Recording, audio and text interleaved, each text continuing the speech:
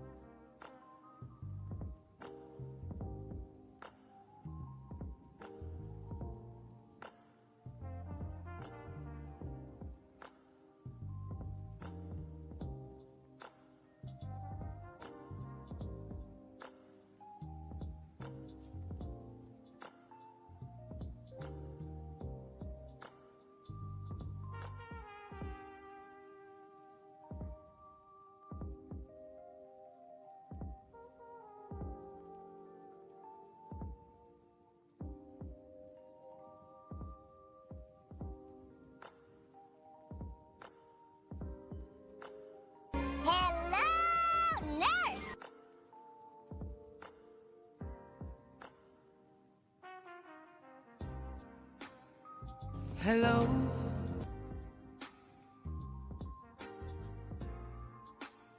Hello.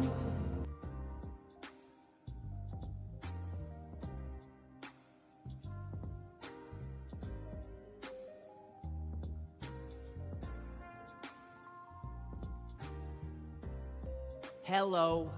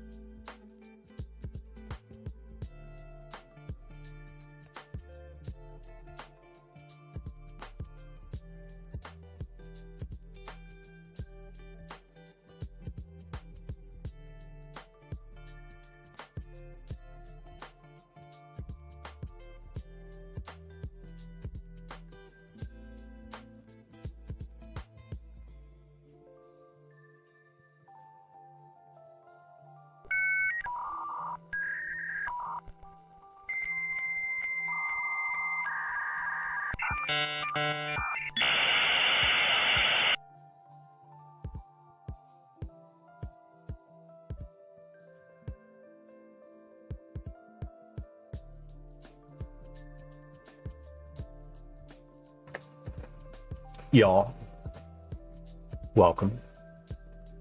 Hey, the the microphone seems to work. The closed captions seem to work. And some days it feels like when I pass,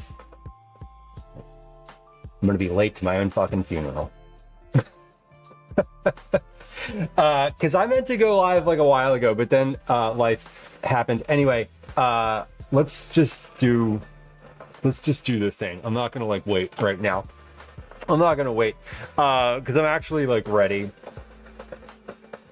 Let me scroll up and say hello, and then I'm gonna make some coffee.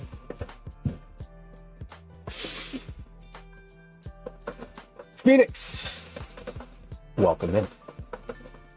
Happy Thursday. Happy Friday, Junior, y'all. It's Friday, Junior. Strong Bear, welcome. Good day, Not and Getty. Hello. So Fluff, welcome in.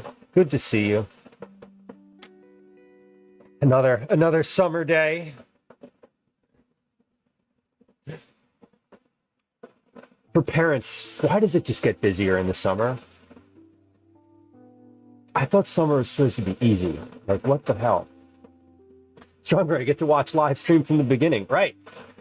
And if I was on time today, we'd be 45 minutes in. But I'm not. But we knew that because at the end of the stream yesterday, I was like, hey, I'm going to be late tomorrow because I'm late all the time. Anyway, here we are. I had a reason for being late, and that's neither here nor there. But we're gonna finish all the stuff. I don't have an end time today, so like, whatever. Shayna, welcome in. Hello. Good day. Happy Thursday. Joel Dusky, welcome in. Nice to have you. Baker, welcome. Welcome.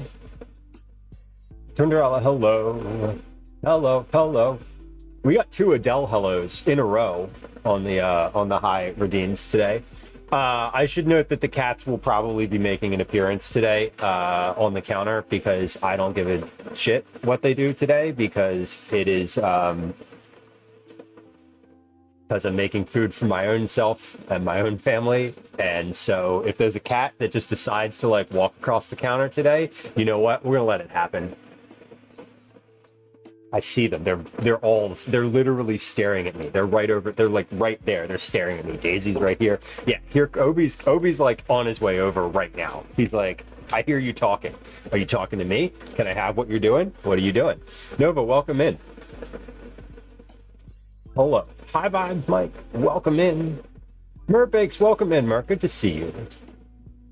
Twinderella, what is your ramen hack? You know, oh, I should write that down. I should write that down. The other day, Gwen was like, I really want ramen. Can you make like ramen? And I was like, I can make what feels like ramen, probably, but I would never like call it ramen. Like, I wouldn't say it's like authentic ramen, but Gwen like asked for that. So let me write that down. There's a cat on the counter right now. You can't see him. He's very curious about the noise this kettle is making. Are you coming over? Come on. Come here. Come.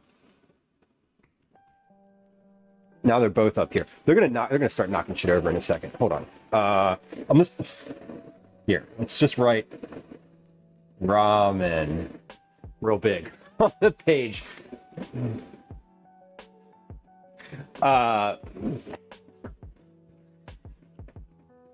Anyway, there's a light on the counter over here, and he's just like orbiting around it. Nova, welcome in. Hello. Good day. Happy Thursday. Happy Friday, Junior.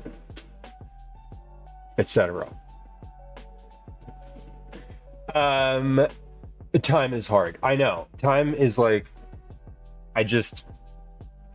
what happened is we had someone who was coming over to the house, and I was like, I don't want to be live like while they're needing like my contribution to the conversation in the house. So I was like waiting until that was over.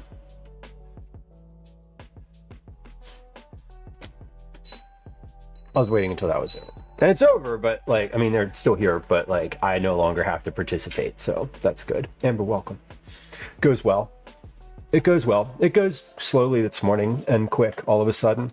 By the way, y'all, Lisa from the post office says hi. Both Lisas from the post office say hi. I also communicated the hello from all of y'all. The cookies are out into the world. Trinderella says it feels like Wednesday to me. Yeah. I always do the thing. So I have Windows 11 on this computer. Not that it matters, but like right at the beginning of stream, whenever I'm like, hey, happy, I like slide my mouse down to the corner where it pops up and tells you like what day of the week it is. Just to check. Rainy day. Oh no. I like a rainy day during the summer because it's just like, hey, you, here's a tablet. Get the fuck out of my life. Get out. Don't bother me. At least at this age where Calvin is now, it's a good thing. I'm like, okay, you can have the tablet today, because every other day, I just make you go outside. It's like a welcome. Welcome. He's cost me a couple books already. You know what? Whenever I need to set up. You know what I need to do?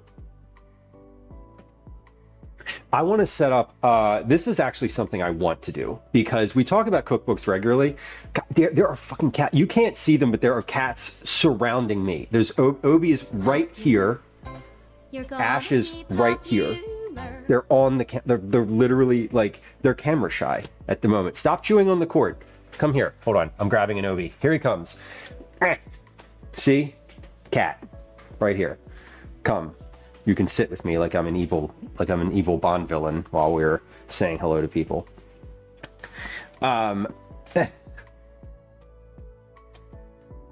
Yes. Yeah, Nova, exactly. Summer is when you like the schedule changes and you get to work really hard.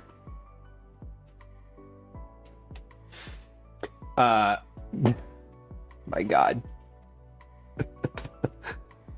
Oh, I'll be looking during therapy, Mar says, but I thought I should actually say hi. Hello, it's good to have you, Mar. I appreciate the dedication to the therapeutic elements. Look at this one. Lucifer, welcome. Back from the dead, ready for a haircut. I love it. Wait.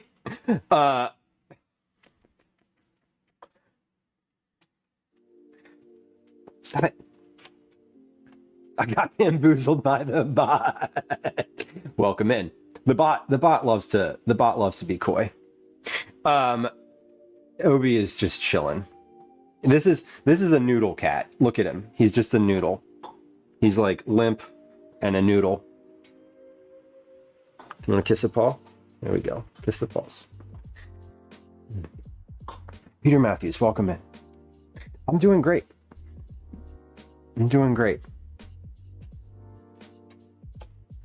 The trust wiggle time. Should we do a trust wiggle? Do we know about the trust wiggle? Wow. This cat is like the calmest thing. He's the calmest thing. We'll get another one. This one likes to be picked up and just like held like this. Elsie was being held earlier today. Ash is turning into a like maybe don't hold me as often cat.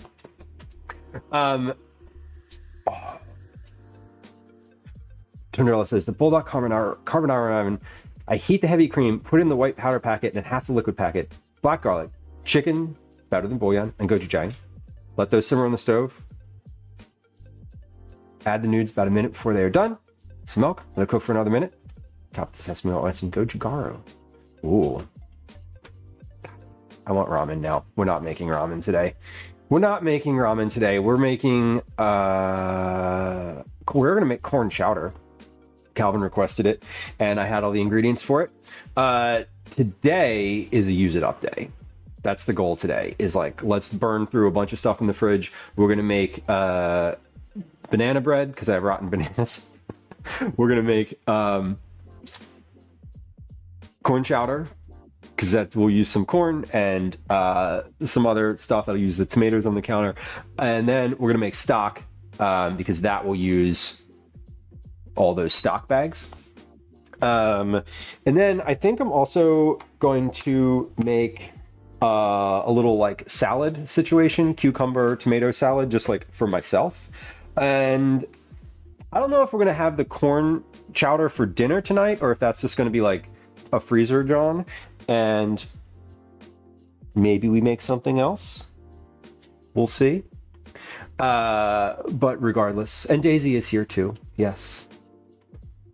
Daisy was here. Robbie, welcome in. Good to see you. What I was saying a second ago is I want to set up, so we're talking about cookbooks. We went in when we were doing like the kitchen shop tour, IRL tour the other day.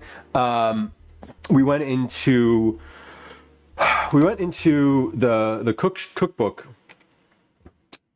store, Binding Agents, and I know that they have online ordering, and I'd love this. I want to set up like a URL, that way if we're like talking about cookbooks in chat, I can just be like, hey, would you like to support a local cookbook only store and order from them instead of Amazon? Y'all don't order from Amazon. Don't order from Amazon. Prime Day is a trap. Anyway, this one is falling asleep. He has completely just passed out. He's done. Look at this little thing.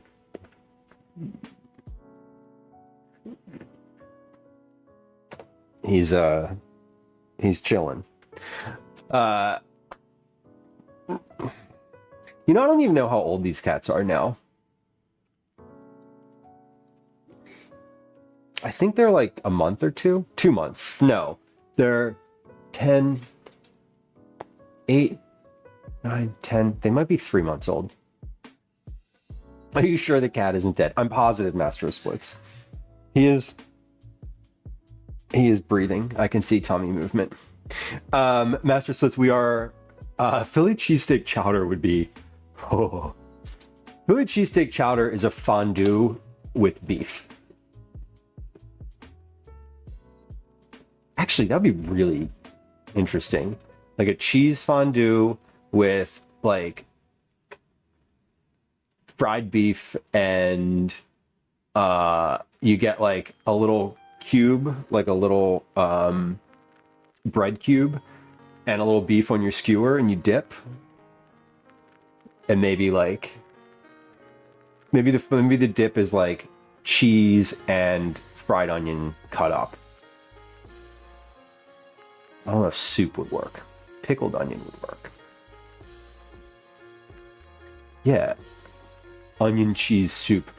Like French onion soup. French onion soup, all the French onion soup needs is beef to be like basically cheesesteak. Yes, Phoenix. Upriver from Amazon is a trap, is capitalism is a trap. Welcome. We're all in it. Hello, Amazon. Please don't shut my channel down. I know that you own Twitch. And I guess I should support Prime Day because whatever, but like I don't. Okay, but I said this cat's a noodle cat, and oh, we got an eye open.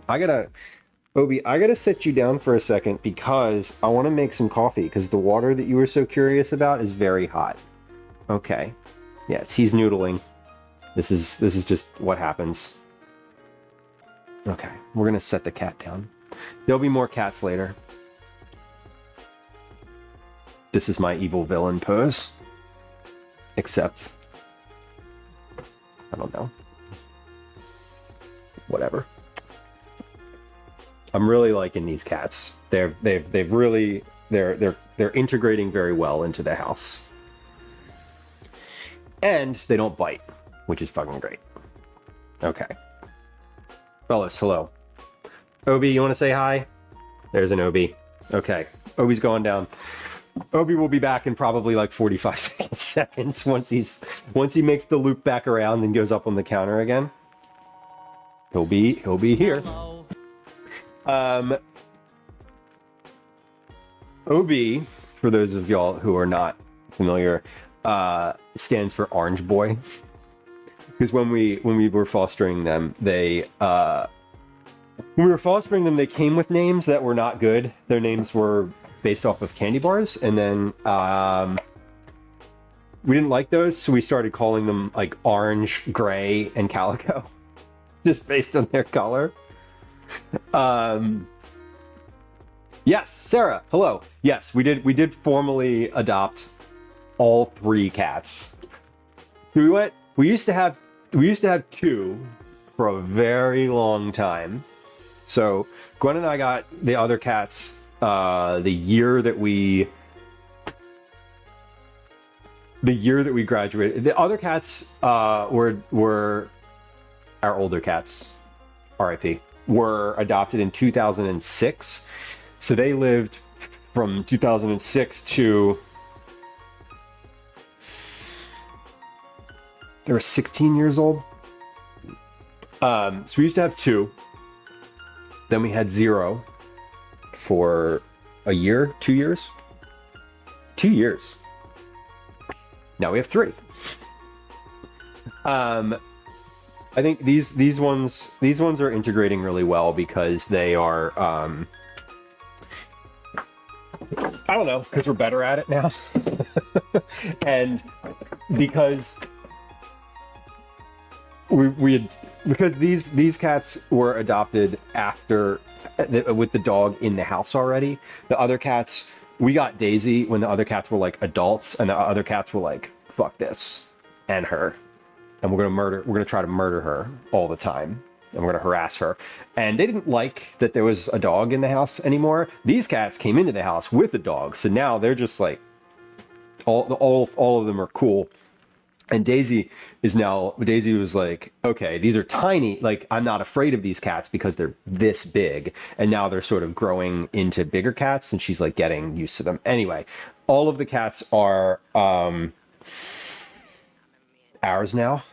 And all of their names are based on color still. So Obi is Orange Boy. Elsie is Little Calico. Like, it's Elsie, like ELSIE, but like it stands for Little Calico. And Ash is Ash because he's gray. So it's they have names based on their colors still, but they did used to be named after candy bars, Payday, and something else. I don't remember them. I don't remember. Joe, did I say hi to you? Welcome in. Hi. It is weird how that happened, Baker. Yeah, and we're probably going to foster more cats once they grow up. Like, once these are adult cats and we have like a year or 2 worth of adult cat in the house, we'll probably foster more. Gwen likes fostering and wants to do that. And you know, we're not going to do that now, but I think once we're sort of through the juvenile youth stage with these, that'll probably happen again. Oh yeah, Twinrella, that's exactly right. Prime Day pushes other retailers to have their sales at the same time, and Cito, we did foster all of them. Yes. Yeah, all 3 of them. And then they were adopted. Pause. Give me like 20 seconds. I'm expecting another delivery, and someone just knocked on the door. Aha. Okay.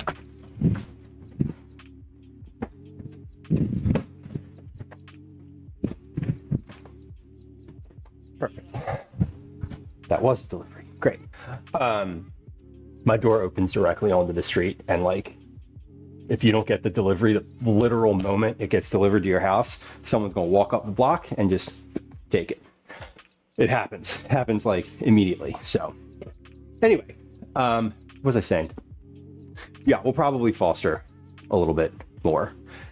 And the Prime Day thing, speaking of ordering, it is nice. It is nice for other retailers. I try not to use Amazon. Obviously there's some times where it's like, shit, there's sometimes where the convenience factor is unmatched. And obviously that's why they're, a big successful company. But you're right. Other retailers buy into Prime Day as well. And that's cool that you found something nice on an even cheaper note. $200. A couple little e-commerce tips. I know all of y'all online savvy shoppers probably know these things. But like, first thing that you should do when you go to a website is sign up for their email list. They'll probably send you a discount code. The other thing too is if you sign up for their email list, then they have your email, obviously. But if you're buying something and you don't need it in that moment, add it to your cart. Create an account. Sign up for the email list first, then create an account, then add the thing that you want to your cart, and then leave. And don't come back to the website. And they'll probably send you a discount code like 2 days later for the thing that's in your cart. So if you want it for cheaper, always do that. And then, just mark the emails as spam or unsubscribe, whatever. And being rural, sometimes I'm kind of stuck. Right, $200. That definitely is a huge factor. Like for me, I'm in Philly. I don't really have we have other issues. We have other issues, but like getting someone to deliver here is not ever a problem. Getting my stuff stolen off of my front step, that's a problem. But that is one. That's definitely a big city thing. But two, when I really don't want something stolen, I send it to my PO box. Or if I think I'm not going to be home, whatever. Yeah, exactly. It is a necessary evil for a lot of people. I get it. I get why people use it. I'm not saying that I don't use Amazon. I think my perspective is Amazon is my last choice instead of my first choice. And that's kind of how I see. That is how I see it, is if I can order it from the retailer. I think generally my path to purchase, right? Well, he's talking about the path to purchase is I'll look for it locally. I'll call around. I'll call local shops, places that are non-big business, and see if they have the thing that I'm looking for. If that's not available, I will order directly from the retailer. If that's not available, I may try to order from I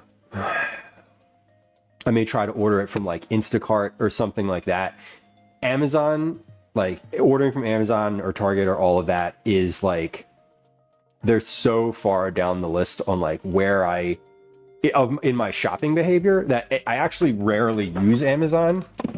And when I do use Amazon, it is mostly because it's like, oh shoot, I forgot to get this thing. I need, like, Calvin needs a thing for tomorrow, and that's where I'm like, okay, I'll bite.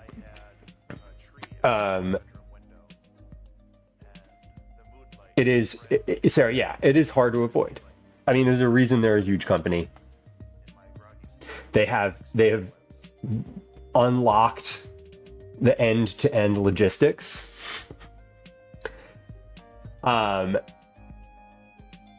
And the other thing that Amazon's done, which is interesting, and this is I know this is not just in the city, but The hardest thing for delivery is the last mile.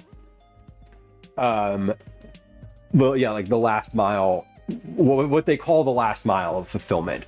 Basically, like the person who brings it to your front door is the most difficult part of the whole delivery chain. And Amazon is big enough now where they use their hubs, their like local fulfillment hubs, as like pickup. They're like, oh, we'll just make a pickup location. And it's like, you just made things easier for yourself, called it convenient for me. You made it easier for yourself and saved yourself money and called it convenient for me, which is interesting. It is convenient though when you can return things there and you're just like, you just have a thing. You're like, here's this thing that I ordered. I'd like to return it. And they're like, do you have a receipt? And you're like, no. And they're like, do you have the packaging? And you're like, no. And they're like, okay, we'll look it up. And you're like, great, thanks. And you just drop it in a plastic bag. And then they like, I don't know, bury it in a landfill or some shit. Who knows what they do with it. Tornado says I got a $25 discount by signing up for an account and email alerts. And it has the added bonus that the product that I bought is linked to the account, which activates the warranty, which is super helpful. Yes, which is also why I love ordering directly from a retailer, because I've had this happen before. I had this happen with, who did I have this happen with? I had this happen with a tech product that I use for stream. And I won't say which one because I don't want to badmouth them because it is something that I like and a company that I like and enjoy, and I would advocate for their products. Anyway, I bought the thing on Amazon and I needed to make a warranty return on it because it literally stopped working. And the company was like, yeah, you didn't buy it from our Amazon shop, so you don't get a warranty. And I was like, no. Anyway, I got I did the thing where I did my, like, I don't know, I used to work in customer service a lot, and I did the thing where I'm like, I'm gonna hammer you with some why this is an absolute shitty way to do business with someone who uses your products. Like, basically, like, how are you this bad at serving a customer who's trying to be loyal to you? It was the angle. And they were like, oh, okay. And they did it. They gave me the warranty return. But it's silly because it's like, yeah, I bought your product. It came in your box. It was, but their argument was like, we don't know how it was handled out. We don't know how it was warehoused. We don't know. And I was like, you don't know how it gets handled when I buy it from Best Buy either. But just because I went to this retailer, like, so that's stupid. I was like, this is a stupid policy. Anyway, they sent me a brand new one. Yeah, hi, Mike. I'm like a professional nightmare for people who tell me no in a way where it's like, it doesn't make sense. The no doesn't make sense from a good customer service perspective. I was also, to be fair, when I was working at my previous job, which I worked at for 8 years, I was there in the same role, working with the same customers in the same company for 8 years. I was also a nightmare for my own company because I was like, y'all, this is not how you treat people. Like, we're not going to do that. And they're like, well, we have to, blah, blah, bottom line, blah, blah, blah. And I'm like, bottom line is, you're being a dick. Don't do it. So it goes both ways. It does.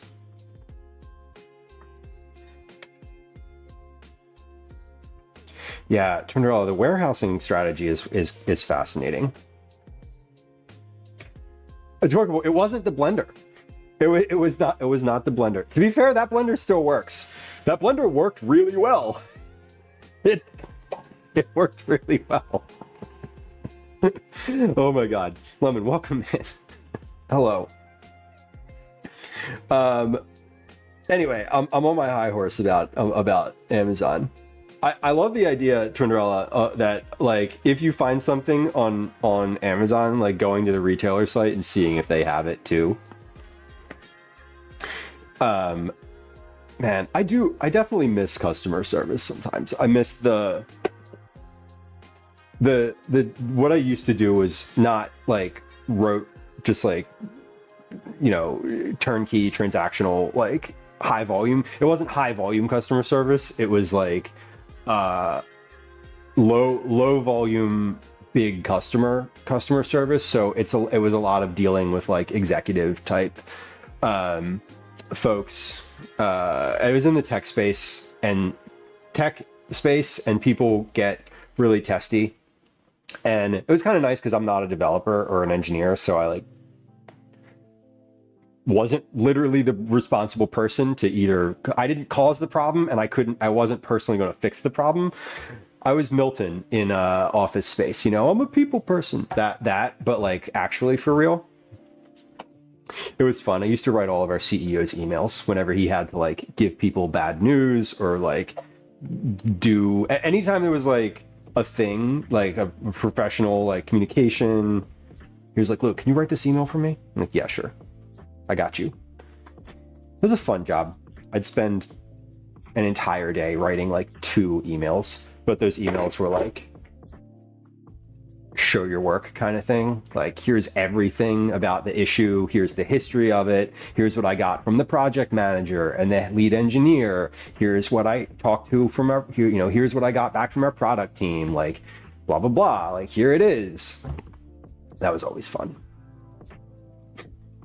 The blender incident was funny, and the more distant I am from it, the funnier it gets. I do still have a scar. I literally, like, if you look, I don't know if you can see my hand.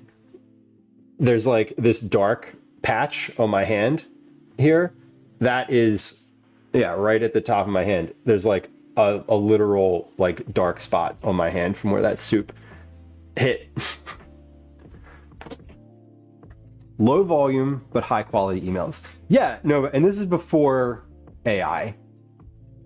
This was before you could just be like, you know, hey, AI robot, can you write this thing for me? It was a, yeah. And a lot of it's like, I don't know. I always thought about it as a sort of like high wire act. 'Cause these were folks who were doing, these are folks who, you know, CTOs, CFOs, CEOs who are responsible for like, I don't know, over $100 million in annual business, right? On the e-commerce side of things.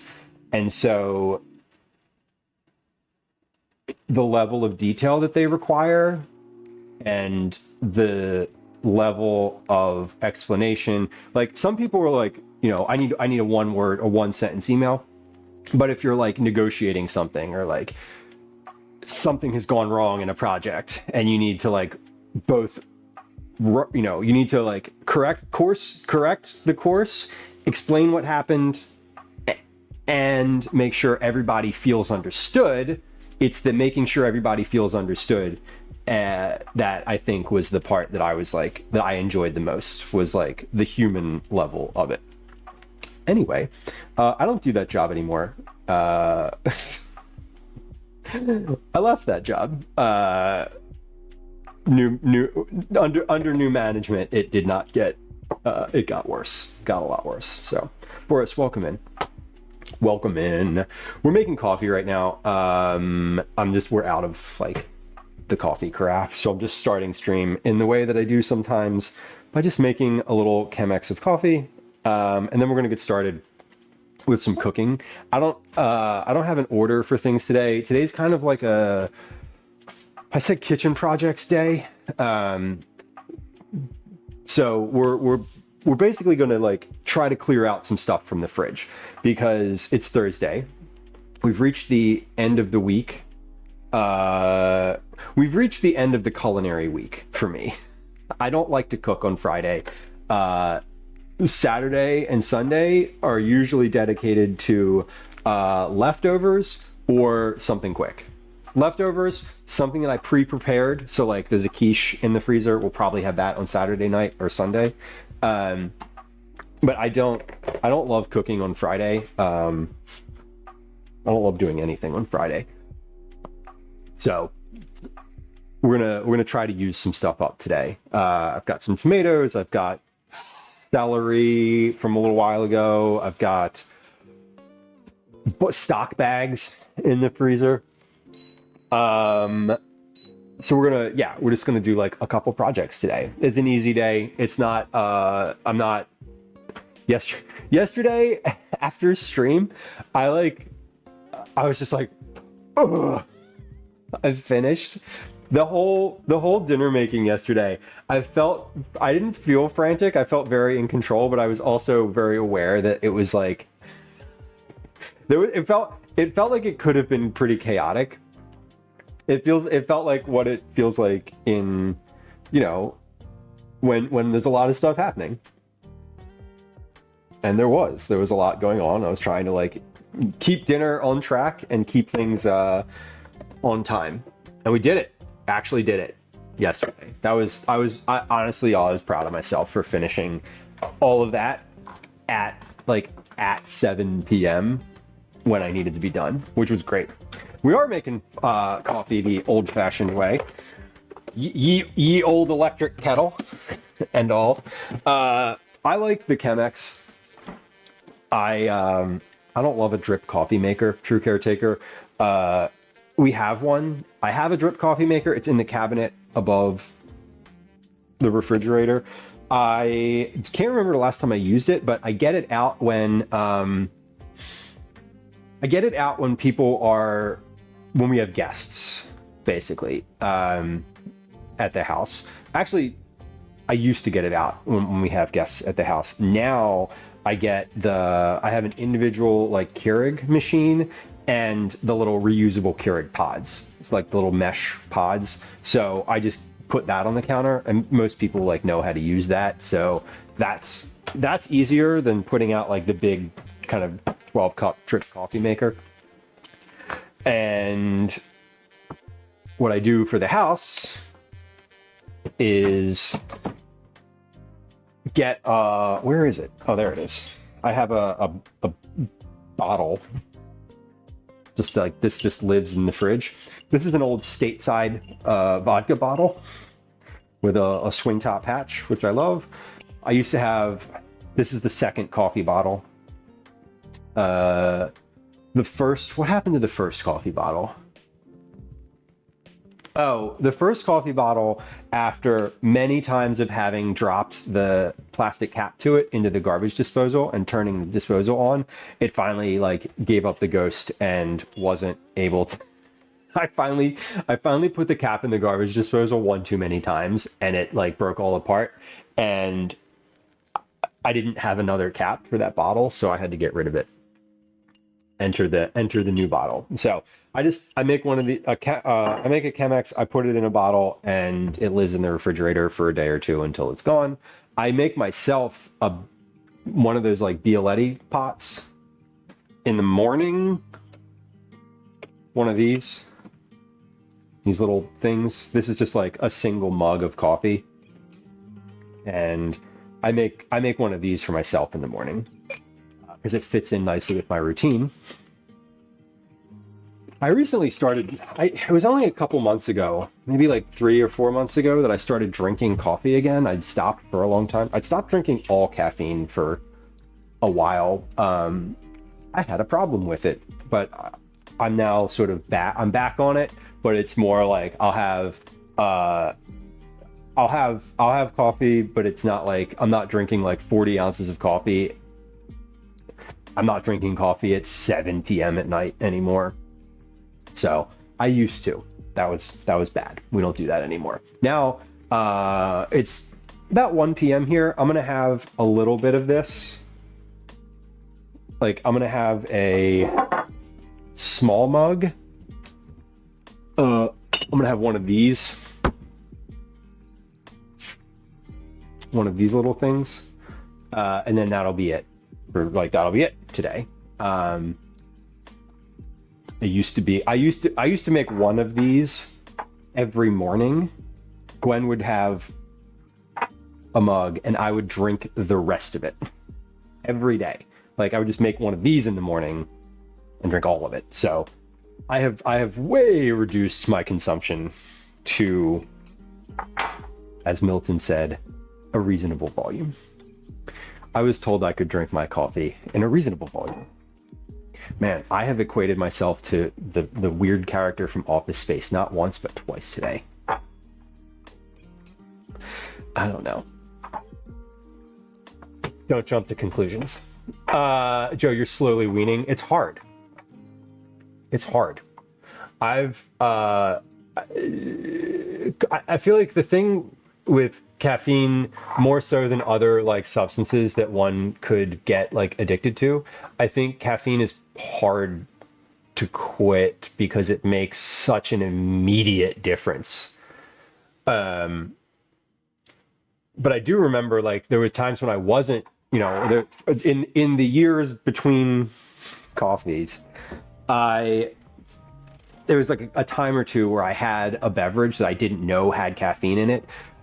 The BAI coconut water drinks, I didn't know they had like a ton of caffeine in them, and I had one time. I felt like I could and wanted to just run through a wall. Like, it was wild. It was wild what it does to you if you don't have it and you're not used to it. Like, I can't imagine giving Calvin a cup of coffee. He would be insane. Your caretaker, you make cold brew at home. The sugar-free syrups are actually pretty good. I used to have cream and sugar in my coffee, and I made a concerted effort to have it black. There was a time where I was like, I need to wean myself off of the sugar and the cream in here out of needing it to enjoy the coffee. If it has cream and sugar in it, I'll still drink it now, but it's like, it tastes like a milkshake in a weird way. But I stopped doing that because it was very silly. I wanted to be able to enjoy a morning coffee under any circumstance, and especially the circumstances where cream and sugar were not available. And I didn't want to have like the offer of coffee on the table and then feel like, oh, ew, it doesn't have the things that I like in it. So I was like, I need to not want those things in my coffee anymore. I need to figure out how to enjoy this without needing those things. And I did. You know, it's kind of weird and arbitrary, but I love little like tests of self-control like that. Like, can I do this thing? Can I not do this thing? So anyway, we're back on like a moderate and an extremely reasonable amount of caffeine. And I feel better about myself and life. So arguably the best drink on earth, Childowski says. Yeah, that is I will say that I used to drink no water. When I drank a whole thing of these every day, I just didn't drink any water, and that was bad. So, best drink, best for you, probably water. Second, coffee. Although a lot of the world would argue that tea is better. I would not make that argument, but you do you. Amanda Jane, welcome in. Happy Friday, Junior. Velis, you would avoid coffee entirely. That's also a reasonable thing to do. I stopped drinking caffeine. Not just coffee, but all caffeine. I stopped consuming caffeine for a while. And that was during... When I started streaming, I was a coffee drinker. I quit, and now I'm back. So y'all who've been here forever have seen there's a whole arc in the middle there's a whole arc of the past like couple years where I didn't drink caffeine. But anyway, now we do. Cheers. Do you really like cold brew? I like a cold coffee too. I've always been a hot coffee, first cup hot of the day. Like first cup of coffee is a hot cup, no matter what. Even in the summer, I used to do that. Like when I worked at camp and lived outside in the summer and it was like hot and humid outside, I'd still have a hot cup of coffee. Phoenix, you quit in 2002 and never went back. Congrats, that's amazing. Dude Mesa, you're a year-round iced coffee? Okay, I can get with that. I don't judge. I enjoy it no matter what. You gotta hydrate before you dehydrate. I have already had an entire 100 milliliters, 32 ounces today of water. So I feel good. Dude Mesa says green tea is good. Green tea is good. See, now green tea, I want iced. I don't like hot green tea. I like hot green tea. I like hot green tea when you have like a pot of tea and you can pour like a little bit of it at once. Like a big old cup of green tea is not where my head is, not like my favorite. The dark ages. Well, that's definitely what I should call those 2 years of my life. It is kind of weird to see me drinking coffee. I bet. Because I didn't. Jill Dusky, it is meditational. That's exactly right. Like, I missed the ritual of it. I missed the effect that it had on like me and my body. And I don't know. I just never got into. I never like replaced it with anything. That was the other thing, is that I was drinking tea, like a lot of tea, like mushroom tea, reishi mushroom tea, dandelion tea. I was drinking a lot of like herbal stuff, but I wasn't, it didn't really feel like a replacement. I don't know. I will say that like roasted dandelion root tea is dark and bitter and is flavor wise a good replacement. But I don't know. It didn't hit the same. It's because it didn't have caffeine, obviously. But yeah, now I'm I'll drink a 5-ounce cup of coffee, and that's good. That'll last me. I need to be.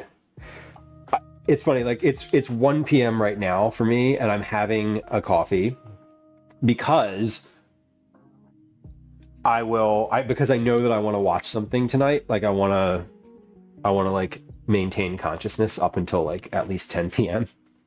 Because it's Big Brother premiere night, and I don't know.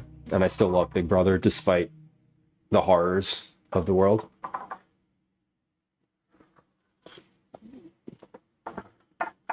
Vicariously says, I drink my hot coffee black and my cold brew with a sweetener and milk. I prefer, no, I don't prefer, but if I'm going to have cream and sugar in my coffee, I think I like it better when it's iced. When I was a kid in high school and college, I used to get iced coffee. There was a place in Rhode Island that used to sell this coffee beverage called the Tank. Called the Tank, and I would get it extra, which is extra cream, extra sugar, and it was like a 30, I don't know how big the cup was, but it's a huge cup. It's like a 30 ounce cup. And I used to get those all the time. Anyway, Best Eaten doesn't exist anymore because Tim Hortons, Canadian company, bought it. And that's fun. But Baker, yeah, the ritual is definitely the thing. Dude, miss elderberry green tea sounds great. I would definitely try that. I love tea. I just like I'll still drink if I want something hot, like a hot beverage like this, after like 3 or 4 p.m. Really, usually after about 1 p.m. I'll have a hot tea instead, and that does it for me. Phoenix, the mushroom tea is great. The mushroom tea that I have is this. So this is the one that I really love from traditional medicinals, the organic like reishi mushroom tea. It's dark. It's earthy, so it's mushroomy. Like you'll be like, oh, that's got like some earthiness to it. The dandelion root tea is the one that I think is most like a coffee in terms of the like bitterness and taste, but the mushroom tea is just like different. Twinrella, you just canceled Paramount. Understood. That's what I was saying. I still love Big Brother despite like the horrors. Peter Matthews, you're working with Big Brother? What are you doing with Big Brother? If you can tell me, I'll be the one who'll start the live feed. Can you start it any earlier after they finish the competitions? I have requests. Not for me. I don't watch the live feeds, but Gwen does. Gwen is a live feeder for sure. Milk tea, jasmine or oolong, totally. Yeah, I can't talk yet. No, and listen, I'm not actually asking you to like do anything. I know that there's like NDAs and all that, but I was being glib. I do, Joel Dusky, I do love I love kind of any beverage like that. Milk tea is good. I'm definitely a beverage person. I love beverages. I think there's sort of a place, like I look at, I don't know, those don't have a place in like the ritual. Those are more of like a treat. Like I'm out and I'm out and walking around or whatever, and we pass, like that's I would say more of a sometimes thing, whereas like a hot tea or a hot coffee is more of like a ritual. It's one prime deal I'll take. Fair. Expect the unexpected. Yes.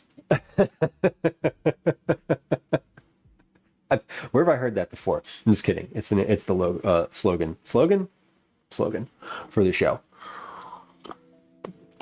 All right. Well, I've finished making the coffee. We've done at least one cooking thing today. That's good. We're an hour into stream. I have one more thing I want to do before I actually start like really cooking anything, which is we're gonna make stock today, and I need to take some of the stock out of the freezer, and I want to package it. I want to vacuum seal it actually. We're back. I'm back on my bullshit. We're gonna vacuum seal some of this stock because I have it in like quart and pint containers. Before we do that, we are going to take a quick break to run a 3-minute ad on Twitch and play 2 games of Words on Stream. I'm actually just going to play Words on Stream right now because I do have dishes in the sink. I got a ton of dishes in the sink, but I don't care at this point because we're going to make more. We're going to make a lot more dishes, and I don't feel like doing them all right now. So we're going to play 2 quick games of Words on Stream. We're going to run a 3-minute ad on Twitch. That way we don't have any pre-rolls for anybody new coming into the stream. So if you're not familiar with Words on Stream, what we do, just look at the letters and type them in chat. We're going to run a 3-minute ad. We'll be right back. If you're not a subscriber, I'm sorry. I'm very sorry you're going to get an ad. Hey, Prime Day deal. You could subscribe. Hi. Welcome to another edition of Commercials I Hate. There's no 3-letter words. Change.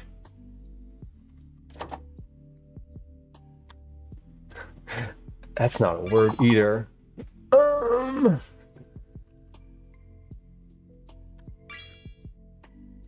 How'd you get lemon? Wait. Oh, no, you don't have a sub anymore.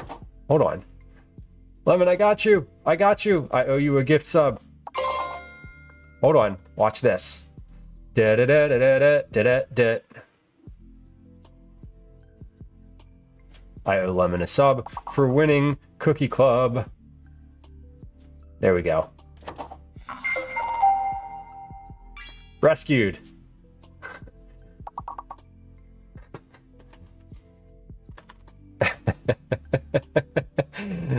I got you. I always say, remind if I owe you a gift sub from the from Cookie Club, please remind me in chat, because I don't like to gift the Cookie Club subs when I'm not live, because then there's a chance that I'm like not going to be live for a couple days, and then then it's like, oh, it's just a waste of whatever. A waste of time. I saw the sub badge earlier. That's funny. Oh my gosh. I could just gift it right away. I could always just gift it right away, but then I feel like what usually happens is when I do that, I'm not going to be live again for like 3 or 4 plus days, and then it's like, oh well, what a waste of a week of sub.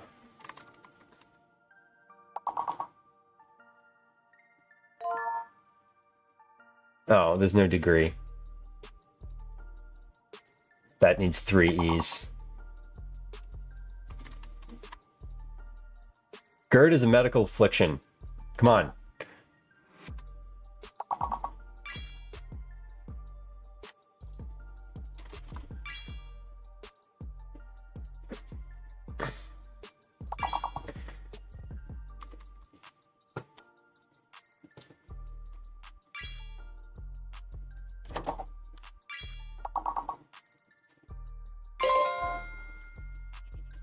I keep looking at the list of these words and thinking that it should spell degenerate, but it doesn't. It kind of does. That's not enough letters. Welcome back, y'all. Thank you for the patience on Twitch. I don't know. I don't like. I hate ads. Sorry. I'm a hater.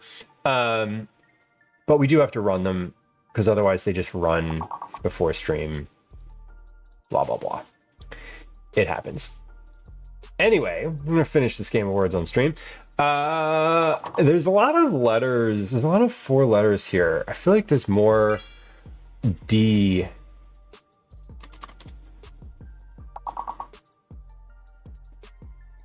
feel like there's more D letters that are. No. How is edge not a word? E-D-G-E. Edge?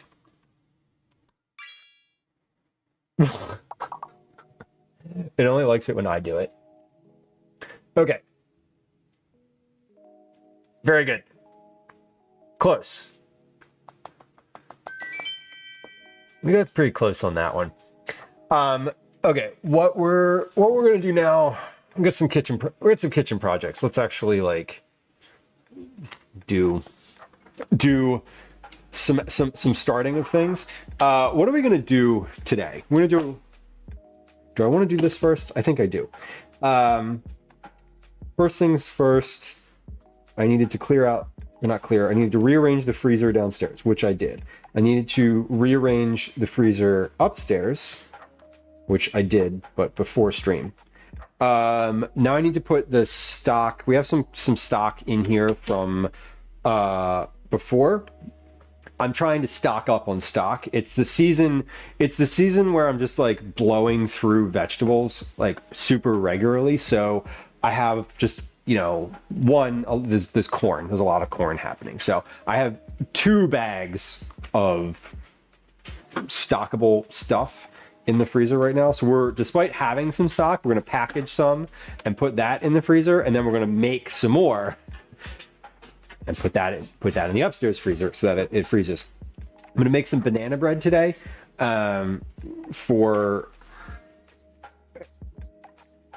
not for dinner. Do I want to make banana bread muffins, or do I want to make just a big loaf of bread? I think I just want to make a big loaf of bread today. I always end up making muffins, and then I find them less satisfying. What I really want is a big slab of like banana bread that I can fry in the cast iron pan and like a little bit of butter. Because that is an absolute treat. So we'll just make a big loaf of banana bread. That'll work. And then corn chowder. I have a real basic recipe for corn chowder. Basic corn chowder. I've made this on stream before. Calvin really likes this, and so we're gonna go through with this one. Oh, this calls for a cup of milk. Do I have milk? Can I use oat milk? I can use oat milk. Yeah, this oat milk's good. The other is this milk good? Yeah, this milk's good too. Perfect.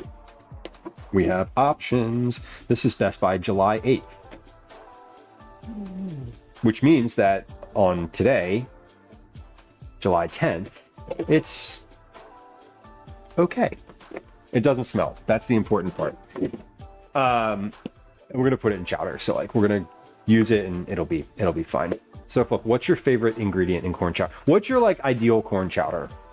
I've made this recipe a couple times and Calvin really has gravitated to it. He requested it when I went to the market this past weekend, and he went. He saw the potatoes. He was there, and he was like, "Can you make that chowder again?" He wasn't looking at the corn. He was looking at the potatoes, because I got like the red bliss potatoes. So that was the motivating factor. Phoenix says one of the local pizza places came out with a pizza with brisket and elote on it. Yes, please. I love corn on pizza. I love the texture of corn on pizza. Baker says I recently made a cardamom banana bread nut bar. Nuts and seeds topped with chocolate and cut into bars.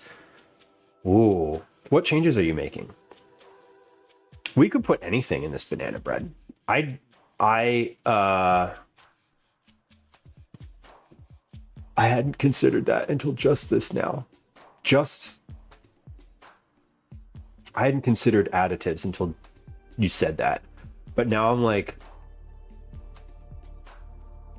what could I put in here? I could put some chocolate in here. We'll look in the cabinet and see what I have.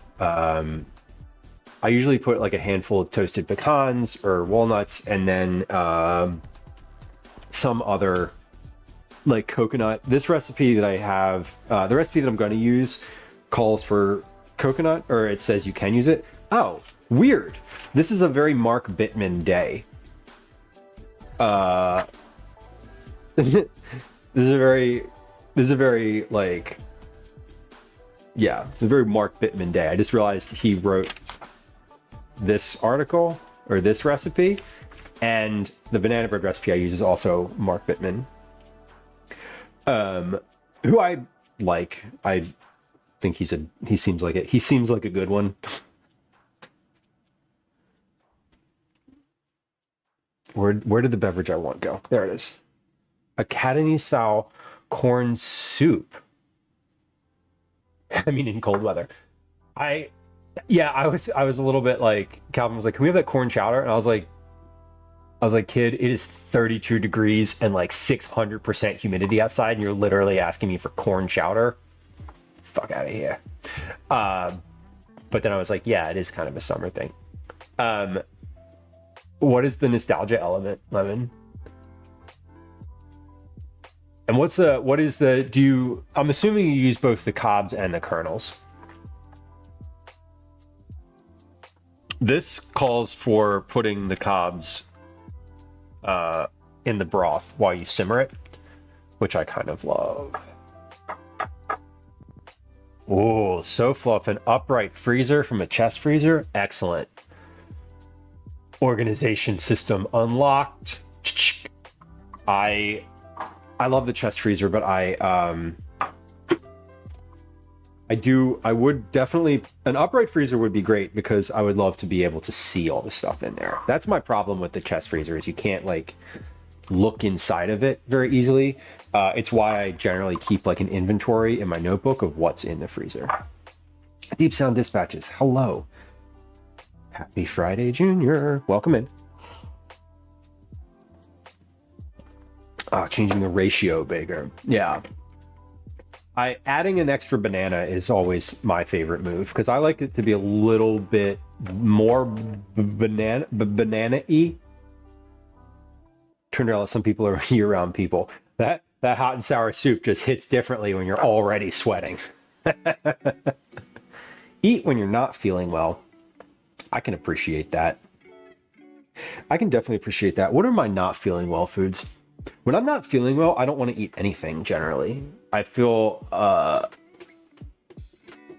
guess it depends. Soup is good.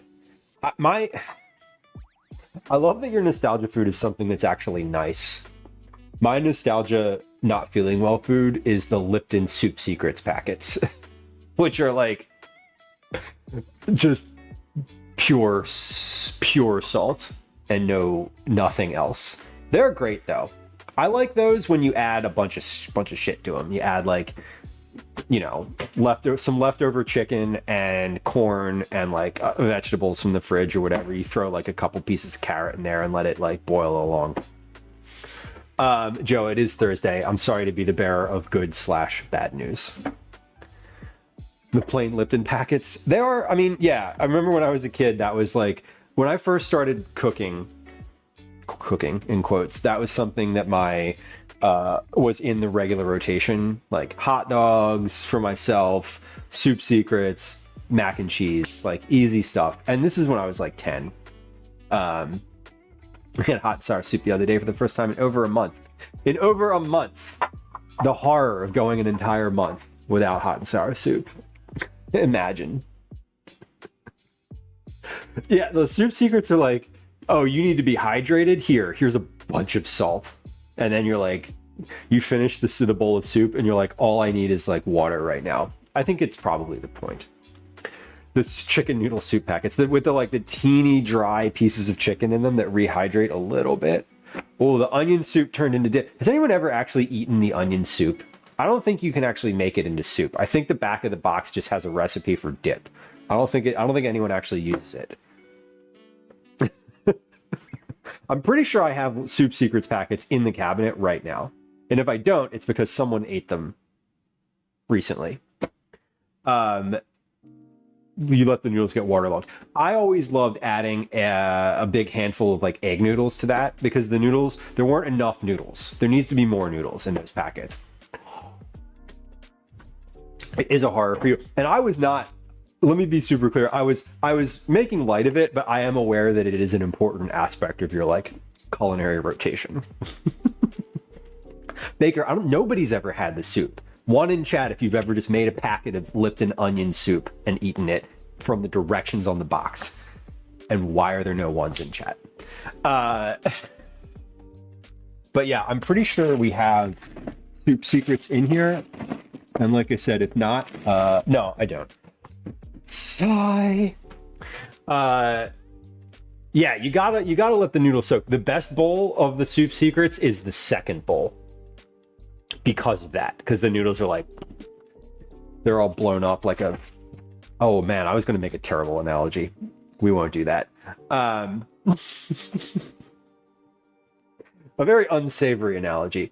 Let me wash my hands because I want to get, so what I need to do is get the stock out of the freezer so that I can put more stock in the freezer. I think we're going to do the stock. We're going to do the stock, and then I think we'll do the chowder because I'm going to cut up an onion and I need some herbs for the chowder, and then that'll also let me know how much of the other stuff I need to, basically, I don't want to start making vegetable stock and then realize I needed that onion for the chowder. So I guess I'm going to get out the ingredients for the chowder, and then ingredients for the chowder. banana bread, stock, chowder. Okay, I got it. Exactly, the bottom where the noodles are all waterlogged. There you go. I was gonna say something that wasn't having to do with water. Trinella says, my grandma ate the onion soup like decades ago. It seems like a very depression level eating. She was born at the start of the depression. So yeah, I have never there's two things that I've used a bunch that I've never once actually eaten. One, Lipton onion soup. Two, cream of mushroom soup from the can. Cream of mushroom soup only ever gets used for something else. No one's ever eaten a can of cream of mushroom soup. I mean, maybe there are, and maybe one of y'all have, but I have never, and I don't know a world where like anyone's just cracked open a can of one of those and just been like, love it. Except lemon. Okay, but you see, you can't eat it because of lactose. Oh yeah, it's definitely got a lot of that. It's very it's in the name. Not a casserole family. Did I grow up in a casserole household? I think my mom was not in it. My mom is she can cook and does cook and still cooks, but she was not enthusiastic about it. Like, I'm enthusiastic about cooking. I'm like, oh, let's try this thing. I think she was more like capable, but not. It was like capable, but I don't really love having to do this all the time, which, you know, that tracks. She was, you know, I as a parent now, I get it. If I didn't like to cook, but still had to every day, I would be capable, but not enthusiastic. What we're going to do with these, by the way, this is stock from last time. I'm just going to take this and put like two quarts of this in a vacuum seal, and then we're just going to pop it back in the freezer. I have more.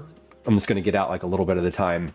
But I don't like storing it in these containers because these containers, one, they're great because they stack, which is nice, but they're plastic. And when you put them in the freezer, they get really hard and the lids crack, the bottom, like they crack, and it's not great because then I'm concerned about like plastic being in the thing. So I'm just going to, we're going to vacuum seal them, and that way I can just like toss them into the freezer and I don't need to worry about them.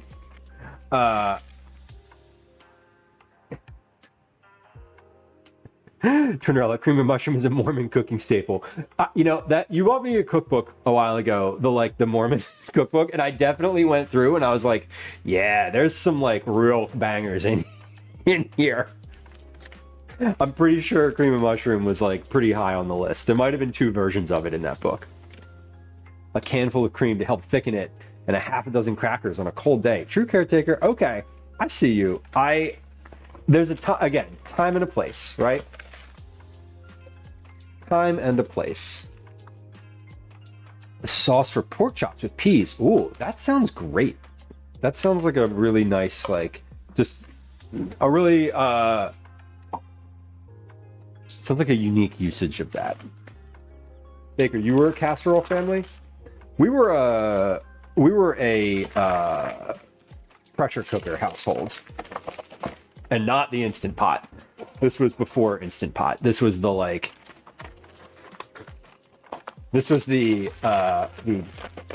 stovetop pressure cooker with a little thing at the top that was like rattled all around, and you looked like, as a kid, I remember being afraid. I remember being afraid that it was going to shoot off like a bullet through the ceiling. And as an adult, I now know that is a very real fear. So, Phoenix, green bean casserole. Yep, that's the normal. That feels like right.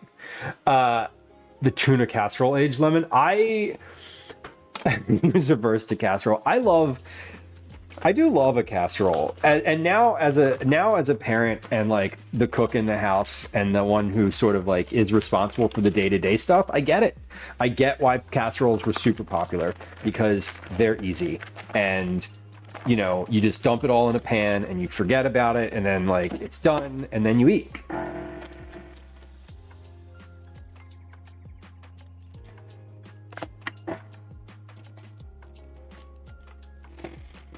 So now I have a much greater understanding.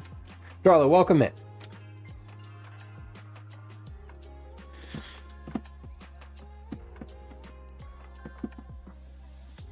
No, you got to support the bottom. Always support the bottom. In the kitchen and in life. That sounds like in the Mormon cookbook. I'd be shocked if you found a single recipe that you're excited to make. You know,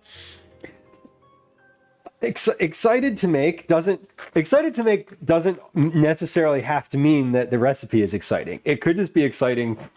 It could be exciting in an ironic way. A cottage pie or a lasagna. Hey, is lasagna a cake? Calvin and I had this argument in the car this morning. We were listening to this is a total tangent. Grateful that it was a very low level of processed food to grow up on. And honestly, Lemon, that feels really good. Like, I get that. Like, it's hard if you're cooking regularly to... Processed food is easy. That's the thing. It's like, you know, it'd be easy to go into the cabinet, dump a bunch of stuff into the pan, throw it in the oven, and like, boom, you're done, right? Can of green beans, can of tomato, can of this, a little bit of that, sauce, spice packet, done. It's more of a trifle than a cake. I will explain. Allow me to present this PowerPoint. Y'all, this is again a total aside, but one of the things that I love that I keep seeing, I want to have like friends who do like PowerPoints. I want to have like a PowerPoint night with my friends. Or I just want to have like a PowerPoint night in general, where you like write and present something. Is a lasagna a sandwich? I would say no to the sandwich. But we were listening to a podcast this morning. It's a podcast meant for kids. It's called Smash Boom Best, if any of y'all have ever heard of it. It's fun for adults too, but it's definitely geared towards kids. But they basically take two things and mash them together. They like compare them to each other. And like today's was cake versus pie. And someone argues, it's a debate show, and someone argues for cake and someone argues for pie. And it's formatted. There's like, there's the opening argument, and then there's like different, there's 4 different things that they do. It's like, they present their argument in 4 different ways that are funny and unique. But the person that was arguing for pie was like, oh, but like, there's all sorts of pies. And then they were like, and pizza is a pie. And I was like, pizza is not a pie. I was like, you can call it pizza pie because it's round and sliced in that way, but pizza is not functionally not a pie. Argue with me about that, please. Leah, welcome in. Leah, question, is lasagna a cake? Coming in hot. Welcome in, y'all. Nice to have you. Noob, welcome in. Friends, if you were hanging out here, please go follow Leah. Leah is a fellow food and drink streamer, also gamer, primarily Fortnite, but other things. I believe you play other games too. I feel like I've lurked when you're playing Fortnite before, but I know you play other things. But gamer, cook, variety, good vibes too. I really like Leah's stream. She has a good energy, a good like conversational situation. And if you're hanging out here, you would like hanging out there too. And also she streams at different times from me. And it's a good place to like hang out. I think you're usually live earlier in the day. Case in point, you just rated. Welcome in. Y'all who just came through, it's nice to have you. My name's Lou. This is a cooking stream. It's usually a cooking stream. I do not game. So if you're here and you're like, hey, why isn't he playing Fortnite? Because I don't. it's okay. We usually do vegetable forward family meals. I'm usually cooking for myself, my partner, and our son. I'll do some baking occasionally. We made a bunch of cookies yesterday. We made pasta yesterday. We do some IRL streams about every fourth, fifth. One in it's the I don't know what the ratio is, but we do IRL too. But mostly we do cooking here. Today we're doing a couple projects. I'm just working, clearing out some stuff in the freezer today. I'm packaging broth right now. We're gonna make a corn chowder. We're gonna make more broth, stock, whatever you want to call it. I'm also gonna make some banana bread today. So stick around, hang out if you'd like. Lurkers are loved here. If you want to hit the follow button, there's no alerts, there's no sounds. I won't say hi to you. There's no alerts in chat. So feel free to follow without being acknowledged or perceived. And if you want to say hi in chat, you're welcome to do that too. And if you have an opinion about whether lasagna is a cake or not, you can let me know in chat. Pretty much perfect. Lots of cooking, lots of Fortnite, and sometimes other things. Exactly. And that's my, sometimes other things. I like the sometimes other things is the catch-all phrasing. But let me scroll back up because Lemon says lasagna is more of a trifle than a cake. I will explain. A cake requires a specific mixing method that incorporates air. There is no such thing in a lasagna.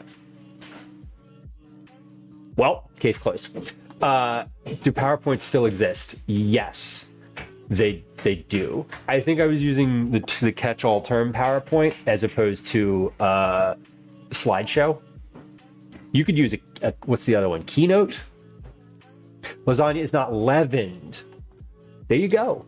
There's no rising either. If your lasagna rises out of your pan, you're what the hell are you doing with your lasagna? Why is your lasagna rising? It shouldn't. The real question is cake a lasagna. Cyber, that's funny. A casserole. Yeah, definitely a casserole. Scrolling, sorry. Noob says pizza is not a pie. What? Well, see, now is a galette a pie? Maybe. Does a pie require a structure? Oh my God.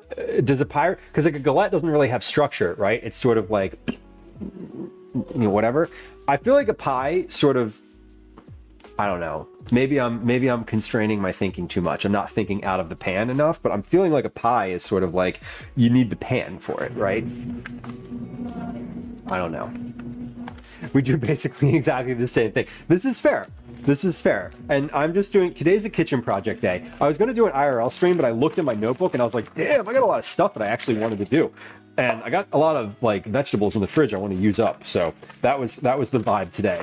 I was going to go to a bunch of grocery stores on stream, but then I was like, if I do that, I'm going to end up buying more stuff. I don't want to do that because I got stuff to use up. So let's do that instead. You made stock granola, hell yeah, and poppy seed dressing. I love poppy seed dressing. How do you have so many poppy seeds? What were you making with poppy seeds before? I've run into that same scenario before. I think I have a bunch of poppy seeds in the cabinet right now. Did they go bad? I might have a bunch of poppy seeds for the compost in the cabinet right now. I don't remember when I got them. It doesn't matter. They might be sesame seeds though. Sesame seeds definitely go bad. Mundane Fame says totally a pie. Pizza is totally a pie. Is what you're making. Lasagna is most commonly made from altering layers of pasta in dough that is mainly flour and water. Tomato sauce, chopped veggies, and cheese. Technically, a Big Mac is a lasagna. Hell yeah. Get in the car, kids. We're having lasagna for dinner. It's Grandma's favorite. Grandma doesn't want to cook today. Chucky, welcome in. Is deep dish pizza a pie? Fuck. See, this is where the argument breaks down. Because yeah, probably all the stock, because I use so many vegetables much more frequently than the winter. The winter is basically just like butternut squash until we're all sick of it, and then it's springtime again. Baker, you should be making stock today. No, you know what? Don't let me use the word should. Should feels bad. Should feels like an obligation. If you want to make stock today, I would encourage you to do that. If you have the stuff to make stock, that'd be great. Penzies gave you free poppy seeds. Nice. Thanks, Penzies. I like Penzies. A frequent source of accidental duplicate spice. You know, accidental duplicate spice. There are certainly worse things that could happen. We have a cat on the counter. Again, Obi is back. I don't generally love the cats being on the counter while I'm cooking, but I'm feeling generous today. And yeah. Oh, Elsie's here. This is Elsie. Listen to her. Meow. They do go bad. Oil content. Okay. Ah, the rancidness. Yes.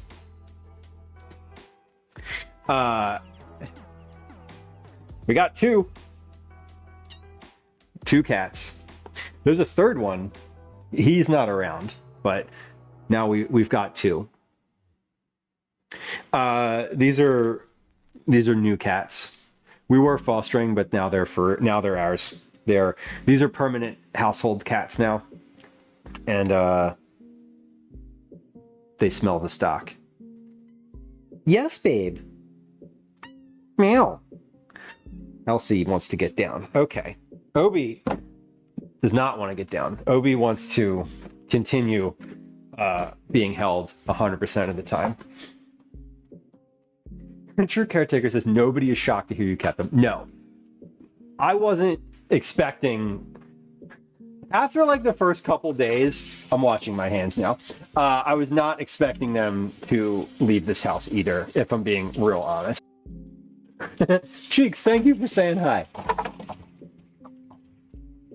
I hope you have a good day too. All right. We're working on it. We're working on it today. Baker says, when I started fostering, I was wondering what the odds of them staying was. 90%. It was all predicated on whether the dog got along with them. And she did. And she seemed to enjoy them. She seemed to get warmer to them pretty quickly. Once she recognized that they're not like a threat to her, she basically like stopped caring about them. So that's good. That's what we want. I don't need them to like each other. I need them to not be at odds, and they're not.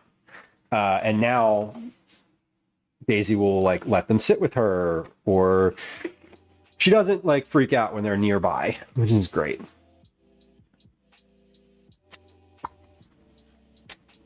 That was an issue with our other cats. Penzi sent you like 4 bottles of the 33rd and Galena spice blend in one order. Yeah, spice is a weird thing. Like you only buy it in bulk if you're like cooking in bulk. I love that. Part of what I love about Reading Terminal, especially going to like the head nut, the bulk like spice place, is you can just be like, let me get a spoonful of that thing, and they'll charge you just by weight. You know, some of them they're like, okay, but you can't get less than a 1/4 ounce. I'm like, okay, just give me a 1/4 ounce of that then. I just need it for one recipe.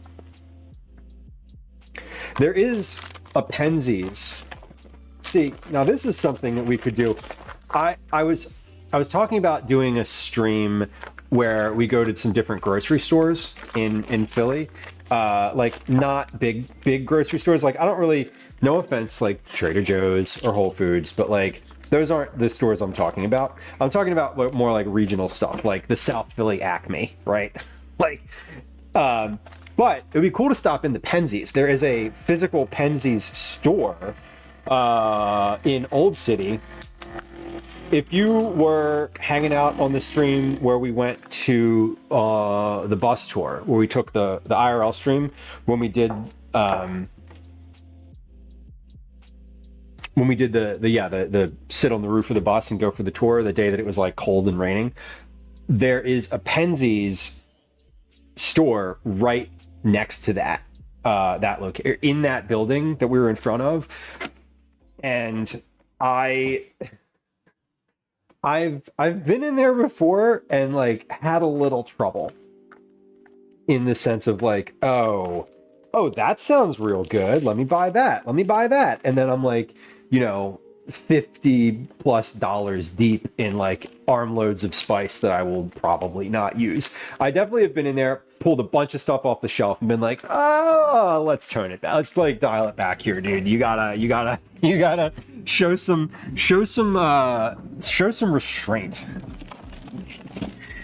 Show just a little modicum of restraint here. But that would be a fun place to go in. I want all the flavors, Baker. I think it's great. There's a...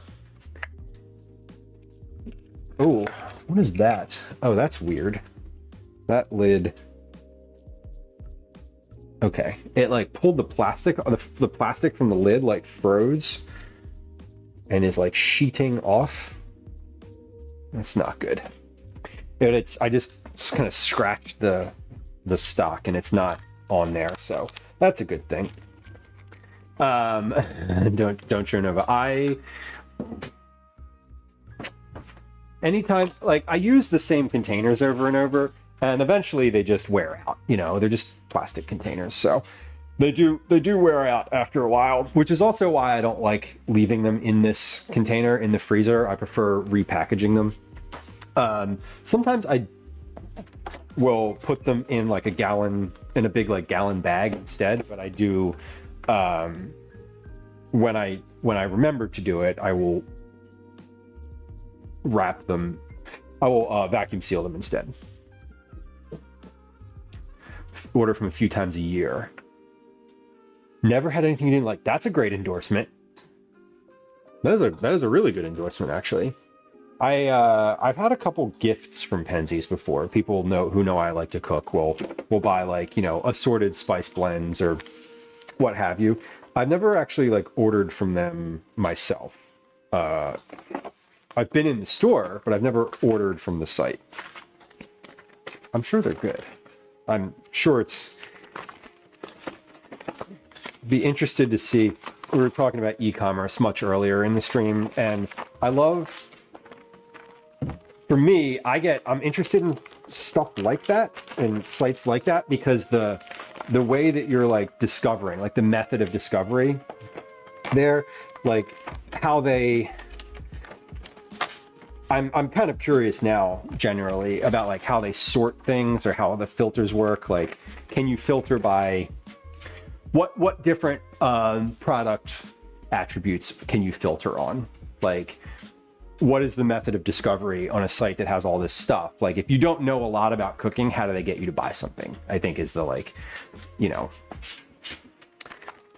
what can you search by? Different dishes? Can you search by like types of cuisine? Can you filter by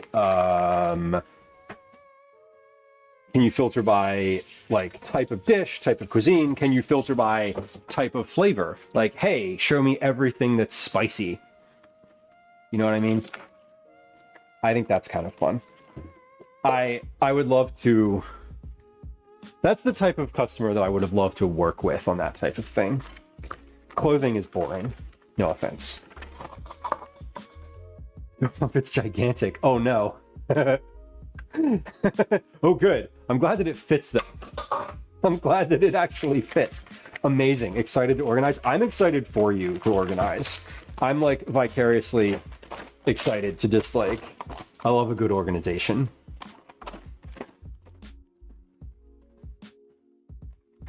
$50 cards for $35.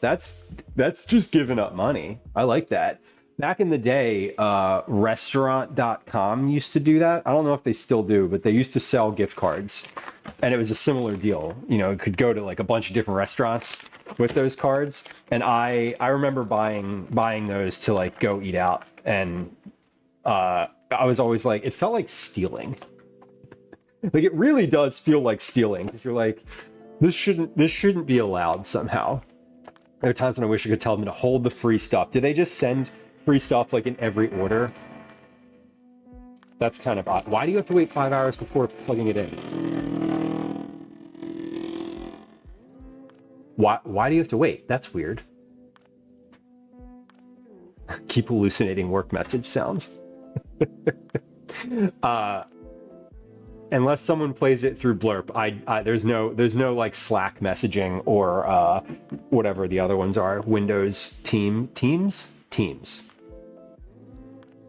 They send so much free stuff. Okay, I don't know. I understand the like thanks, but this you've now. It's like when someone buys something for you and you don't really want it. It's like now you're forcing me to deal with the thing. Small sample packets. Just re-gift them. Stocking stuffers, Twinderella. Anytime you gift someone something, just take one of those packets and put it in there, and that's like, what can I say? You're welcome. All right, this is the last one. We made a lot of stock last time. It definitely made a lot of stock. Good. My neighbor has their security. Someone's coming over to look at their security system. We had someone out on our street the other night at like 3:30 in the morning screaming my neighbor's name. And that was scary and weird. And they're getting a new, like, they were like, oh, our camera doesn't work out back. So I'm guessing that's why that person's over there. Anyway, I am not saying I don't want the extra maker. Oh my god. A whole box of sample packets? Yeah, I love free stuff, but I'm like, I get it. You're like, this is just going to go to waste. Like, yeah. Like, I'm never going to use it all. You know?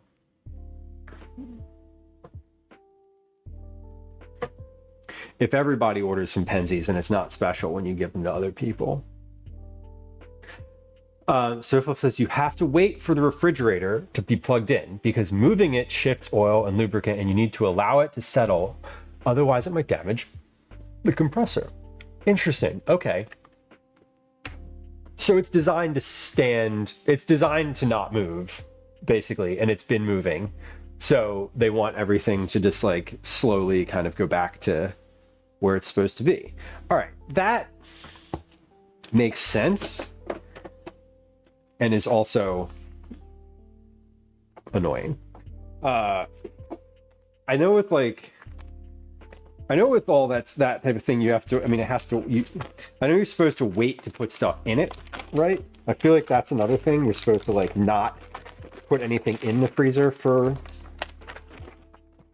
a day or two, if I recall. Didn't I just, oh man, this is like, oh, there's a vacuum in here. That's why it's not coming out. Come on. Yeesh. This is really not wanting to come out. I'm gonna run this under the sink, under the water in the sink for a second. There we go. All right. Just one little hit of warm water, and there it goes.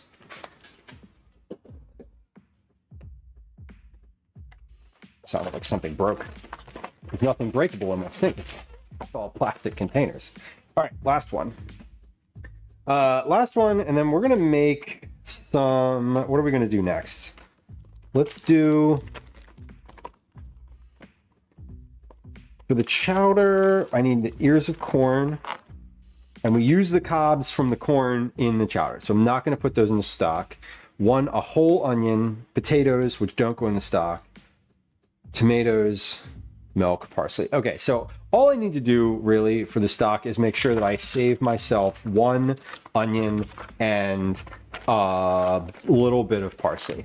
Perfect. Okay, so I can make the stock, like the big pot of stock now. We'll do that first. Because that takes a while to, that'll take a little while to cook, and then I'll have time to package it on stream too once it's finished. But I do want to let it simmer for a little bit. These are ready to go. Speaking of chest freezers, these are going to go in the basement of the, we're going to go in the basement where my small chest freezer is. I say small as if I have a second one. I don't. I just have one small chest freezer. I would love a much bigger chest freezer, but you know, it's just like anything. gonna expand to the capacity that you have. So I feel like having a much larger chest freezer would just encourage me. And I don't really need that.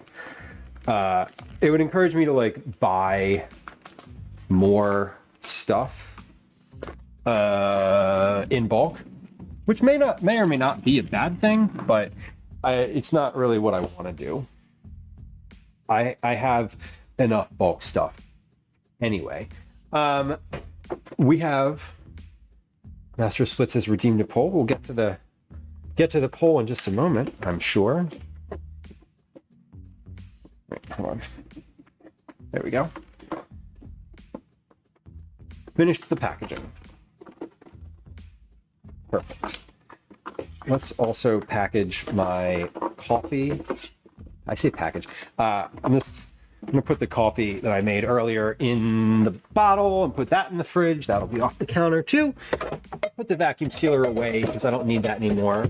Do I need banana bread? Do I need anything? No, I don't need any appliances. Okay, good.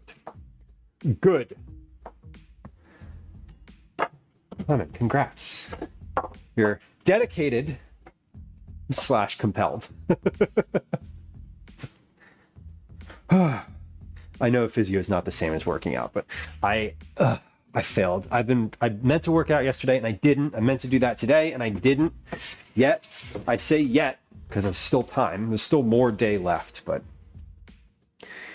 I feel a lot better about myself when I do move my body. So it is something I like to do with some kind of regularity. The Chemex has a nice little pour spout. It makes it easy to pour into this bottle. I love it. Makes it easy to pour into any bottle.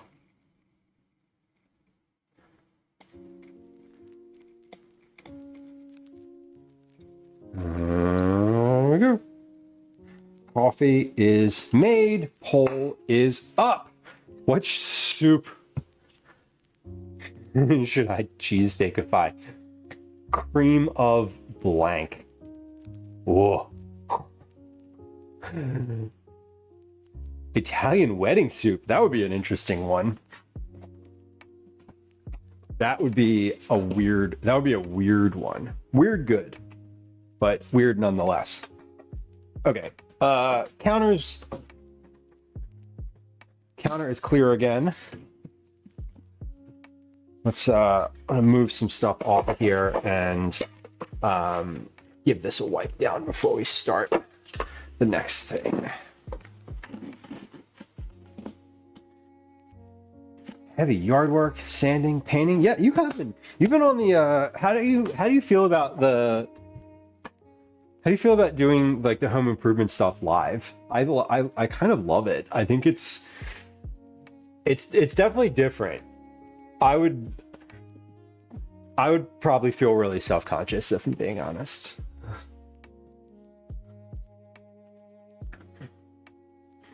Ghosts would be scared. Oh my god. It is a lot. It is nice though. Doing any type of like household labor, it does feel good after you're finished and you're like, man, I actually worked.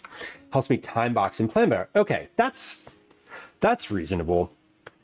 And I think from the planning perspective, that would be probably the most helpful thing. Because you have to like get everything ready, being prepared and all that. It's fun. I hope people like it. And if not, at least you're enjoying yourself.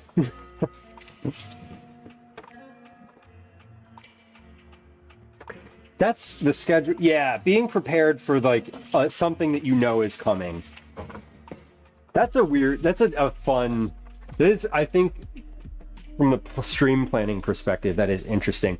Leah, I don't know if you're still here, had posted something in the Creator Club, the Food and Drink Discord recently about the like how do you plan for streaming and how do you like plan from a cooking perspective.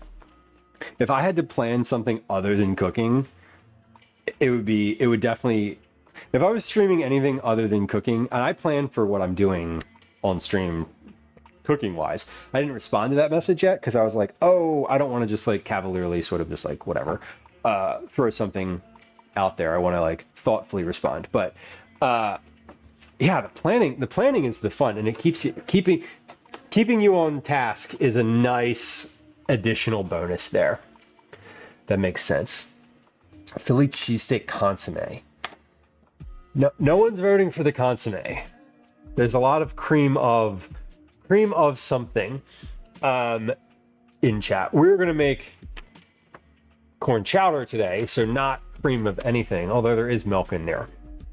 A half-done project, I know. And that's why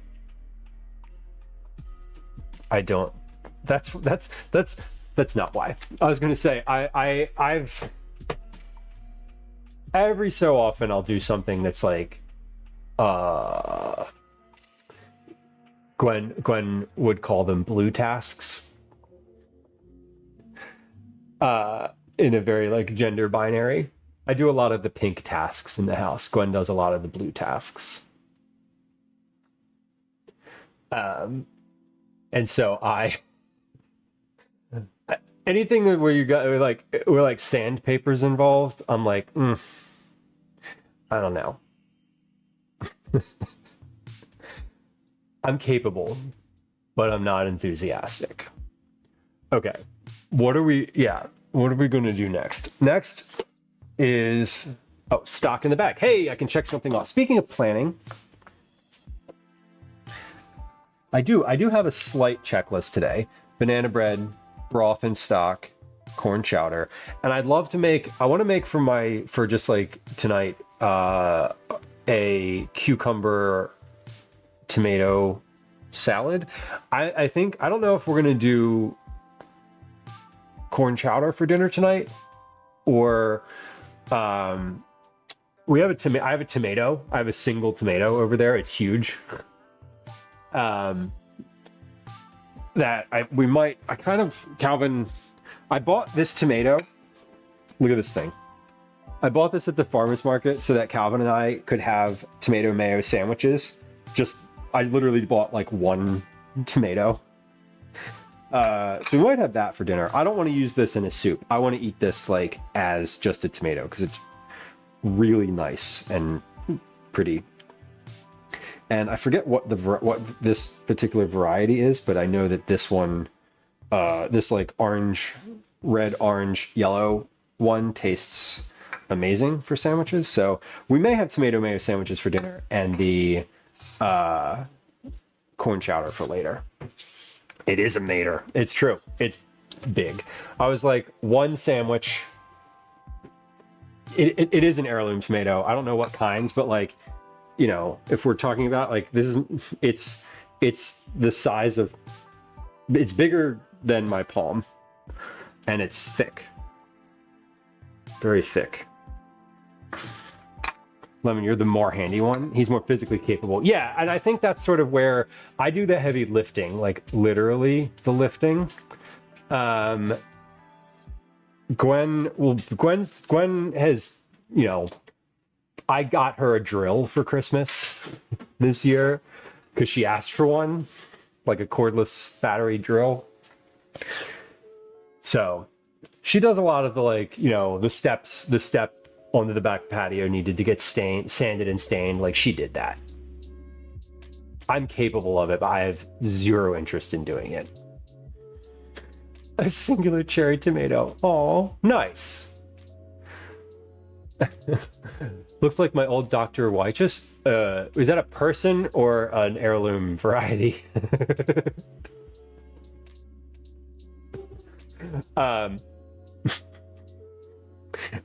love it's both. Okay, fair. Let's see. What are we gonna do next? It's about the top of the hour. We should do a quick words on stream break before we get started on the next thing. I feel like how today is going, we're doing like one thing per hour. It's like the next hour, it better not take me an hour to make stock because it's literally dumping stuff in a big pot. So it will not. The next hour we're gonna do stock and banana bread. Then we'll make the corn chowder. Then we'll make a small like salad.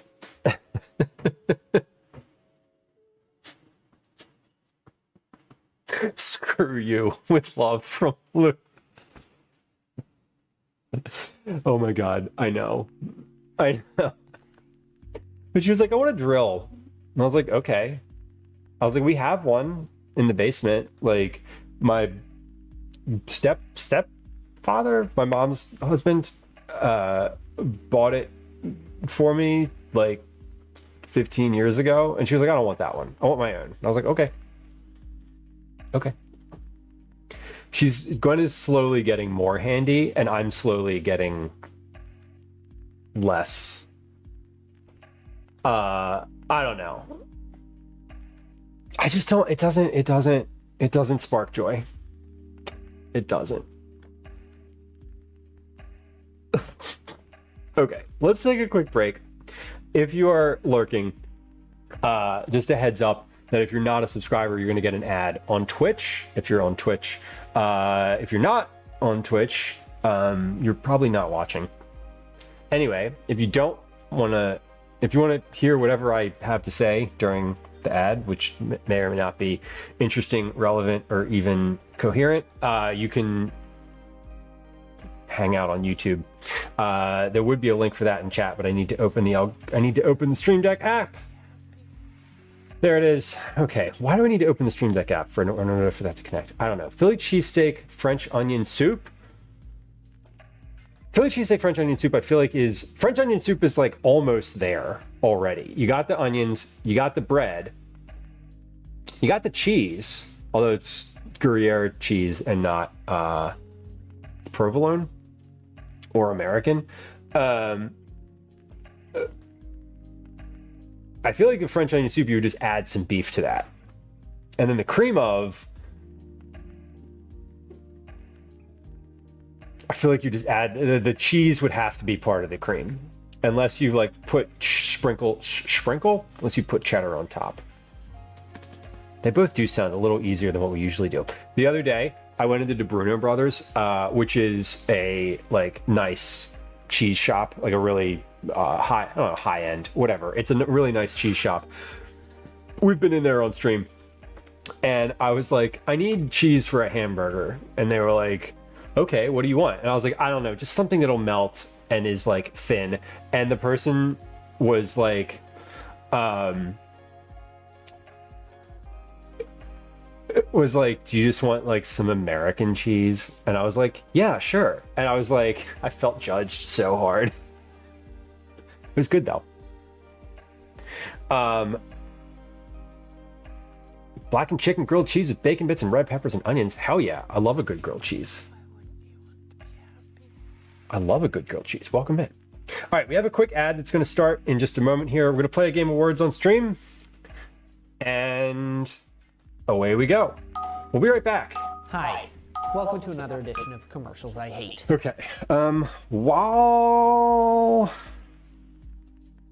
I do this, let me check and make sure. Do I have enough? Oh, I got plenty of other containers for storage. Okay, I'm just going to literally load these into the dishwasher right now. All the stuff from all the stuff that I just emptied out from all of the stock that I had made before. I'm gonna load all of those things into the dishwasher because that's where they go. And that way the sink will be mostly emptied. Actually, the sink will be entirely empty if I load all of them in. Beautiful. We love it. Okay. Logical, logical. Love is never logical.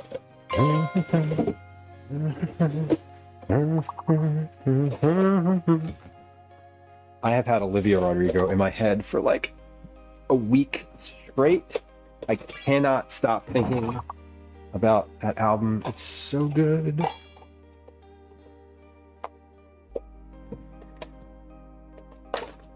You ever load the dishwasher and you look at it and you're just like, I'm so proud of myself?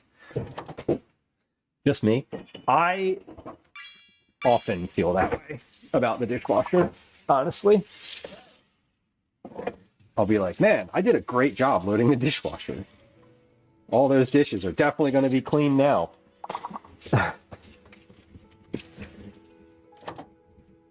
Especially when it's like little stuff, like small stuff, etc. Jamie, welcome in. Hello.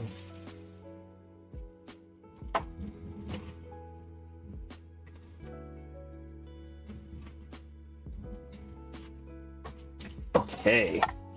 What time did I start? You know what? I don't even need to. I can just look at. Never mind. Talking to myself. Talking to the moon. Trying to get to you. In hopes you're on the other side. Talking to me too. I think we're just gonna let this one run out here because we only have about 20 seconds left on the ad. Is that okay? Is that okay? I hope it's okay with y'all. We're just gonna come back from this because I started the ad at a weird time. The ad's gonna be up in just a moment. We're still in the ad. Jamie, work from home. Enjoy your work from home day. I love it. Welcome back. If you're on Twitch, I appreciate you. Sorry for the inconvenience of sitting through advertising. I know nobody likes it. I don't like it, and you know that's how it goes. But the cadence of that was weird because the ad started before I started Words on Stream, and so we ended up only playing one game. I hope that that's okay, y'all. I know we always get to. I'm trying to think if you could even do a cheese sauce with cheese whiz. You could try if you wanted to, Phoenix. It might be a little viscous. You probably should add some water to that. Or Tums. Baker, the feeling when your cheesemonger looks down. Yeah, they were like, do you just want some American cheese? Ugh. And I was like, yes, it's kind of what I'm asking for, but I didn't want to be like, can you just give me some Kraft singles, please? Y'all got any Kraft singles in the back there? I definitely don't need whatever high-end thing you're going to sell me. I'm making like literally Bubba burgers. Like, we don't need to overcomplicate this. I'm going to overcook them anyway. They're going to be bad. Like, let's not kid ourselves. And I did, and they were bad, but they were definitely well done because I can't functionally cook a medium burger because I don't know how. King Omega Wolf, an awesome stew recipe for winter: smoked sausage stew, bacon, garlic, and cheese. I would absolutely eat that too. I love soup. It's not soup season right now. It's July, but we are making soup today. Tums is accurate, right? Yeah, like when we're talking about making soup out of Cheese Whiz, let's also make sure that we have let's also make sure that we don't have anything important to do right after that for at least a few hours. It is always soup season. You're right. It's soup season somewhere, just like it's 5 o'clock somewhere. Just like it's 4:20 somewhere. Cold soup for July. You know, Phoenix, yes, appropriate, and there's very few things that I don't like in a culinary sense, and cold soup, like / gazpacho, is one of them. I will say it this way. I've never had a gazpacho or a cold soup that I was like, more of that, please. I've had cold soups where I was like, that was fine. But I've never actually wanted to make it or recreate it. If that makes sense. I just can't. Cereal is cold soup, Phoenix. Okay, all right, are we choosing violence today? Is cereal a cold soup? Could be. Cream of Fruit Loops.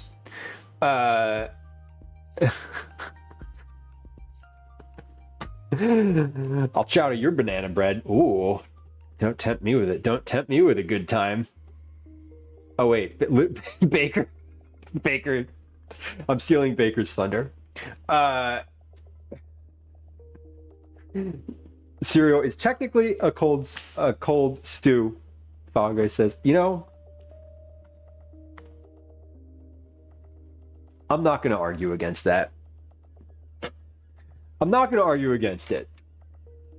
I will say that pizza is a galette, and a galette is not really a pie, so there we go. This calls, what is this corn chowder recipe called? Okay, this calls for tomatoes. I'm not using this tomato in that. Am I using the tomatoes in the stock? No. Thunder. Thunder. I always forget how to say that, Phoenix. Vichyssoise is good. I always also forget exactly what is in that. What have I had? The last time I had a cold soup, it was some sort of green soup, and I was like, it just didn't hit. It wasn't great. Okay, let's understand what we're putting in our stock today. Or not understand. Let's get out stocking stuffers. That's the second time I've said stocking stuffers on stream today. I'm positive that I've never said stocking stuffers on stream before. There's no way anyone's ever going to be able to validate that, but I feel it in my bones. Anyway, we've got this. I think I'm going to use the big pot. Hey Lou, that's a lot of pot. Yeah, it is. I forget how many quarts this is. Let's look on the bottom and see what it says. I don't know. It's an AdCraft item number SSP-20. I got it from, I think, like restaurantsupply.com. I got it from some restaurant supply site. I don't know which one. But we're going to add... I said it twice in this stream, but having not said it ever previously. So I am acknowledging that I did say it earlier today, but I'm also like, have I ever? I don't know. Ask me around Christmas. Ask me at Christmas time. Okay, we've got bags. Bag number 1. We've got bag number 2. This is all stuff that I've just saved. Oh, this isn't just a. Says it's a 20-quart pot. Okay, that's why it's... I was literally about to just flip this upside down again and look at the bottom of it with all this shit inside of it. Okay, but it is a SSP-20, so that makes sense. I got this to make chili in. This was the chili pot, the original chili pot. And this bag is shot. Yeah, this one's got a big old rip in the side, so... The muffins bag, RIP the muffins bag. This plastic bag... Gwen makes fun of me so hard because I save plastic bags, and I wash them, and I reuse them over and over and over and over, and when I keel over and die from microplastic consumption, y'all are going to know exactly why. But the muffins bag, I actually know there's a muffins bag and a cookies bag. And I'm actually a little sad to see the muffins bag go. The muffins bag has been around for literally for years because it's like a stock bag. It serves the same purpose. So I'm a little like, man, this one did good. We did good. You did good, muffins bag. You did good. RIP muffins bag. Okay, but we're gonna put some more stuff in here because I have more stuff in the fridge. Like I have a whole thing of celery that I'm probably not going to use it before it goes bad. So let's just put it in here and use it for stock instead of letting it go bad. My motivation here, y'all, I have a motivation. I'm working towards the end of next week. The end of next week, I need to have my fridge free of any unopened perishable stuff. So I'm getting rid of, or I'm going to use up a bunch of stuff today. So yeah, like the goal, like I'm going to put some stuff in here that's good still, but it's because I'm kind of looking out into the future and being like, am I going to use celery next week? No, I'm planning to do at least one IRL stream. I'm planning to do probably a cooking stream next week. But I want to try to eat from the freezer next week and keep the fridge clear. What's happening with your fridge? Nothing's happening with the fridge, Cyborg. Yeah, I actually realized I haven't said this yet. I'm going to take a little break at the end of July. I'm not going to be home, and so I don't want stuff in the fridge. So I'm not going to leave perishable stuff in there to come back to. July. Yeah, the last 2 weeks of July are I'm going to be off. I'm not going to stream. Until August 1st. Yeah, I'm going to take a very intentional sort of break. Because it's summer and I think that's warranted and needed. And also, functionally, I'm not going to be here to stream. So that's why. And I'm saying that, I'm like, oh, I realized I haven't like said that, and I was like, oh, I didn't actually like make any announcement or like do any like, I didn't talk about that yet. I meant to post something about it. I don't know, whatever. I'll post something about it in Discord. But the point is that I'm going to take a little summer break. And so I'm trying to clear out, like, I have a whole bunch of parsley in there. Like I can put it in the stock, or I can hope to use it next week, or I can let it rot. So that's kind of the goal today, is use up as much of that as I can and eat from the freezer as much as possible next week. So both the fridge and the freezer have some clear space. Anyway, that's the goal. What can go in here? Well, we have an onion. See, like things like this, like leftover onion. I also have an onion here. What onion am I going to use for the soup? Yes, we use this for the soup. Potatoes. Let me get the potatoes out. These potatoes can also go in the soup. There's a potato in here. Yeah, we've got like onions, garlic. Let's get some stuff out that I want to use up. They always look packed. Baker, they are. The refrigerator specifically, I just have like odds and ends in there. I have odds and ends.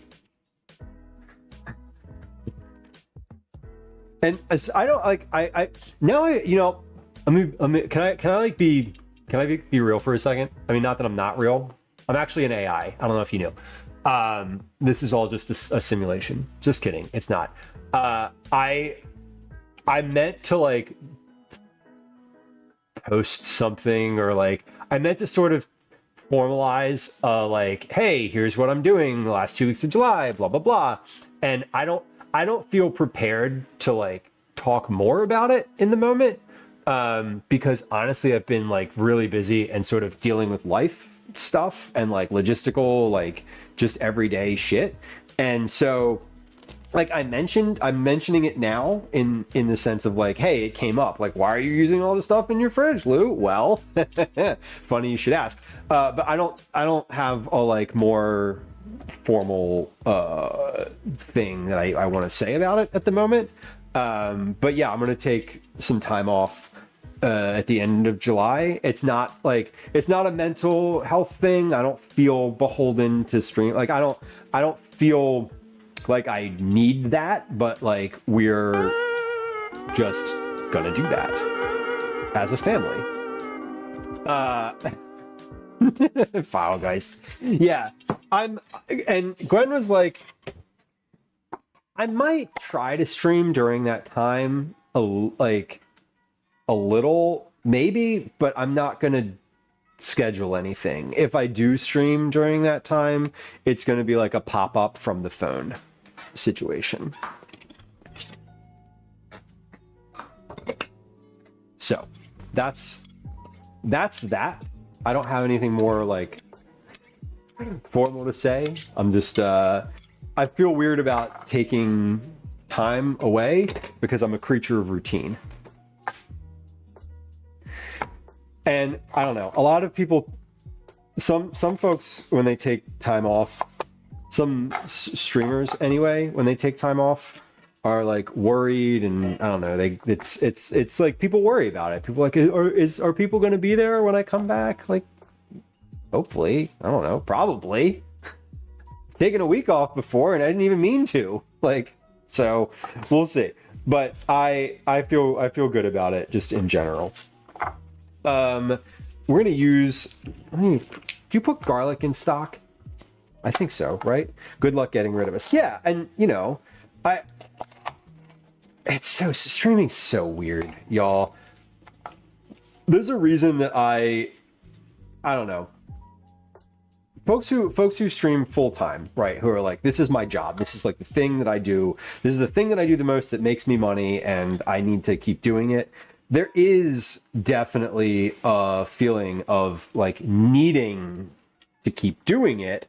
And when you take a bit of time off, it does, you know, people do, I don't know, your numbers change, your metrics change. I'm not like, and I don't know, I don't worry. I'm making out like I'm worried about it, aren't I? It sure seems like I'm worried about it. I'm not, but I think, I don't know. Now I feel weird that I hadn't said anything about it yet. Why am I worried? Oh yeah. Fall Guys, for 1 second, I thought that was a delivery at the door because we had a delivery earlier. This garlic is desiccated and not good. Don't want to use that piece. But yeah, I think we're taking some time off as a family. I think I didn't think about it because it was like, oh, the time off that we're taking as a family means I'm not going to be here to like available to stream during that time. It wasn't like me taking time away from stream. So I didn't like think about it like that. I don't know. You're overthinking it. Shut up. Okay. Thank you, internal monologue. I appreciate that.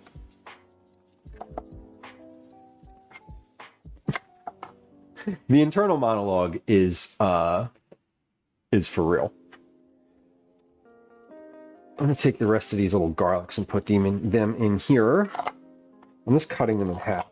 So what else is in here? We have some chicken bones. We have a chicken spine. We have a bunch of corn cobs. There's some green onions, red onions. I'm gonna put some celery in here.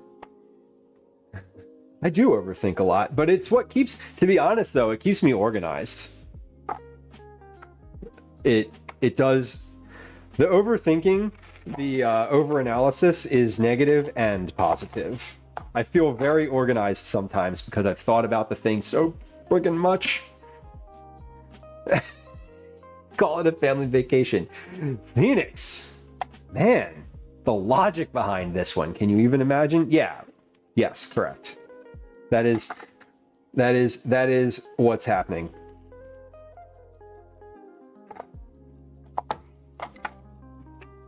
I think I didn't talk to Gwen about how to talk about. I didn't ask her if she was concerned if I said anything about it. So I don't know. Here we go. We're gonna overthink it again, aren't we? No, we're just gonna let it ride. All right, but I am putting a bunch of stuff in here because it is. I think if I need an onion next week, here's my thought. Like if I need onions next week, I'll just go and buy one. Like I'll buy an onion and use it that day. What I don't want is for all this stuff to be in here rotting when I come back. That is less than ideal. So we are going to do the easy thing with it, and we're going to make stock.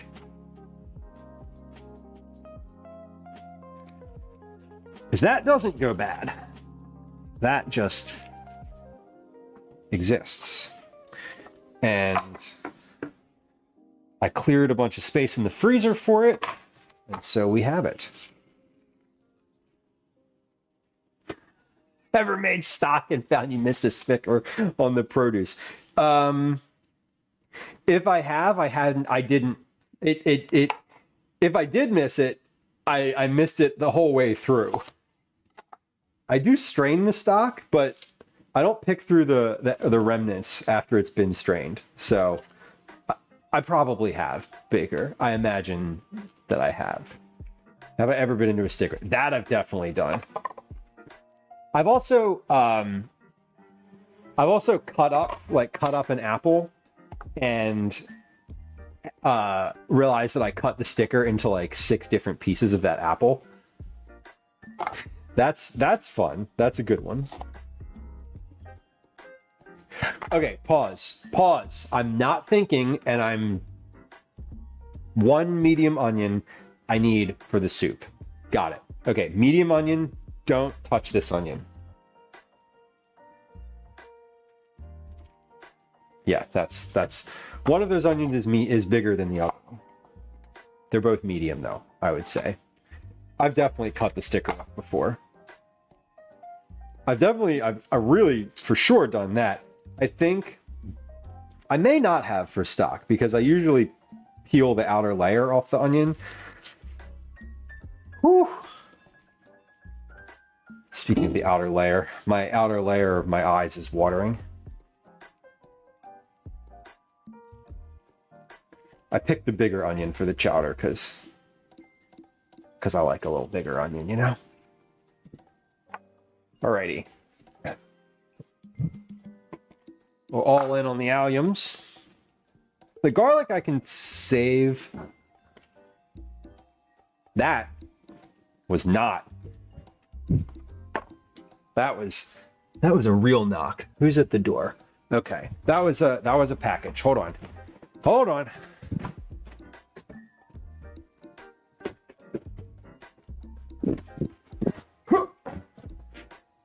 Ah, perfect. Okay.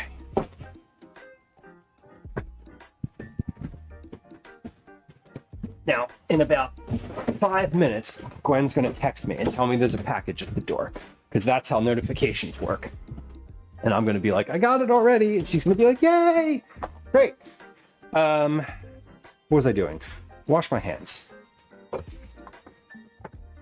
And I'm just going to go through the fridge and grab. So I know I have celery in there.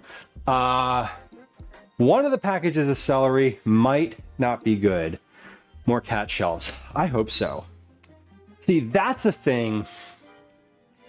So if the cat shelves are a thing that I might end up putting up, not because Gwen can't or won't, but I feel like that's a thing where, I don't know, hanging shelves has always been a me job, because I am the one who's like weird about them being level. And I don't think it's weird to want the shelves to be level. I'm just acknowledging that I'm the one who like would probably have a stronger opinion about that. Okay, those green beans.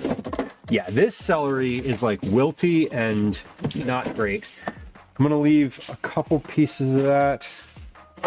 Those chives are fine. That cucumber is good. I don't need to add, cucumber's not going in. But like the rest of this rosemary, we can toss in there. This parsley I can toss in there. I have a thing of parsley that's in here that when the hell is this from? This is a lot of I didn't even realize this was in here. Shit. See, this is why we're doing this. This is why we're doing this. We're cleaning out fridge and freezer stuff.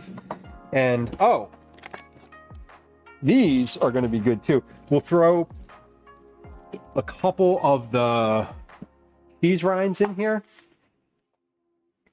A couple cheese rinds. Frozen cheese rinds. You know what? Let's put all the cheese rinds in there because this is going to be a big pot of stock. But leftover celery from last week. Is this celery? Yeah, that's celery. I thought that might be kohlrabi, but it's not. It's celery. I've always been the shelf hanger for some reason. I think it's also because not that I'm very tall, mind you, but I am taller than Gwen. And when you're hanging shelves up on the wall, a couple extra inches is helpful. So that's probably part of the reason. That is yellowed. Some celery in there. Woo! Didn't mean to bang that on the counter like that, but I did. Okay, corn chowder. I'm gonna put a little bit of this rosemary in here in the corn chowder. So let's save.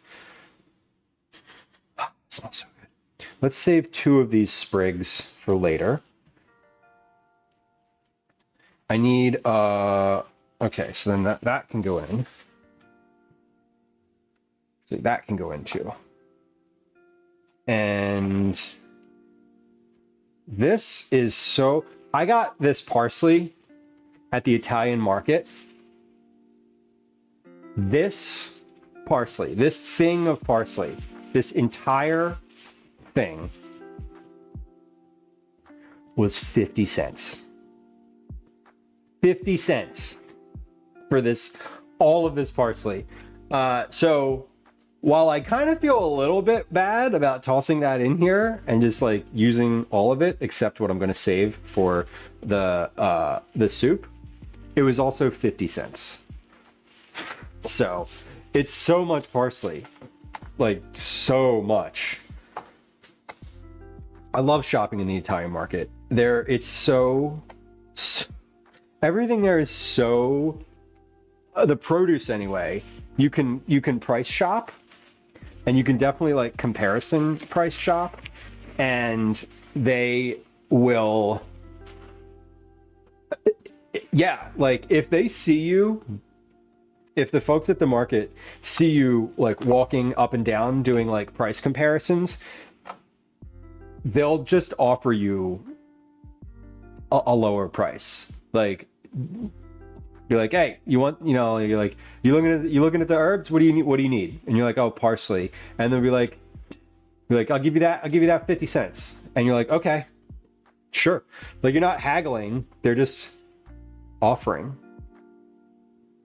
I'm very bad at haggling. And I shouldn't say that I'm bad at haggling. I should say that I don't haggle in those circumstances. Cause I'm always y'all aren't, this is already relatively inexpensive. I don't need to drop your investment any more than it already is. All right, this celery, some of this, the tips of this is not great. So let's cut that off. I'll put that in here. Living Clothing, welcome in. Stocks, sometimes I blend and freeze the cubes of herbs. Ooh, that's a good idea. That is, I've heard of freezing herbs and oil before. to toss into like sautés and things like that. I think that sounds similar to what you're saying. And then these chives, these are from 2 weeks ago. These are still hanging on pretty well. Let's keep some of these for my chowder. I'm creating a chowder pile. I have like a chowder pile over here on the counter. We're gonna toss these in here as well. So we're just making like basically a big old stock pot of stuff today, because I don't foresee myself using the rest of this in any real meaningful capacity in the next like week and a half or so. Before we commit this to the stove, let's take one little look in here. One more little look. Pause. Let's also. Do I have enough corn? Oh, I have plenty of corn. Okay. The corn I'm not going to put in here because the corn will get eaten, even if it's just me eating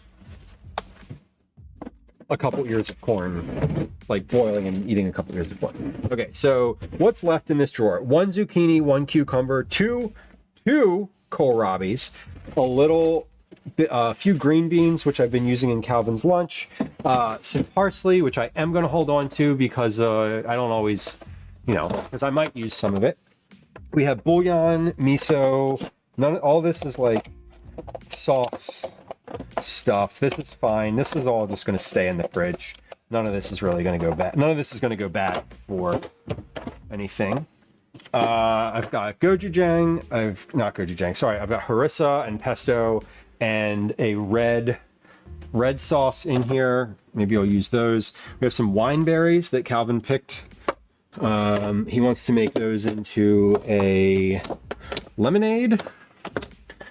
What else is in here? Yogurt, sour cream, leftover pasta, more leftover pasta from last night. We got coffee. Nothing on the top shelf, no eggs. Okay, so nothing else in the refrigerator is going into this stock. Let's check in here. We've got what is this? That's just rice. Okay.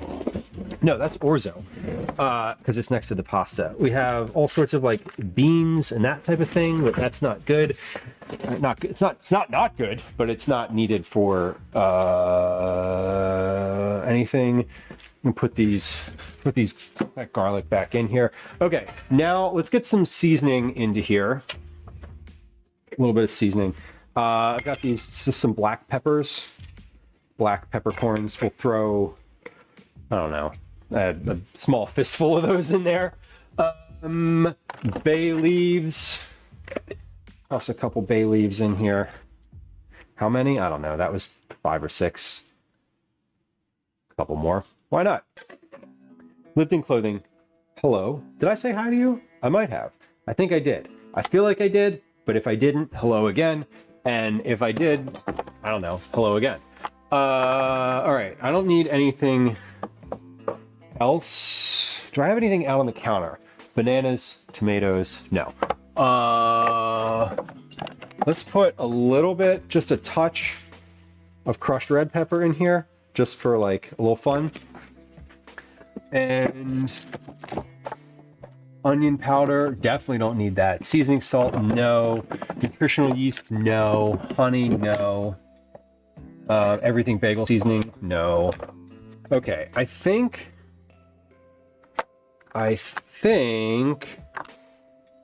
that's probably good. Oh. You know what else we should put in here? Salt. A little bit of salt. I'm going to empty out the rest of this salt container because that's the rest of my like iodized salt that I accidentally purchased that I didn't really want, but I bought a ton of it. Let's get this kosher salt out I got the other day. That should be good. Let's see. Is there anything else I want to put in here from my herb drawer? We mentioned a couple things earlier. Cloves, no. Anise, no. Are there any solid things in here? Do I have any solid coriander? Let me throw a little coriander in here if I have any. There we go. Yes. Okay. I'm going to use up the rest of this coriander stuff. Put a knife on top of it. Why would I put a knife on top? Now I'm suspicious. Wow, guys. Now I'm suspicious as to why. Lay one on there. No. There is a knife on the counter. It's right here. There is a knife on the counter. I'm in the process of using it. Are you going to make a joke about assault with a deadly weapon? Am I stealing your thunder when I say that out loud? I hope that's the direction you were going with that. Okay, this looks good. Stock looks good. We're gonna cover all this. I'm gonna cover all this with water. This is a 20-quart pot, and so we're just gonna make, I don't know, a bunch of stock. And we'll let this simmer. We'll let this simmer for a little while. Bring it up to temp. Let it simmer. I'm gonna fill it with cold water. I'm gonna put these couple pieces in the couple things in the dishwasher here. I'm gonna fill this with cold water. I already got salt, I got pepper, I got all my seasonings in there. We're looking good. We're good to go. We are stocking the freezer. And this should be, I mean, it's not going to be 20 quarts worth of stock, that's for sure. But it's going to be quite a bit, I think. Okay, we're going to turn our attention to the banana bread now, because I've had a craving for it, and the only other thing that's in the fridge that needs to come out are these sad bananas. They do not have any mold on them, so we're good. But these are definitely banana bread worthy bananas, if I've ever seen them. So, banana bread's next on the agenda today. Remember when I was like, I hope it doesn't take me an hour to make stock? Well, it's been 40 minutes.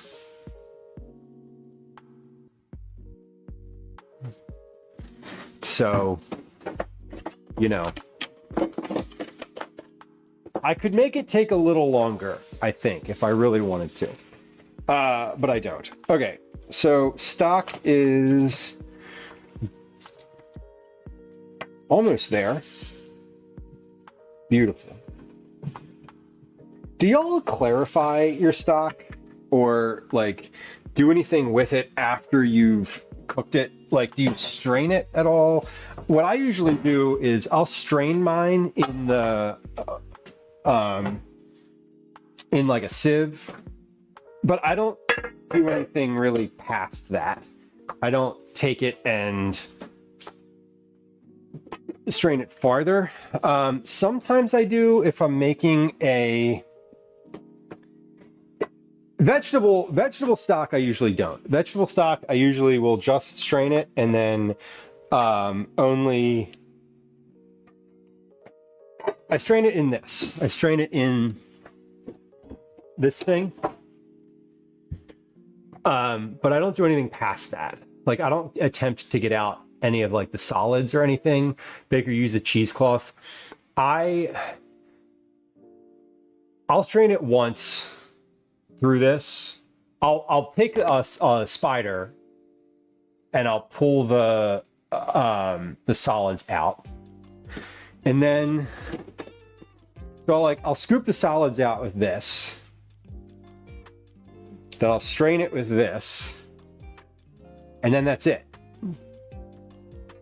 So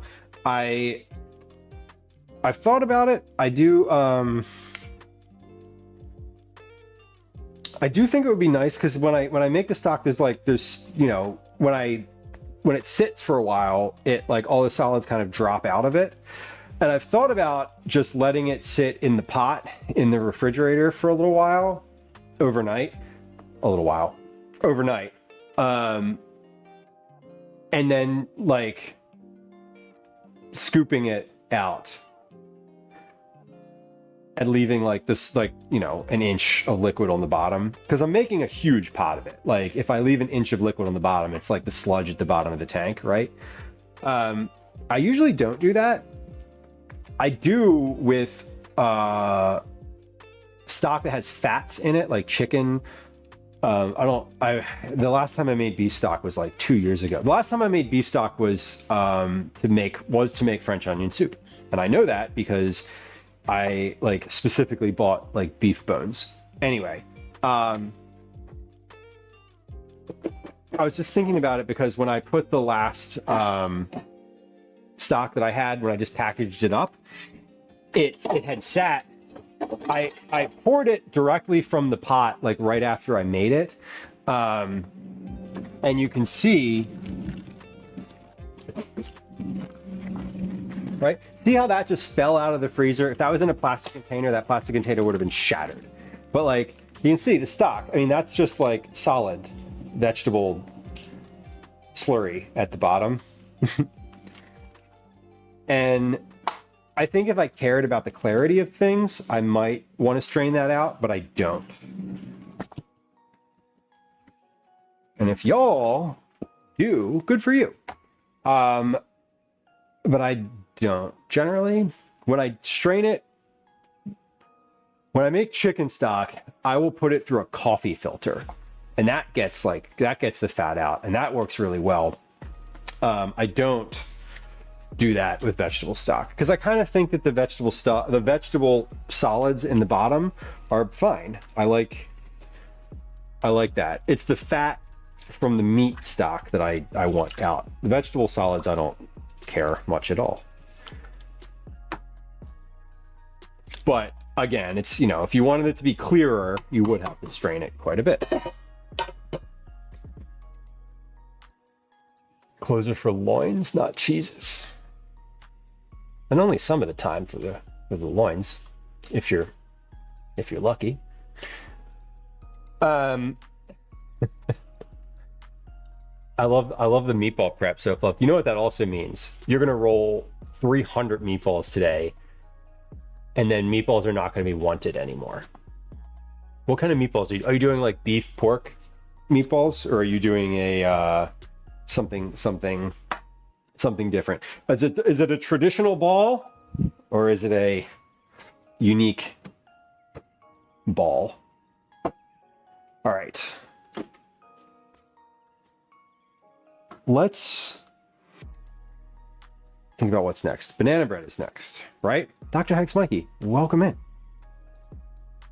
Howdy.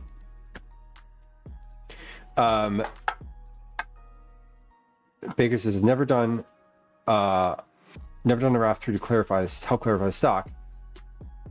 I want to do it for the heck of it. I'm always using the stock just for myself, so I don't really care. That's sort of my thought about it. I'm also thinking I could use some of the vegetable stock that I made for this corn chowder that I'm making. Oh! Pause. I have something in here. Where is it? Oh, I think it's in this bag. So I'm going to bring some stuff to the freezer, the basement freezer later. So I already started putting some stuff in this bag, but yeah, here it is. Yes, perfect. I have corn stock from last August, 8/24. So this corn stock is 11 months old. And this is 2 cups. So for the corn chowder, I'm going to use that. I'm not going to use the vegetable stock that's in there. It calls for water. Does it call for stock?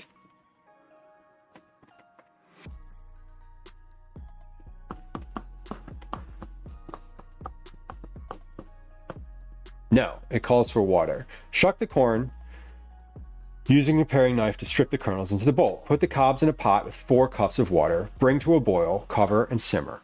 So it calls for corn stock, or it calls for water, but we'll use up this thing of corn stock that I have in here. Because this was just corn stock. It was not other vegetable things. I don't want to use the vegetable stock because it's a corn chowder. I like the vegetable stock for lots of soups, but I think in this scenario, I don't want the generalized vegetal flavor to be primary. And if I used 4 cups of vegetable stock, it would definitely be the primary flavor. So we're putting the corn stock in here. We're going to set this pot along with all these things off to the side because these are going to be used later. Banana bread though. I don't think I need a knife for that. Let's read the recipe.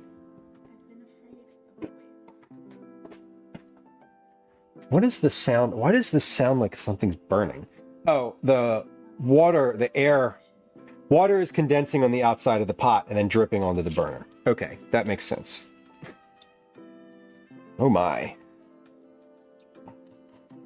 My favorite thing about when you're making stock is how it like expands a little bit. It as it starts to simmer, like stuff sort of floats to the top, and the simmering kind of pushes things up. So if you have your stock like right aligned with the bottom of the pot, it will overflow as it boils. So yeah, I always have to remind myself like, hey, let's not get too excited. We're gonna keep this a little lower on the level here. Beep boop Beth, welcome. Good afternoon, or good day, or good evening. It's very Truman Showish of me to say, but I hope your Thursday is good. Happy Thursday. There we go. Hey. Just wiping the counter down again. After all that, let's look through the banana bread recipe. We'll wash my hands here, and then I'll get out all the ingredients for that. That'll be next.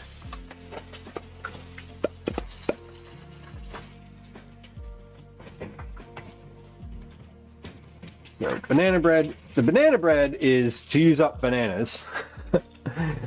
And I'll definitely eat the banana bread. There will be no banana bread left over by the time next week rolls around.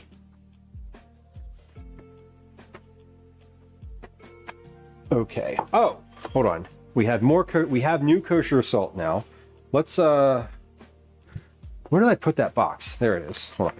Let me refill my camping thing, and then I'll put that on the steps to go upstairs. Because now that I have all the salt, now that I have the salt that I need in my own salt container, I don't need my camping container in the kitchen anymore. All right, let's get this. Let's get this over here. I can't sit things on the steps anymore because the cats will knock them off the steps, which is kind of annoying but endearing.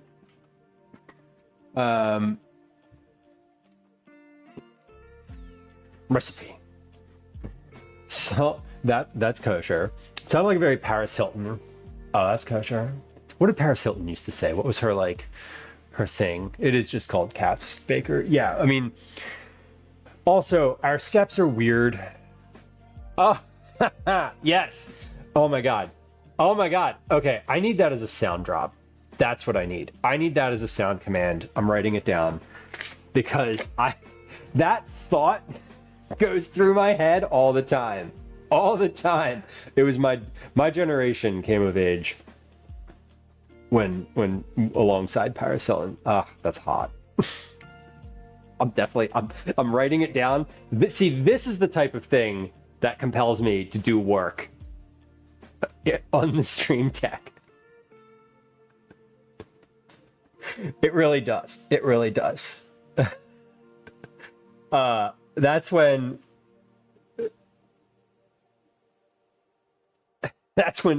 things really happen. When I'm like, oh man, I want a button that I can push that just does that. That's hot. Yes! There it is. The inner machinations of my mind are an enigma. Exactly.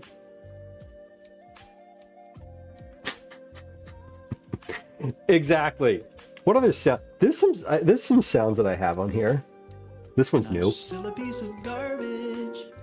What are the other sound that I added on here recently? Are there any other sounds I added? No. Why do I have trombone twice on here? I don't actually have a lot of sounds on my stream That deck. is so fetch. Gretchen, Stop trying to make fetch happen. It's not going to happen. Oh my god. Oh my god. Oh my god. Shoes. Oh my god. Shoes. That's a sound. Command shoes. Banana bread. Makes one loaf. Cheers. Oh my god, cheers.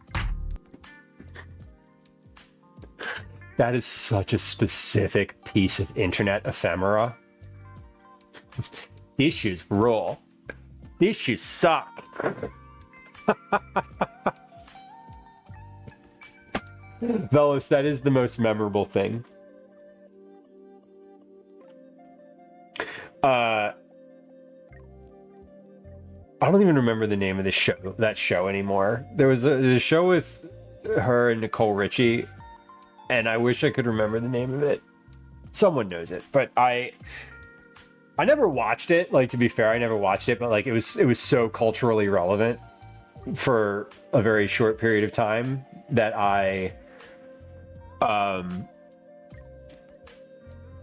it's inescapable in my brain.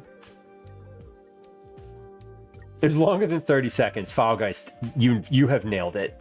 It's also not vertical. That's an issue. The Simple Life with Paris and Nicole, right? Oh my god. True. What are some of those other internet videos? We talked about it yesterday. Hamster Dance was like an OG internet thing. The one that I remember is the Don Hertzfeld show. It was like an animated thing that just plays on loop in my brain. It was called Rejected. And it was just like a series of like short animations that get progressively more unhinged.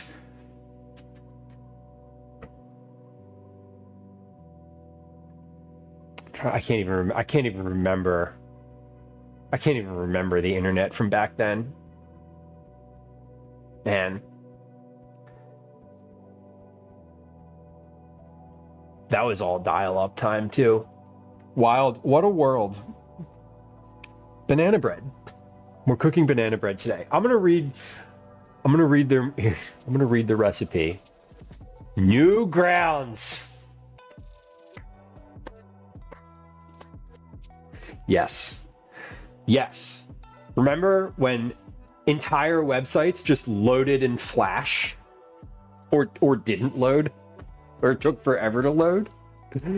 Oh my god. I wanted to be on the Paris Hilton BFF show so badly. Like that 10. Like, why? Oh my god. The end of the world clip. Phoenix, I forget what that's from, but the sound is in my head. The MySpace profile. Yeah, there's a whole generation of people who grew up to be web developers who got their start doing like MySpace and like putting shitty music on their and backgrounds on their MySpace pages. I never did that. I did agonize over who was in my top 8 though.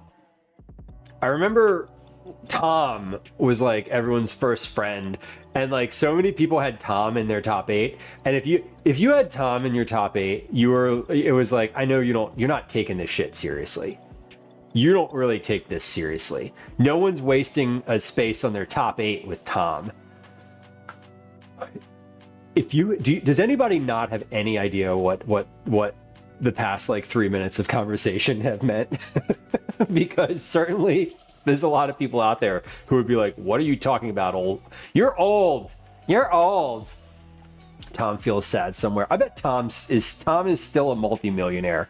He has to be. You learned Flash as part of programming in class in high school. Totally.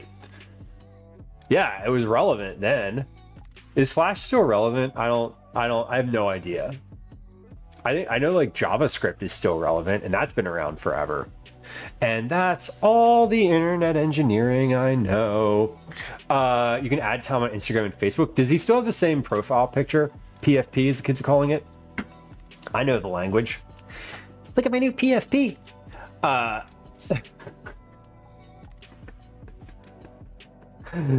The only flashing I learned about was the superhero / sex crime. I did not learn Flash. I did not learn to code in Flash, but I sure knew how to play Flash games. I love that Tom has the same profile picture. I would never, if I was that, if I like got famous on that profile picture, I would never ever change it. Ever. Oh my God, we're never making banana. See, y'all, I told on myself when I said it's not going to take me an hour to make stock. I definitely told on myself because it did. But to be fair, I like went through the cabinets and the refrigerator. I did all the things. I cleaned the counter. I got my ingredients out for corn chowder. I'm trying here. Okay, 1 hour per thing. 1 hour per thing. That's just how it is today. We're at 3 hours. I've been streaming for 3 hours. I have made nothing. Nothing. That's not true. I made coffee. So embarrassing. I should have just been in just chatting today.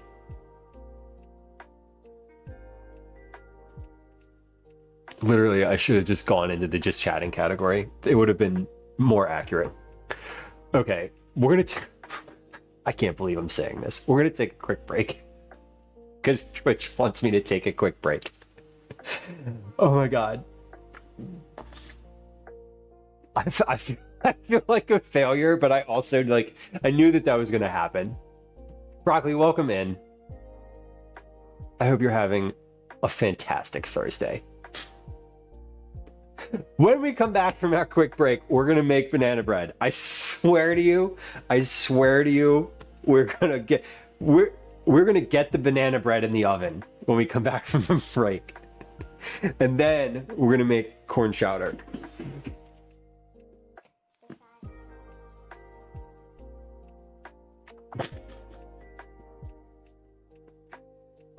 Oh my God.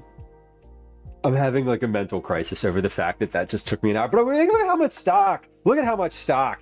Look at it. We're working the stock here. It's an investment.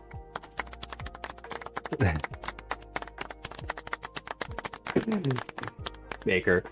See, I can't even. Oh my God, it's starting. It's like starting. It's automatically starting. Okay, we gotta play words on stream for 3 minutes. 20 minutes later, here comes an ad. We'll be right back. God damn. Hi. I swear. I hate. Some days. Some days. And Sundays, but some days. I mean, there's a lot in this. There's a lot in this stock pot. It's okay. It's okay. I don't feel that bad. I don't feel that bad.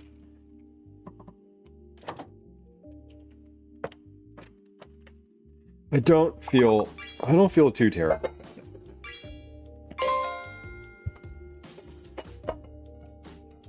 Now, I am gonna give this a stir though.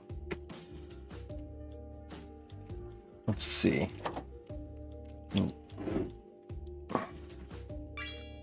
Yeah, okay. Good.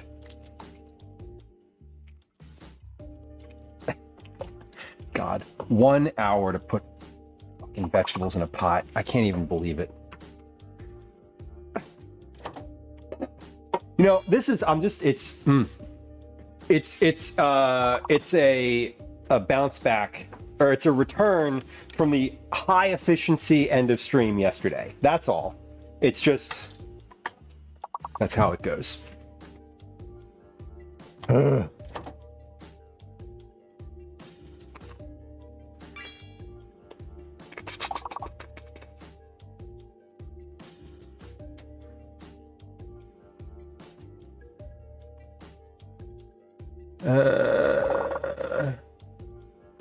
L-O-E.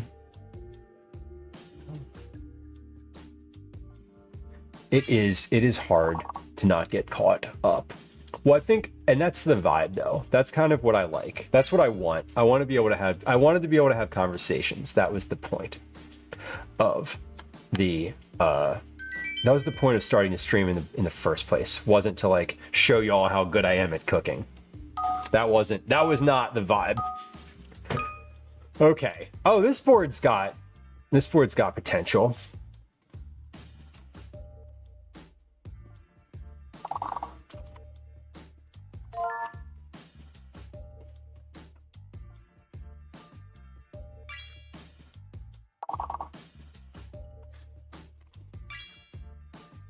This board definitely has some potential for completion.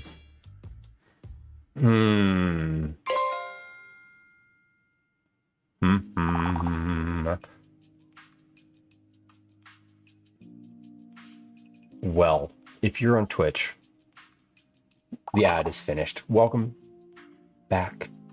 Thank you for your patience. I know you were super excited to get back to me talking and complaining. And as I said, I didn't start streaming in order to show you all how good I am at cooking. I started it to have company while I'm in the kitchen, and as we know, when company is over, things take longer. We have 2 more 4-letter words.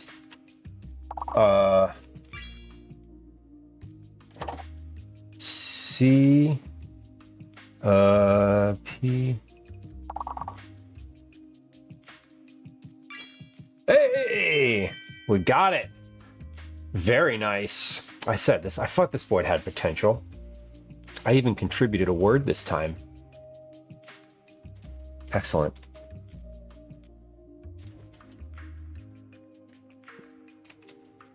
Oh, wait. I have to hit the thing that takes it off that screen. To have a counter chair to watch while you cook. You know, Baker, my kid asked me what that meant the other day. Not the cuddle chair, but the one you were implying.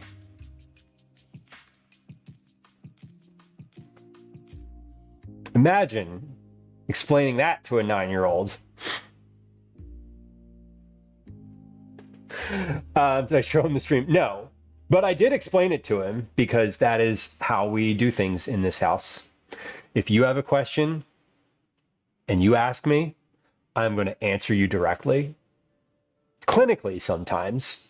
And sometimes I'm going to make you feel a little awkward about it. But he did ask. He was like, what does that mean? Well, someone said he like heard it on the internet or something, right? And for a long time, my perspective is if you feel safe enough to ask me, I need to feel safe enough to explain it, because otherwise you're going to go find the answer out there on the internet, and fuck, that is dangerous. Don't do that. Or do, but ask for clarity. If he's old enough to ask, so Fluff, if they're old enough to ask the question, that means they've heard it from outside of this house and been exposed to it somehow. And I'm gonna do so. If you ask me something and I refuse to give you the information because I for any reason, right? It's fine if I don't know, or if I feel personally uncomfortable talking about it, which, like, fuck, I do not. I'll talk about anything, y'all.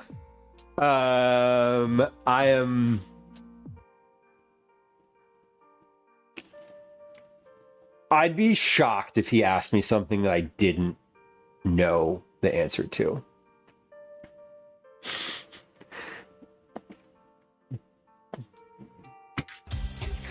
GGG.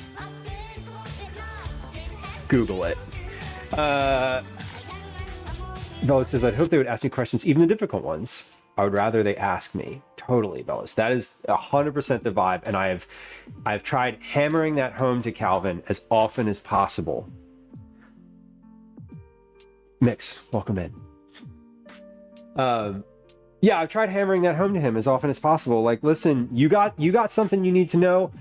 This is a safe harbor to ask those questions without judgment. I don't care that you ask the question. I care when you don't ask and you have curiosity and you don't exercise the curiosity. I'd rather you exercise the curiosity by coming to me. I don't know, let's look it up together. I like that mix. And that's actually, you know what? Yoink. I'm gonna take that one because I think I just had a parenting thought. You literally, that statement unlocked something in my brain. Because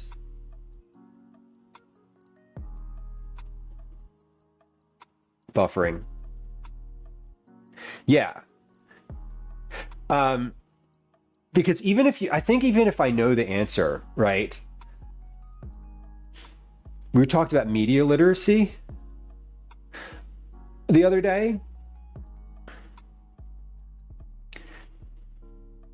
Me answering the question is valuable, but there's also a ton of value in the now mixed. When you grew up, I'm going to make an assumption that that dad didn't just Google it, that you like found the answer some other way or whatever. Maybe you went to a library. Anyway, there's a lot of value in like figuring out how to look up that kind of thing on the internet and not falling into and being able to identify like good sources. And so I think the next time he asks me something like that, I'm going to do that. I'm going to be like, let's look it up together. And that's also a teaching moment on like how to use the internet to find information and how to find and vet valuable sources. That's great. Yeah. Let's go to the card catalog. Find it.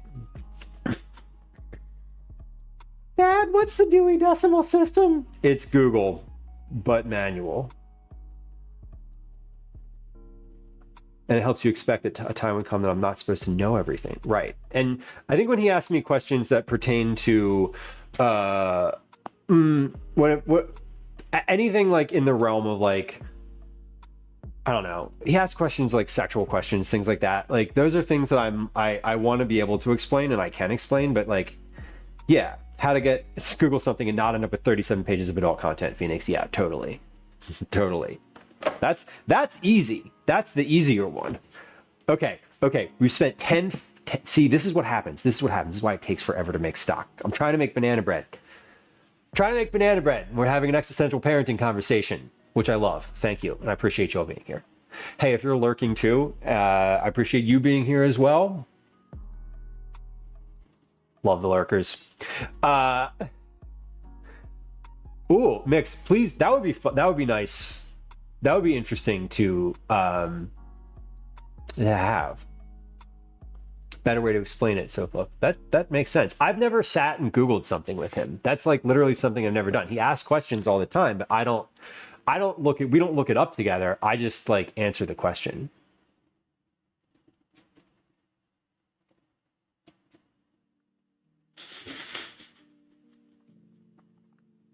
You were walking behind a guy smoking weed and dad instantly shut her up when she yelled, "What's that smell?" See now, that's funny. That's funny. That's more of a like social interaction thing. It's not about like, hey, you're not supposed to know what that smell is. I love it. Let's get out our ingredients for banana bread. Coconut is my favorite secret ingredient. Feel free to omit it or add more nuts, raisins, or other dried fruit. The bread keeps better than most quick breads. Probably won't be around too long. Great. 8 tablespoons and 1 stick of butter. Softened. Plus butter for the pan. Do I have butter in here? How softened does it really need to be?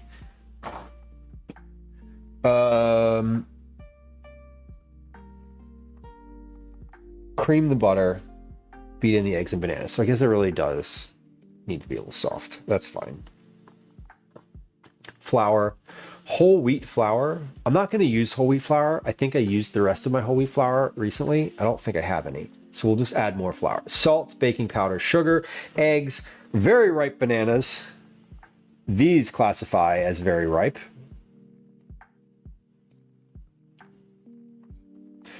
Mix. I love that. I think that I haven't really considered. I guess he hasn't. I don't know how much Calvin uses the internet to look things up like that. I don't really check up on his use of his browser use. He has an iPad, and I don't look at his like browsing history.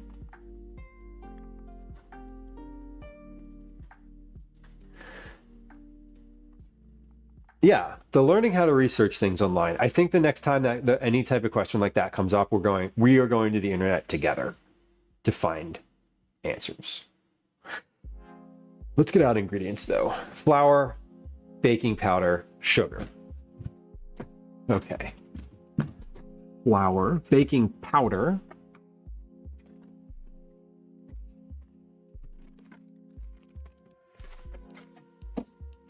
Baking powder, sugar, flour.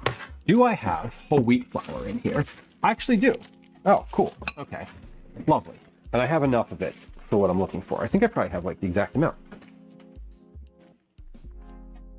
Okay, flour, whole wheat flour, sugar, baking powder, eggs, bananas, vanilla extract, walnuts, and shredded coconut. Okay, vanilla extract is here. Shredded coconut. Do I have any shredded coconut in here? Yeah. This is shredded-ish. These are coconut chips, but that's fine. I like that. We can use that. Walnuts are in a different cabinet. Do I want to add anything else from this cabinet to here? That would include things like chocolate. I don't. Oh, raisins. I'm going to add raisins because my family fucking hates them. And I'm a jerk. I like raisins in my banana bread, and I'm the one who's making this for me. So, surprised the stems of the bananas didn't pull away. Yeah, no, the bananas, they're doing good. They were in the fridge. I pulled them off of the counter like right before they started getting any sort of molding on them. So they're good, and they've been in the refrigerator for like 3 or 4 days. Walnuts or pecans. We'll use pecans because I have that. I'm gonna add raisins into here. I'm gonna add raisins and an extra banana because it calls for 3 and I have 4. And so I'm just gonna add the 4th in there. Why not? Heat the oven 350, grease a 9x5-inch loaf pan with butter. Let's see, oven at 3. Oven is empty. Let me stir the stock too while I'm here. We're just about to start simmering. I've had the lid on this to help it get up to the simmer point. Once this starts to boil, I am going to keep the lid on it. But I'll have to turn it way down. But this is good. Things are starting to soften up. my big block of frozen stuff is thawed now. All right. At some point behind me, I'm gonna hear, and I'm gonna panic, and I'll turn around real quick and turn it off. Phoenix, no raisins in the banana bread for you? To each their own. You and the rest of the folks in my house would agree. I love raisins in banana bread. I like a chewiness in there too. Like the bananas are soft, but like I love, if I had, and I don't, I was gonna say if I had dates, I'd rather put dates in there, but I don't, so we won't. Let's get our loaf pan out. We're gonna do, we're gonna do an actual loaf pan. Let's get some butter.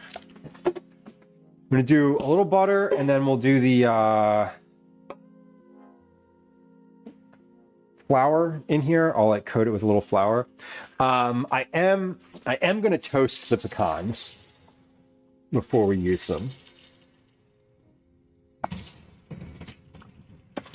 Wash my hands real quick. I would rather put dates in there than raisins, but I think a dried fruit in some capacity is what I'm looking for. Oh, do I have any unique dried fruit in the baking cabinet? I had, when I say unique dried fruit, I mean like apricots or peaches. I don't. Oh, I have extra baking powder up there though. I didn't realize that was up there. Good to know.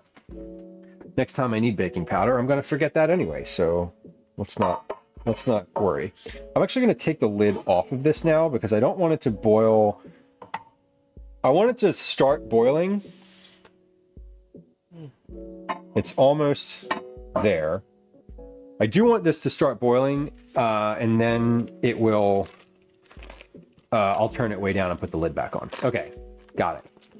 Any spices? Yeah, I think I might put nutmeg and like nutmeg in here, and maybe something else that I find in the drawer.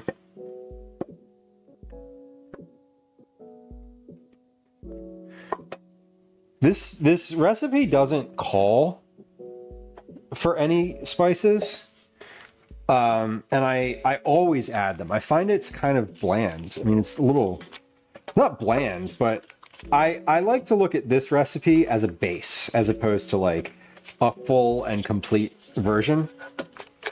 I don't have any problem just adding stuff to it.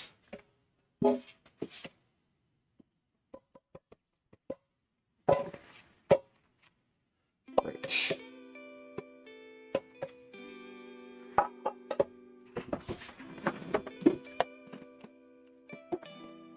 Now I am just going to take my finger and make sure this gets right down in the corner there where everything gets stuck.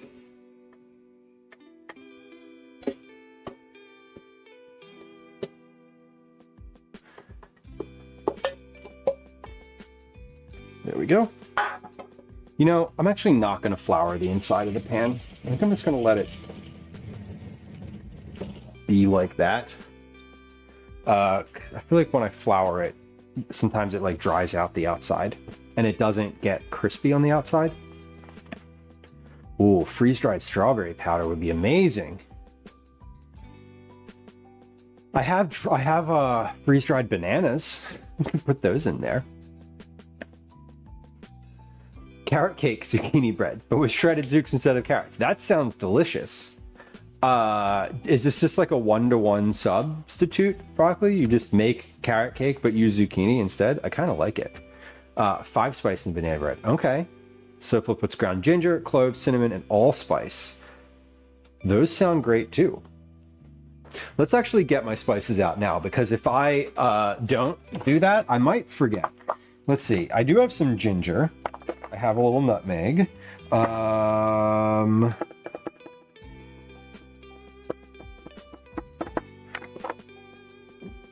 What else is available? Ginger and nutmeg seem great. Cardamom. I have pumpkin spice. We could be fun and put some pumpkin spice in there. Cloves. Where are... Do I have ground cloves in here? I have whole cloves. Oh, hold on. I think I have... Yeah. Are these cloves? What is this? I have a bag of something. I'm gonna figure out what this bag is. Raisins and savory food. Raisins and savory food are good. Raisins and beef go together really well.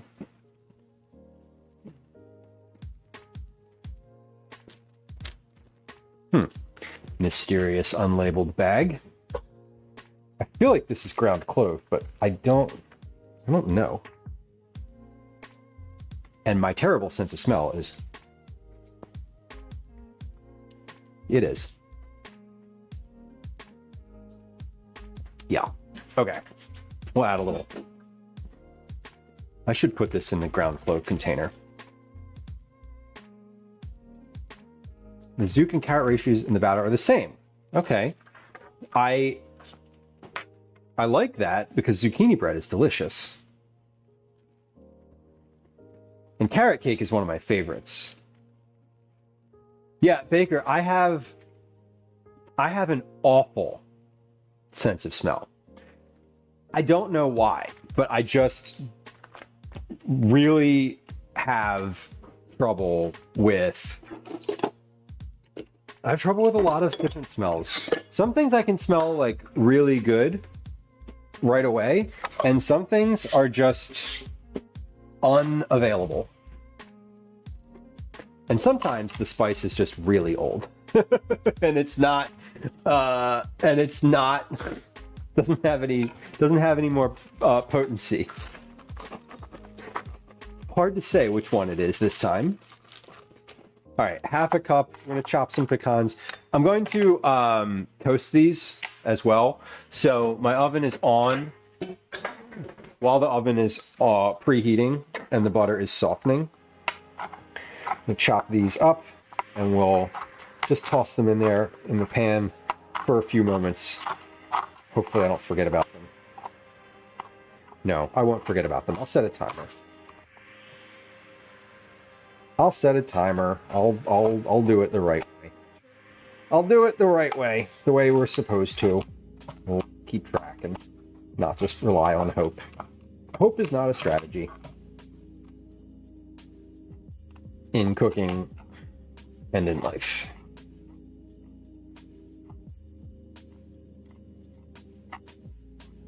All right, we good. And he says you got kofta kebabs Tuesday, and the rice that came on the side had raisins in it. Yes, yeah, that does sound really good. Almonds and pistachios. Well, the almonds I could do without, but the pistachios sound great. Extra pistachios. Strike the almonds. P-Dog ran smack into Sid the Kid today, Mix says. In a surprise, Mix, it will not surprise you that I don't know who that is. And I would not know who they were if they introduced themselves to me. I'm positive. Who is Sid the Kid? What sport do they play?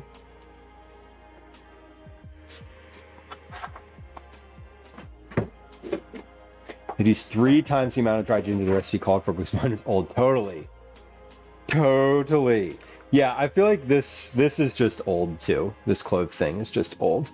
Let's put these in here for... We'll go with 4 minutes. Yeah, and well, dessert with a side of anaphylaxis. No good. The Penguins captain. Hockey. Hockey? Penguins are hockey. I would... Final answer. Final answer. Mega, welcome in. I hope your dinner service is real. I hope service is easy and that there are no surprises. Sidney Crosby.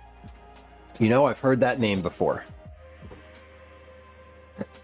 I've heard that name. And that's hockey. Yeah. Okay. Yeah, I know things.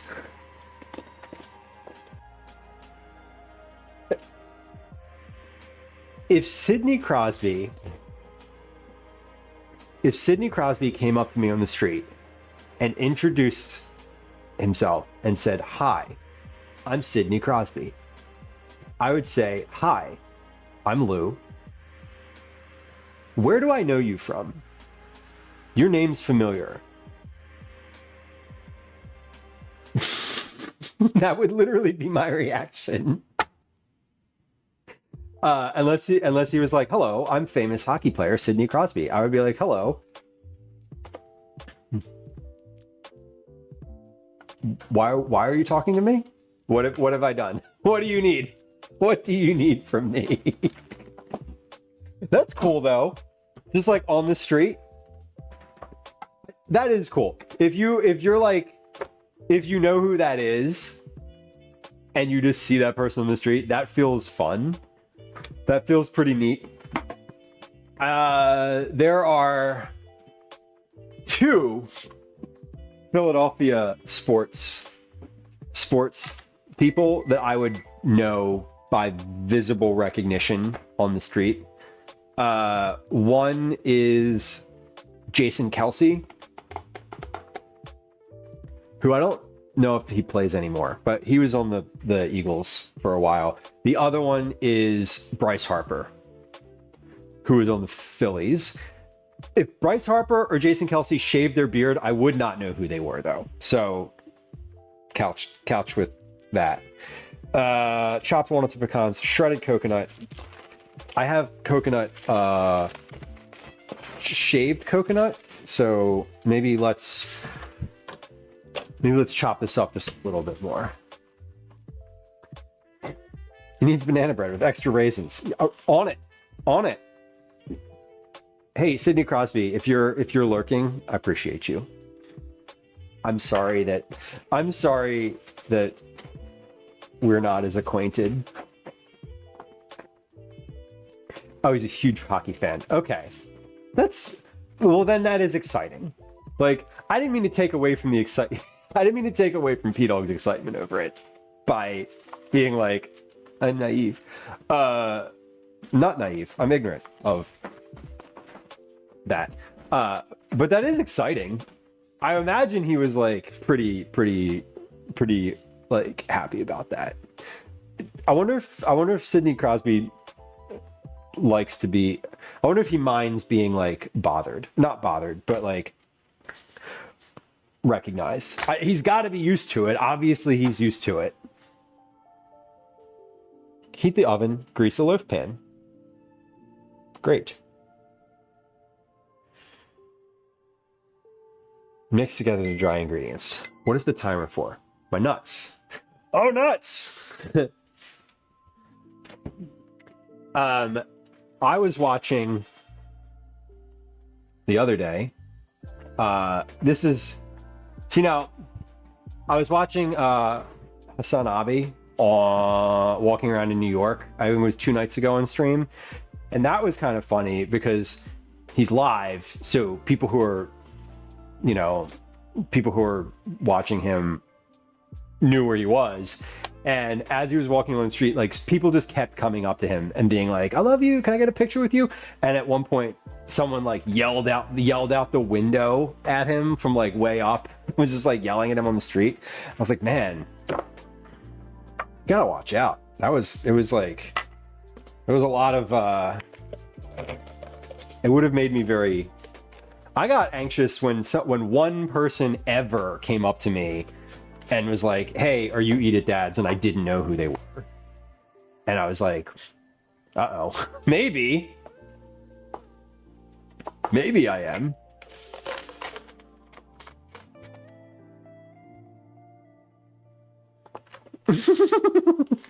Yeah, mix. I'm like, that Sid the Kid, I have no idea who that means. First famous Sid that comes to mind. Sid Vicious. From the band The Sex Pistols. Who I believe is deceased. No one bothers him. I feel like, yeah, if you've seen him in town before, like the next time P-Dog sees him in town, you know, it might not be like, he might not say anything, you know, like, because it's happened once. Yeah, like everybody gets one, right? Got a signed hockey puck at some convention. So like, I'm assuming it wasn't a hockey convention, Broccoli. Rangers fan. Rangers are New York. The New York Rangers. I know that because we're near enough to New York that there are Rangers fans in Philly. And Philly's actually a big hockey town. Like the Flyers. I know the Flyers. If someone came up to me on the street and introduced himself by name, and they were a Flyers player, and they introduced themselves with their full name, I still wouldn't know who it was. It would probably be like, if they were like, you know, a 6'2" big old human with a beard and a Russian name, I might know. I might be like, do you play hockey? Do you play hockey? Are you on the Flyers? The Broad Street Bullies were an expansion team. Wait, were the Bullies an official team? I thought that was just the Flyers nickname. See, this is, I'm happy to indulge, but I will not be able to. When we talk sports, the only thing I have for you are questions. I don't contribute. I cannot contribute. See, this said I need them to be like a 90s or a 2000s Red Wing. Red Wings. Hold on. I'll tell you where the Red Wings are from. Detroit. The Detroit Red Wings. Yes. See, decades of doing the crossword puzzle helps with sports knowledge. Dry ingredients. Okay, let's get all the dry ingredients together. I swear. How much time do I have left before the next audio? 26. I have 26 minutes to mix dry and wet ingredients and put them in the oven. I do have this, I have weights in here, and I've made this recipe so many times that I do trust the weights. So we're going to go with the weight instead of the cup measure. Less sports, more banana, right? Oh, Bellis, the other day, Gwen, okay, so apparently there's some, so I don't mean to continue on the sports conversation intentionally.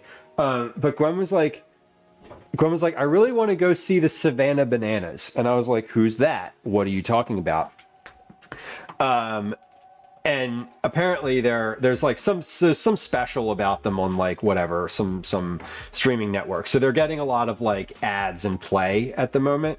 I was like, Gwen, why do you know about this baseball team? Like, what are you talking about? Apparently there's like a baseball team that's like the Harlem Globetrotters, but it's baseball. And they play some other team regularly, which I was like, that's interesting. All right, this has boiled. I'm going to turn it way down. Way down. Actually, can I move this to the back? Let me move this to the back burner. The back burner is a simmer burner. So we're going to put this on the simmer burner because I really do just want it to simmer. And now that it's hot, it doesn't take much heat to keep it simmering. It does not take much heat at all to keep it on a simmer because it's a massive pot of already hot liquid. So we'll put it on the simmer burner and we're just going to let that one ride. Beautiful. Banana bread will happen, Baker. This is true. It will.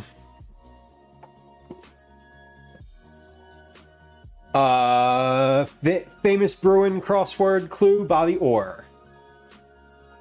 Famous Bruin, 3 letters, Orr, O-R-R. See, I know things. I can name a Bruin. I know he doesn't play anymore.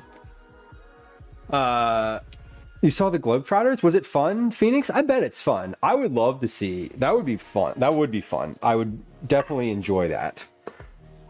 That's the type of thing where it's like not really. It's sports, but it's like just people who are physically skilled. Like there's nobody's like a. Maybe there are people in the world who are like diehard fans of the Harlem Globetrotters, but like no one is. People get emotionally invested in sports teams, which whatever. Feel free. I get it. I understand the place that sport has in our culture and like I understand why sports continue and persist, right? Like I get it. I really do. Sport has been around forever, and so it is valuable. But like no one is.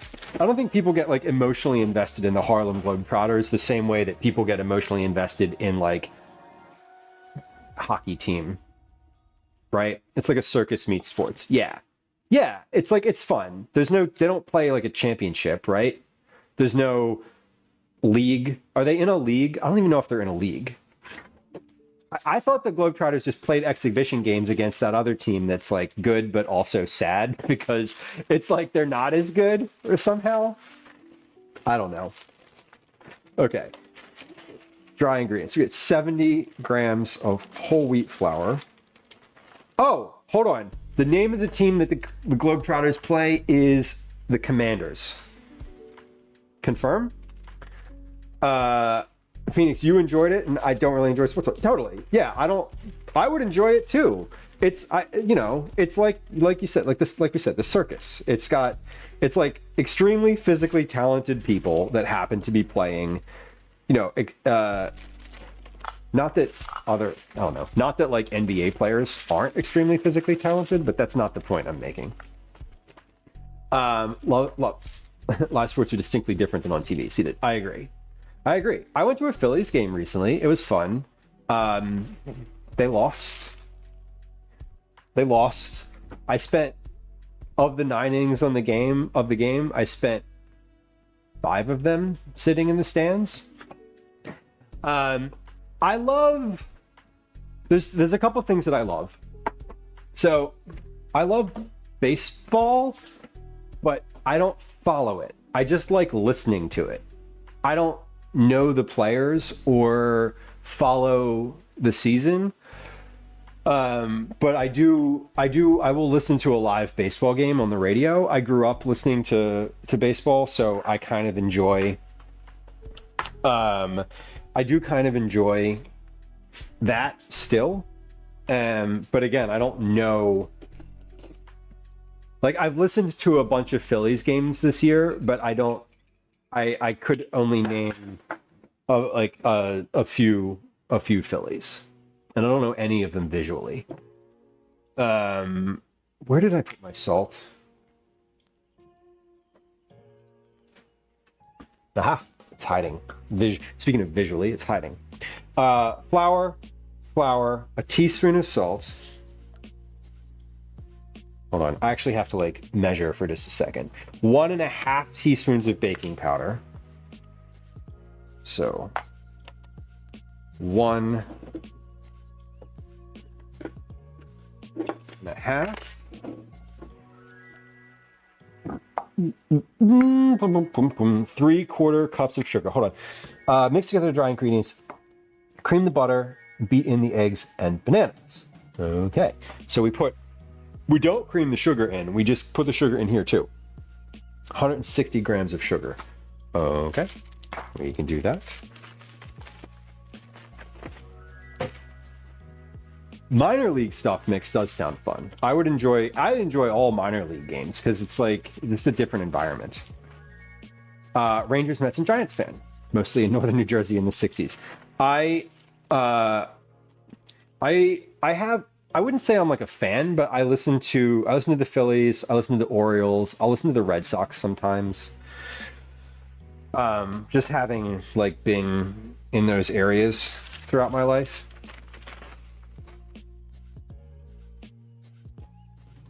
I enjoy, if I'm going to watch a sport, especially if it's on television, I will watch soccer. Like, again, I don't know any of the players, but I like soccer visually. It doesn't end.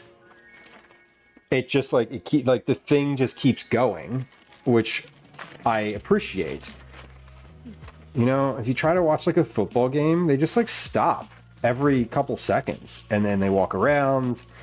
There's a lot of, I don't know, there's just a lot of dead time. Soccer's like, I appreciate it because you can just be like, well, the game has started and it will end basically it'll end within 10 minutes of this time. And it's easy to I don't know, I just find it really easy to consume. And it's a great thing to do, Bellows, to your point. If you can go somewhere and it's like relatively inexpensive, it's a good outing, right? I bet you it would be cheaper to go to a minor league baseball game than it would be to go to the movies. $15 for bleacher seats. I mean, $15 for bleachers, $15 is like a movie ticket. And if you get concessions at the movie, then you're still you're still paying a lot. I will say, while I don't necessarily love sport, I would probably rather go to a sporting event than go to the movies. And I think that's just from a like paying attention standpoint. Like, I can tune out of a sporting event for a little while. My brain can like look at other people and hear other conversations. And when you're at the movies, it's just like, nope, just sit there and watch the thing. Don't interact. There's nothing like, there's no other things engaging around you. I'm a hater. Sorry. Dry ingredients are in here. We need eggs, bananas. We got the dries, and then we'll add the wets. It is hot. Yeah, this is true. This is true. I went to I did go to the Phillies game. I wore like a long sleeve shirt. They let you bring in a water bottle if it's empty. So I did bring a water bottle and I just refilled it at the water fountain. That was my move. With a hand mixer, a whisk, or in the food processor, cream the butter and beat in the eggs and bananas. They want you to cream the butter with a whisk or a food processor. Interesting. Cool. Move the cutting board over to the side here again. All right. I feel like Gwen and Calvin should be home pretty soon. Yeah, it's 15:52. So they should be home relatively soon. $9 for the train union station, $9 for nosebleeds at the Sky Dome. Yeah, what a way to kill a day. And I said, hey, what a way to spend a day. Is that from Rent or is that from Tick Tick Boom? That's from Tick Tick Boom. Yes, confirmed. Whew. That was a deep cut. Oh yeah, the water fountains being out of service. Now, I think people in Philly would mutiny if that happened. I saw so many people bringing water bottles into the stadium. Better food selection than movie theaters. Phoenix, 100% agree on that. Okay, we are going to cream the butter together. I'm going to use a hand mixer for this because I can't see getting out my stand mixer just to cream some butter. So we'll do that with a hand mixer.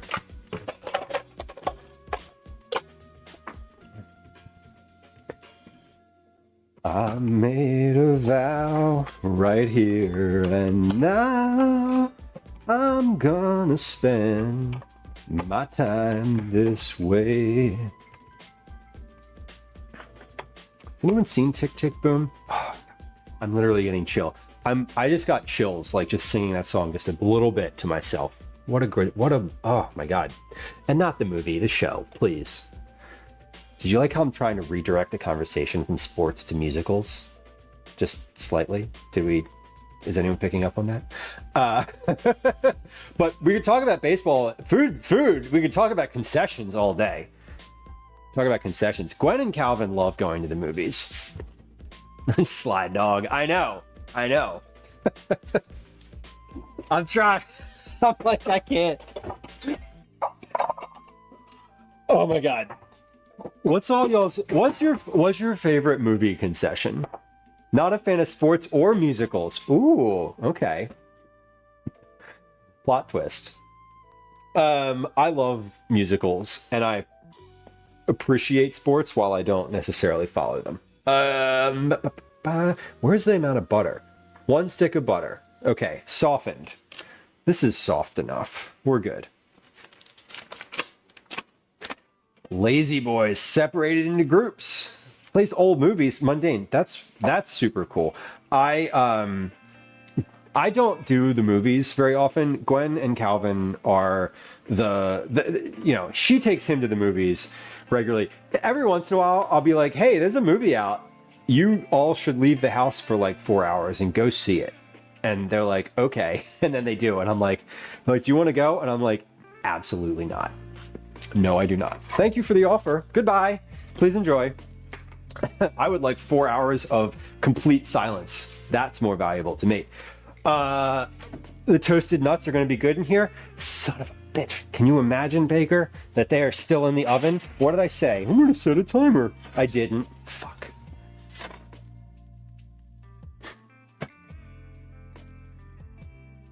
There's 11 minutes until the next ad auto runs. God damn it. God damn it. We can do it. We can do it. We can do it. We can do it. I have, Cyber, I have absolutely burned. I have burned so many nuts on stream. I said I was going to set a timer, and I immediately did not set a timer. God. If and in case I needed to feel like any more of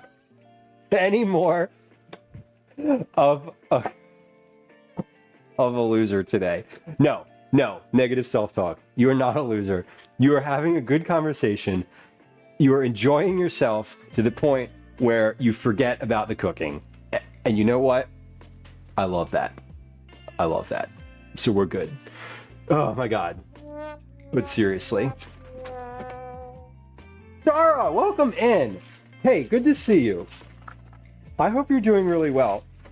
I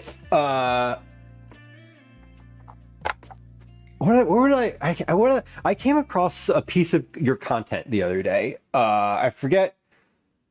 Oh God, I forget what it was. Anyway, I was like, hey, internet, this is great. This is great. Dar, it's good to see you. It was on Blue Sky. That's what it was. It was just like a post. I think it was on Blue Sky.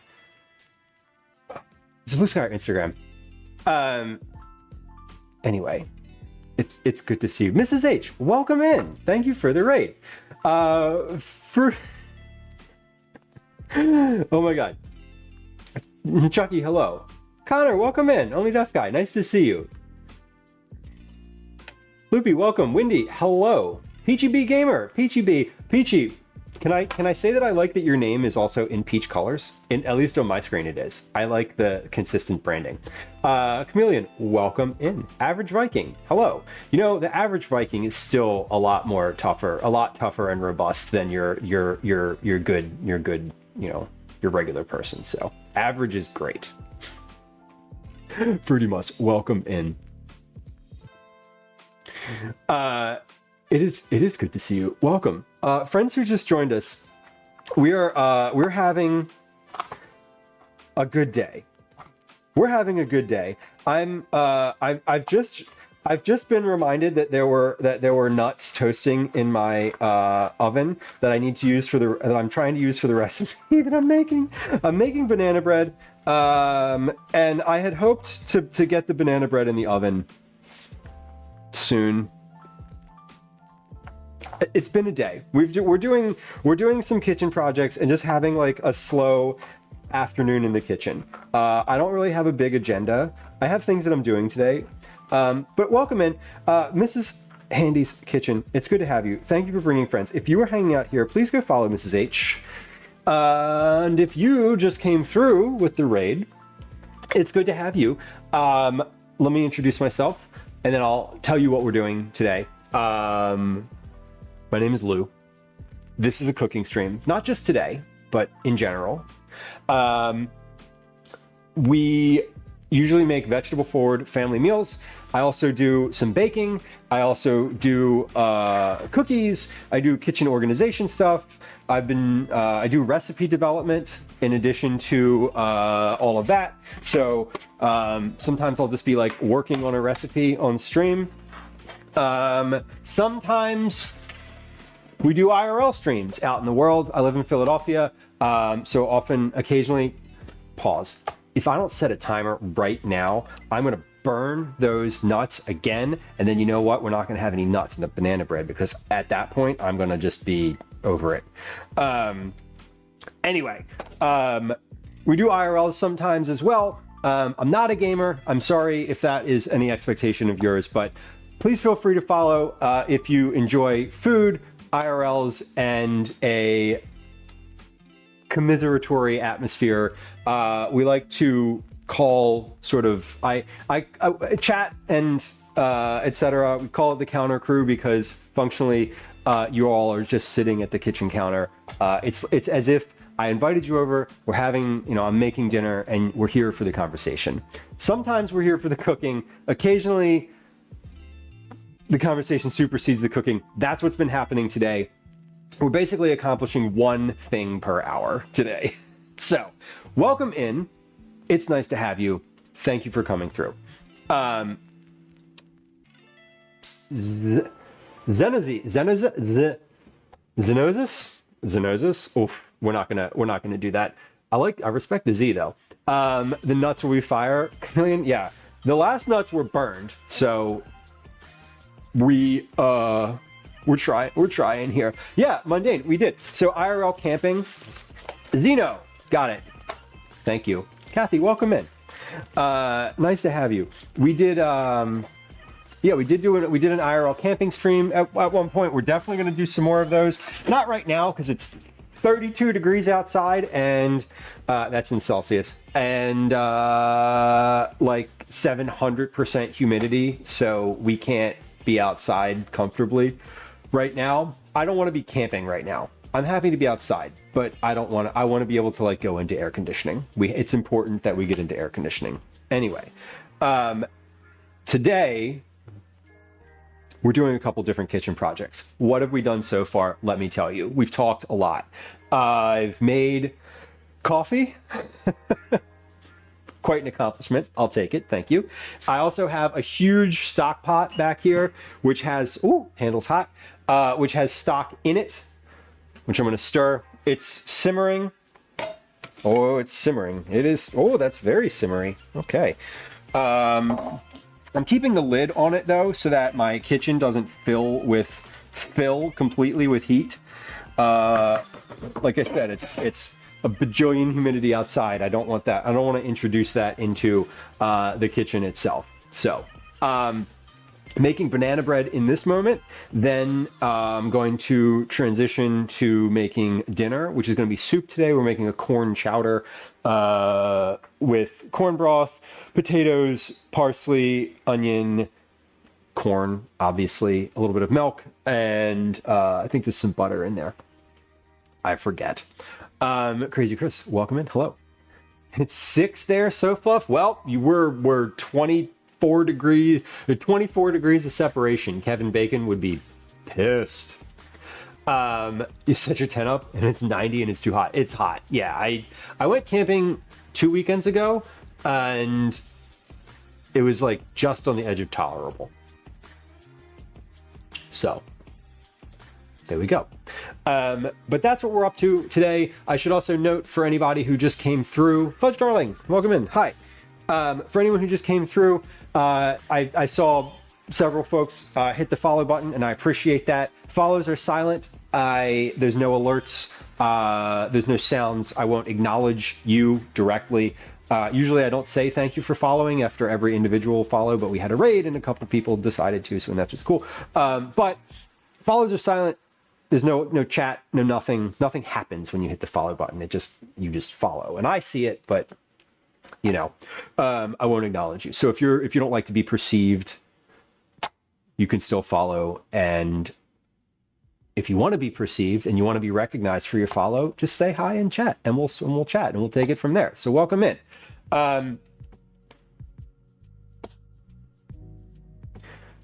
Okay. I set a timer for the nuts. I'm going to take the nuts out of the oven no matter what when this timer goes off. Because I don't care if they're perfectly toasted. What I do care about is that I don't forget that they're in there again. So that's important. We got these nuts under control. We have, it's funny, Dietz and Watson, not a sponsor, just a brand I'm familiar with. I love their marketing angle for their new like snack thing. They're called Dietz Nuts, and it's like very cheeky, and I appreciate it. Okay, these are pecans. We'll say these are lightly toasted pecans. So we're going to mix the dry ingredients together with a hand mixer.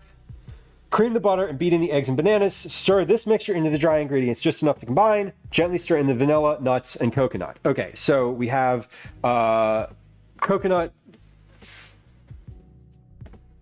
raisins. I'm going to put raisins in it. My family hates it when I put raisins in it, but I'm the one that wanted the banana bread today. They didn't request it. If they requested it, they can request it without raisins. They don't get a choice this time around because they're not even here. They are coming home soon, so I have to get this in. I have to get this in before they come home and can stop me from putting the raisins in it. I'm like the evil villain that keeps talking until the hero shows up and stops them. Except the villainous thing that I'm trying to do is put raisins in banana bread. No. Fudge. All these nuts are great. Fudge Darling, what a sentence to read. If you weren't reading it, you might think I said something else. But you were talking about the grocery store. Aldi. Aldi's nuts are great. That's a southern thing, isn't it? Baker, I love good marketing too. Chameleon, the toasted pecans. Well, we have pecans that were heavily toasted, and now we have lightly toasted ones. I'd like to be somewhere in the middle, but I am just very polarized today. You monster, I know. Fruity Moose, I am okay. We're doing good.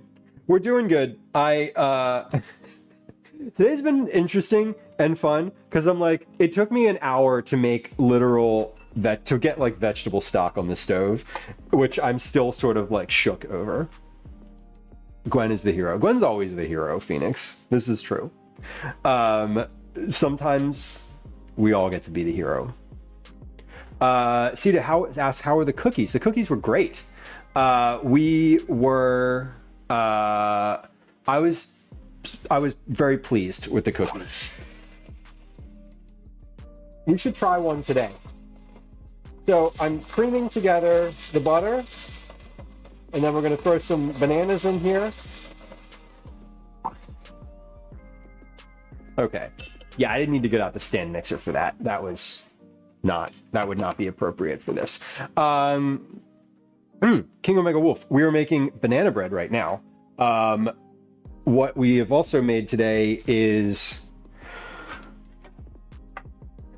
vegetable stock and coffee. I'm really embarrassed to say that in 4 hours I've made vegetable stock and coffee. But we're also working on banana bread, and we're gonna make a soup after this, a chowder, if you will. Let me wash my hands actually before I continue with these bananas.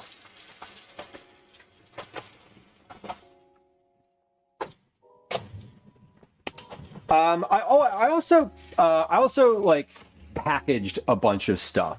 So I vacuum sealed a whole bunch of vegetable stock that I already had for storage. So it I guess it wasn't all bad. Butter, beating the eggs, and bananas. So we're gonna put the bananas in and the eggs. These bananas looks like it might get you drunk if you eat it. Yeah, these bananas were on the edge of gory, the edge of they're at the end of their life for sure. I rescued them from the counter where they would certainly have been bad within the next 24 hours, and I put them in the fridge a couple days ago, and I've been like I honestly forgot about them. And I saw them today and was like, oh, we need to do something with those. So we're making banana bread because I love banana bread. Fruity, I got you. Thank you for sharing. Hey, if, name in chat amnesty, if I'm not saying your name correctly or I'm referring to you in a way that you don't like or doesn't feel right to you, you can let me know at any point, no matter how long you've been chatting here. And thing number one, I really don't get jokes very well. So like if you've been chatting here for a while and you tell me that you need to you want me to say your name differently, if you're serious, I need to know that you're serious. And if you're joking, just command joke or put the little joke emote at the end of it, because otherwise I won't know and I'll take you seriously. Point, a little bit about me. I have blindness to humor sometimes. But name amnesty. If I am saying your name in a way that doesn't feel good, please tell me, because I want you to feel good and I don't want to say your name wrong because that won't feel good for you. I don't know. Chameleon, these are absolutely the best bananas for banana bread. I saw this argument on the internet the other day. Do you crack your eggs on a flat surface, or do you crack them on the side of something? Like some people crack them on the side of a bowl, some people crack them on a flat surface. I'm personally a flat surface person. Those bananas end up in your freezer for smoothies. I just cracked 2 eggs in here without looking at how many eggs I'm supposed to put in. 2. Great. Good. It's almost as if I've made this banana bread before. And now we need to put in a teaspoon of vanilla extract. So let's count them together. Ready? 1. Okay. Wait, that wasn't a teaspoon. That was a teaspoon. This is a teaspoon. Fall guys, I got you. Flat surface. Prefer the flat surface. Crack them on the sides. Okay. Egg to egg. The final egg gets to stay. I like the flat surface, and then I peel them apart with my thumbs. That's the move. Man, the bot is a little slow to respond today. By the way, my name is now pronounced Big Daddy. You got it.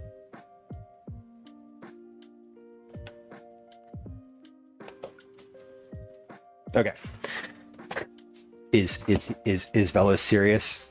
We're not sure. No joke emote detected.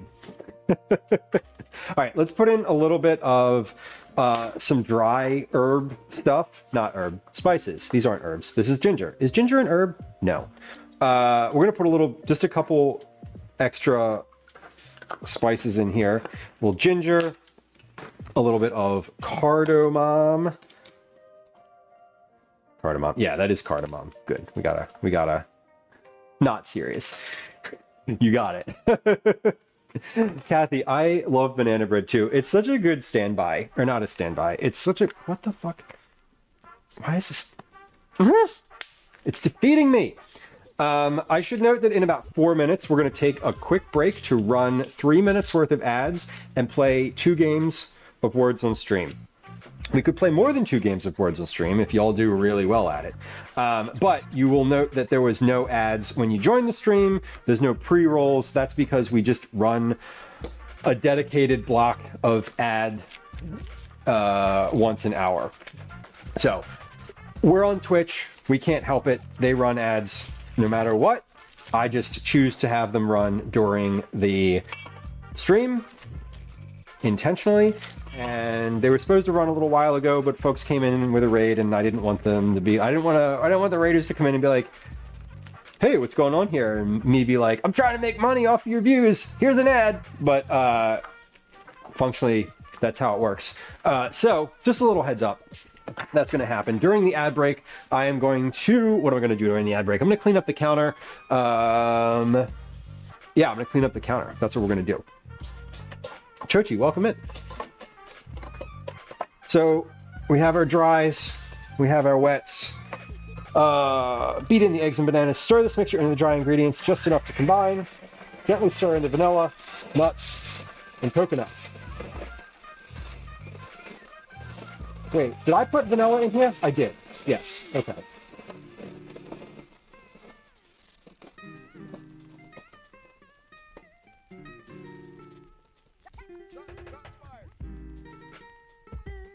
Okay, that'll be good.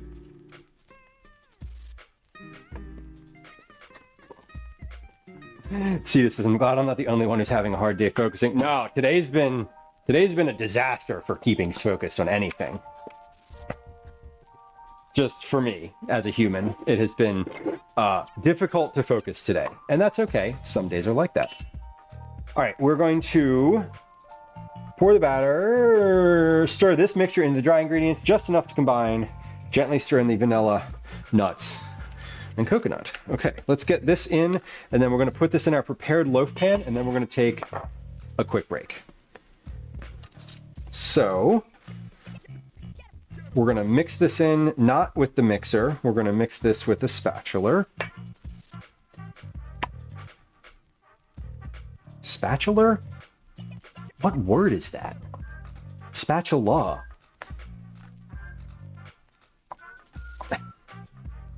Yeesh. Okay. This doesn't feel like it's wet enough.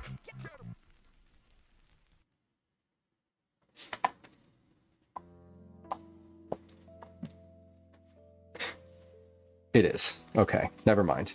We got there. We just had to warm up a little bit. Vanilla, nuts, and coconut. Am I missing a liquid from this? No. I in fact have an extra banana in here that I didn't. It says I didn't need. Okay. Vanilla, nuts, coconut, and a little bit of raisins. We got it. We got it. Okay, as I mentioned a few moments ago, we are gonna roll right from this into a real quick break, and we're gonna play Words on Stream. When we're finished with that break, we're gonna come back and make a corn chowder, and that should be, I don't know, never mind. I'm not even gonna say that should be quick, because while it should be quick, I am not guaranteeing that. And it likely will not be. It likely will be roughly an hour, just like this banana bread was, and just like every other thing today has been. So, all right, let's get this going. Banana bread looks good. We're gonna put a big old line down the center.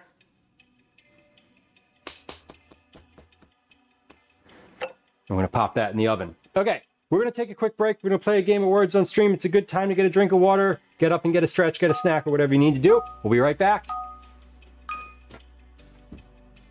Bread's in the oven. Set a timer. Hi. Welcome to another edition of Commercials I Hate.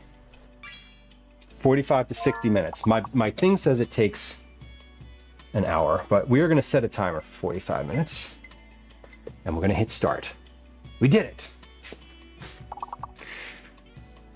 Dana, I just got you. Dana, we'll be back in a second. Dana, I don't know if you can hear me even, because it literally just ran an ad. That's how it happens. I hate that happens. God, I hate the ads on Twitch so much. With an absolute passion, I hate running ads. To be fair, I do make money off of them, but I don't like it. It doesn't feel good. All right, we're gonna clean up in the sink just a little bit while this is happening, because that is a way to be productive. Not that all time needs to be productive, but you know. I also don't want to end the stream with like a million dishes in the sink. This is also a good time to check my text messages, because I've seen my phone light up so many times since I started streaming, and I haven't looked at it at all, and I hope no one actually needs anything from me.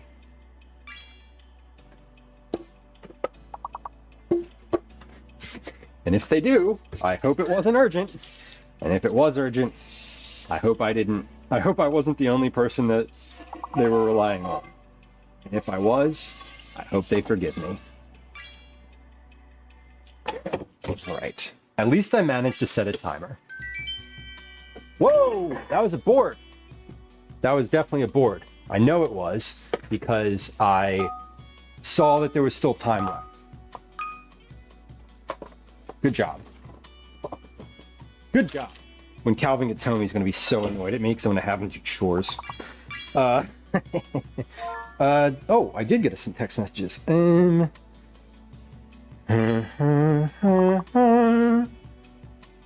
No.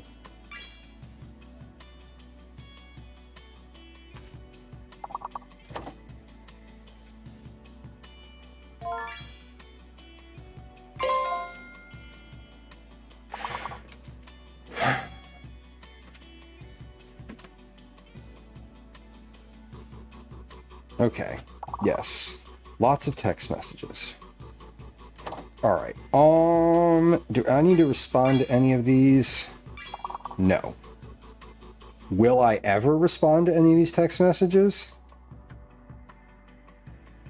Maybe. Maybe. All right. Hey, if you're on Twitch, you're back from the ad. Thank you for your patience. I appreciate you. Nobody likes them. And, you know, they just have to happen. They literally have to happen. You can't not have ads if you're an affiliated streamer, which I am. Hey, 2 in a row. 2 in a row. Go for one more. Go for it. No.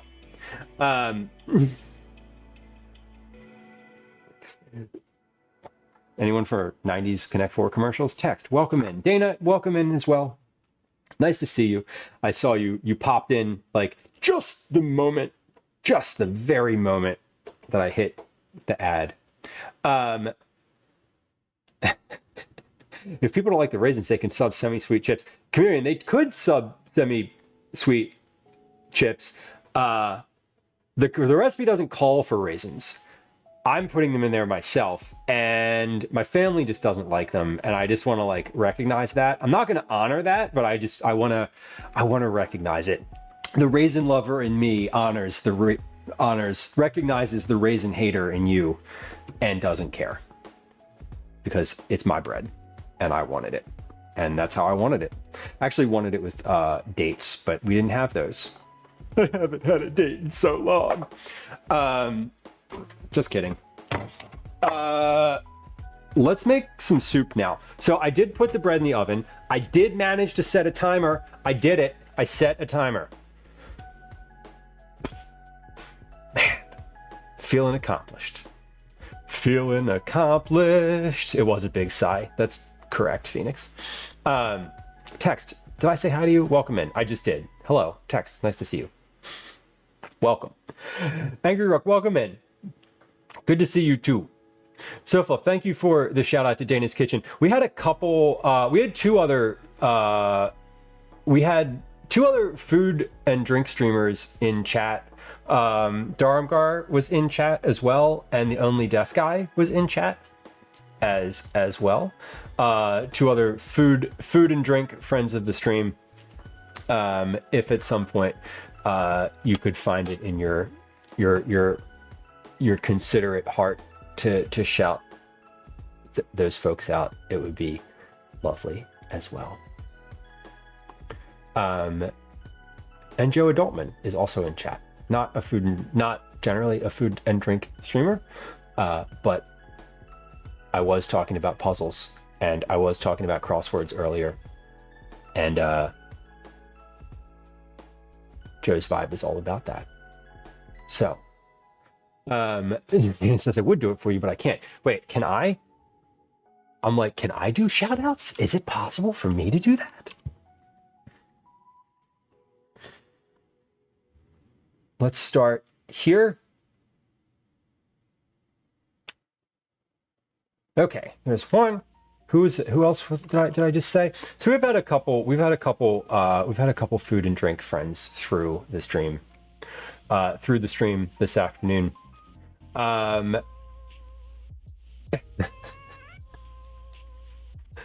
Wait, hold on. Here we go. At there. So we got a couple. Wait, I think I can do. I can do as many shout outs in a row as I want. Haha, I'm drunk with power. Baker, did we get Mrs. H? We did get Mrs. H. We got Mrs. H when Mrs. H raided through.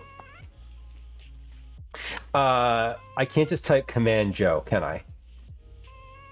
That doesn't work. It should. Okay, we have a couple shout outs in chat. Friends of the stream, folks that have been in chat, and whose presence I appreciate and whose content I enjoy. So if you were looking for new friends to follow, there's a few folks just in the past little chat stream here that are endorsed. And listen, if you're a streamer,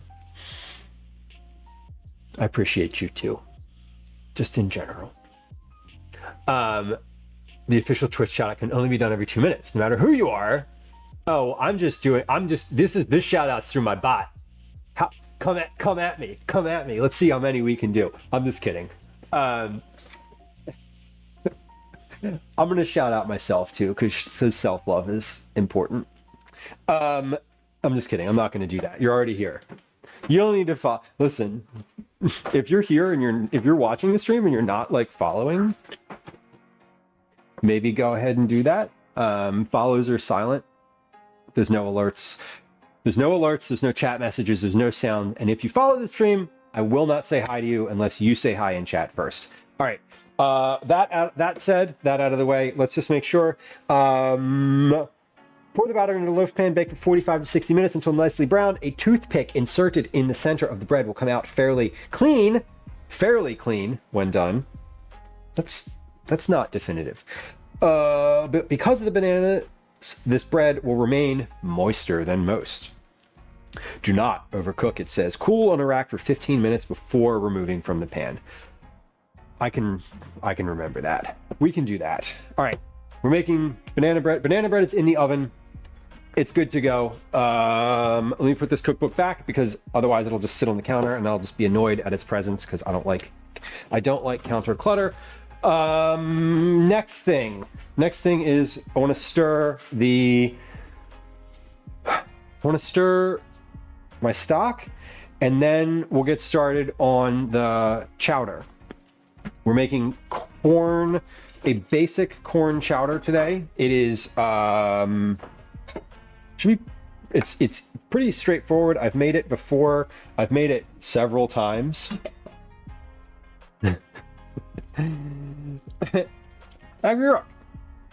Hi. Hello. It's good to see you. We're stirring. I'm giving this stock a stir. I'm gonna get a little teaser taste of this. I want to make sure that I've got this seasoned appropriately. I sometimes will not put salt in my stock because I don't want it to be, I want to be able to season a little bit more specifically and granularly than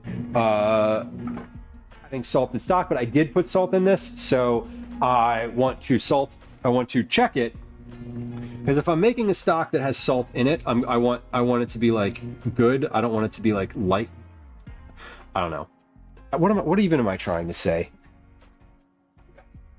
I don't know. Ruined by raisins, Angry Rook. We're about to find out, because my family is is arriving home right now.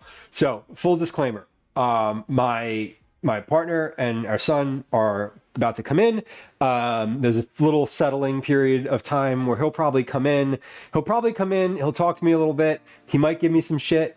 It's fine. They'll settle. They'll like go to the corner of the house. He's gonna be angry at me, not just for the raisins, but because I'm gonna ask him to do a little list of chores. Or I'm gonna ask him to sit and read his book for a little bit, because that's what we do at the end of the day, before he gets on his iPad. So if I'm a little bit distracted in the next like 10 or so minutes, you may not notice a difference from the past 4.5 hours, but you know, who's to say? Phoenix says, do not overcook, as the direction says. You're right. Right. It's a real weird recipe where it's like, yo, you got to burn this.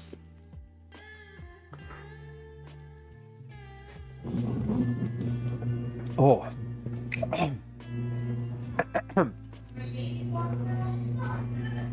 Damn, that's hot. Physically. That is physically extremely hot. It's vegetable stock.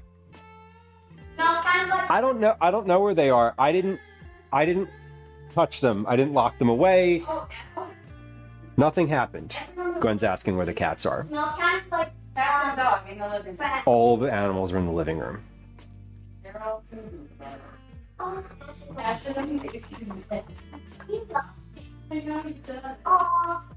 Okay, that's good. That's appropriately salted. I needed that to cool off a little bit. It's appropriately salted. We're gonna let that simmer a little while longer because it is only gonna get better. It's only gonna get better. Perma distracted. This is true. This is true. All right. Banana bread's in the oven.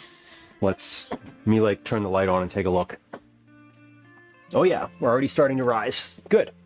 It's been in there for. Let me see. I want to set a timer for what's 15. 32. 47. All right, I want to set a timer for 47 minutes because that will be a full hour. I usually set a timer for the low end and the high end on a recipe, if I remember, because when I like go check something, when I check the thing, occasionally I'll forget to set the second timer if it needs to cook longer, so I like to have the second timer going already. Anyway, point of fact. Alcohol marinated raisins. Ooh, yeah, Chameleon. That would have been a nice idea. Like a little rum raisins. It's like a pretentious wine tasting. It is, Phoenix. I wanted to like get the full scope of flavor because it was only like a little bit. Sorry for all the gargling sounds. My bad. We're gonna turn our attention in just a few moments. I'm gonna get a drink because I'm parched. And I'd like a little cold beverage. The last thing I had to drink was coffee at 12:45 p.m. If you soak raisins in rum and then cook them in bread, does the rum doesn't, like the alcohol doesn't cook out of that, right? Not that I'm super concerned about that. I eat rum raisin ice cream, but I don't drink, so I would not. I would still do that. I would just be like curious. Like if I ate the whole loaf of banana bread, I mean, I'd probably, you know. Would you get wrecked if you ate the whole loaf of banana bread with raisins, rum soaked raisins? Technically, the last thing you had to drink was stock. This is true. This is very true. When I went, I went somewhere, I got rum raisin ice cream at some point recently. And oh yeah, it was at 1-900 ice cream. Sorry, Calvin. Calvin's like, no, it's fine. 1-900 ice cream is in Rittenhouse Square. It's like, we're not giving anything away by saying that we've been to Rittenhouse Square. How was your ice cream? What'd you get? I got gelati with Ackerman cookie ice cream. Ooh. And I wasn't ready to order, so I kind of panicked and just got blue raspberry, which isn't what I wanted, but it's still pretty good. But it felt familiar because that's what Mom likes. And what did Gwen get? You go. Oh, I'll let you. Watermelon? Watermelon. All right. It's not. Yeah, fair. This is We're having What's my toilet? we're having a hot water. What's? Ooh, he was prepped ahead of time. Okay. Would you like me to clarify what any of this means? Let me look, and I will see if I would like glycine. Oh wait, no, I don't like this kind. Never mind. I'll get this. As long as it's. Don't. Go to the basement. Nothing in here is in the basement. There's no reason for him to. Go poop it.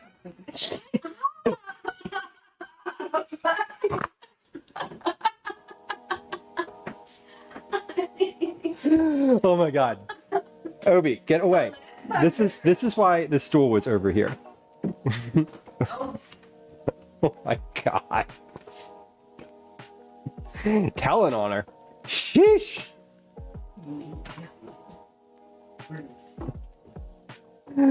Oh my God. Okay. Questions? So, a lot of these things are like less than 3 minutes, right? Okay. 3-minute task, 3-minute task, 5-minute task, 5-minute task. All of this should be accomplished can be accomplished in a relatively short amount of time. Do you agree? Okay. What does kitchen, basement, plus step mean? This is not a plus, that's just T. Take the recycling out of the kitchen, and then the recycling off of the step in the basement. There's a bunch of boxes.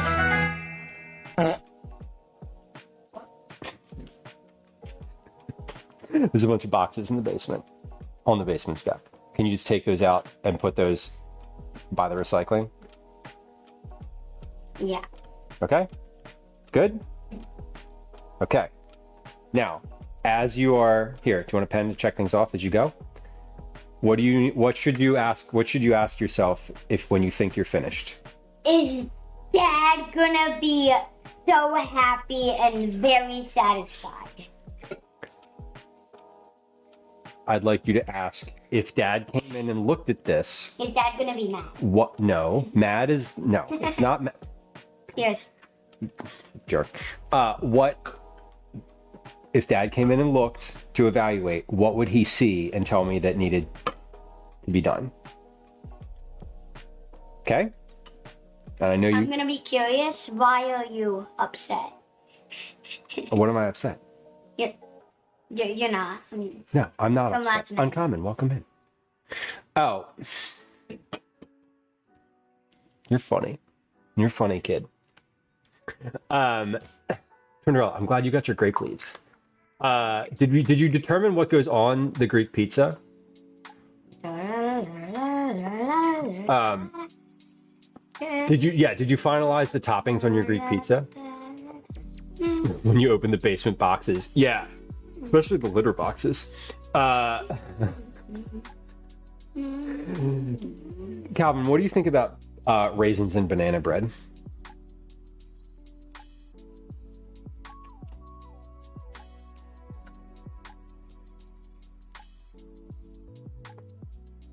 I don't really care. You don't care. Okay. No, I don't. Okay. You have in the past.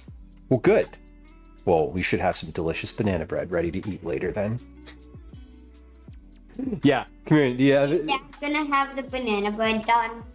Yes, Okay. I am. Dad told me to ask, so. Yeah. I put raisins in it, and I was saying that in the past, you and Mom have like hated having raisins in banana bread. And I said that I don't care because I wanted to eat the banana bread today. Okay.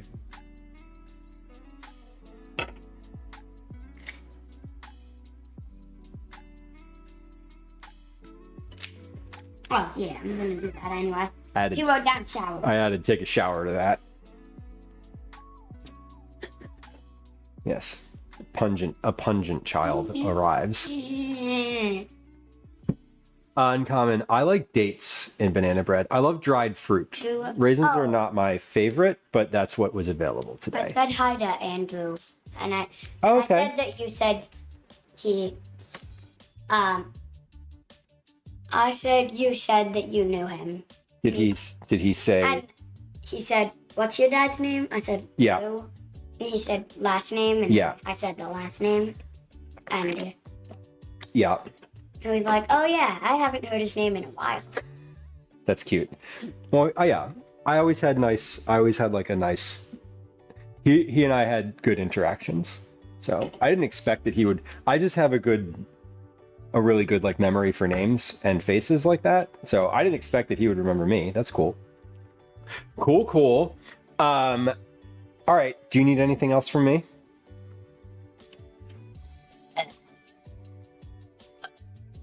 Okay.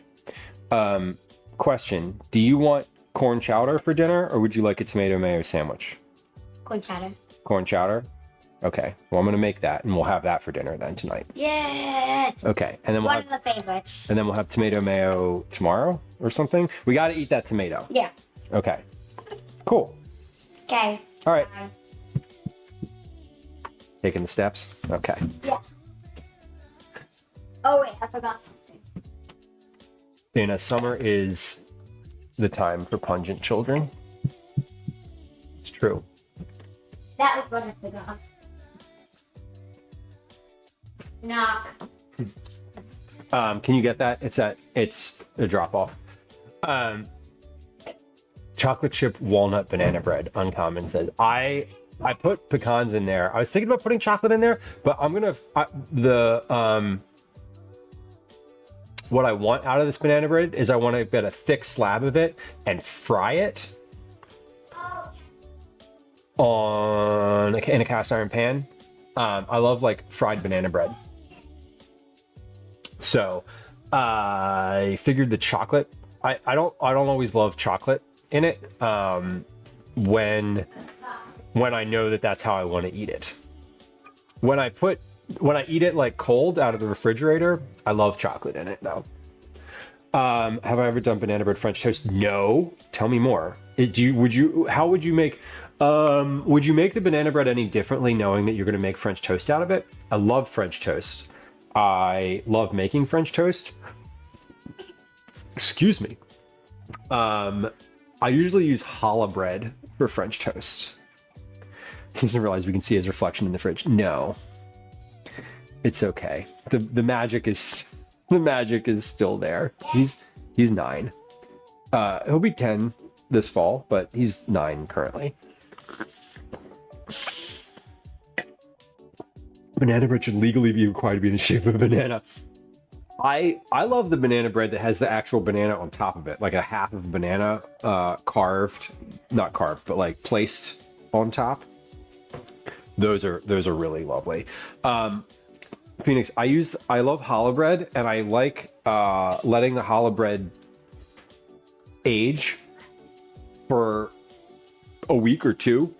Like I'll buy, if I know that, say I'm gonna want to make not banana bread.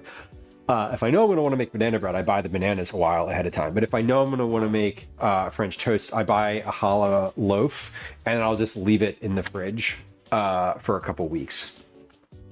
You make it the way you already do, but then you soak it in French toast and cook it as if it were French toast. Does it not fall apart?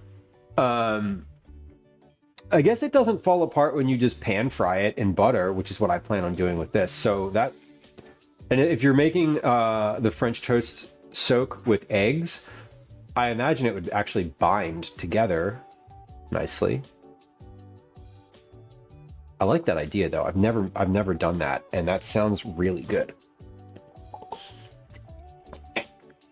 That does sound really good. This banana bread is rising.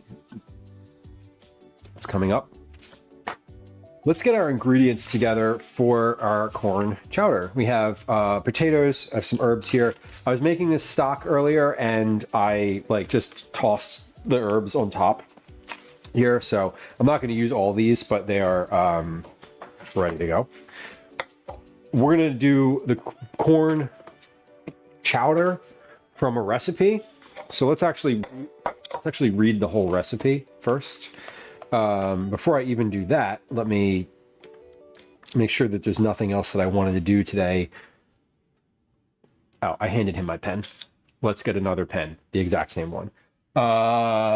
Made the stock. We have the banana bread in.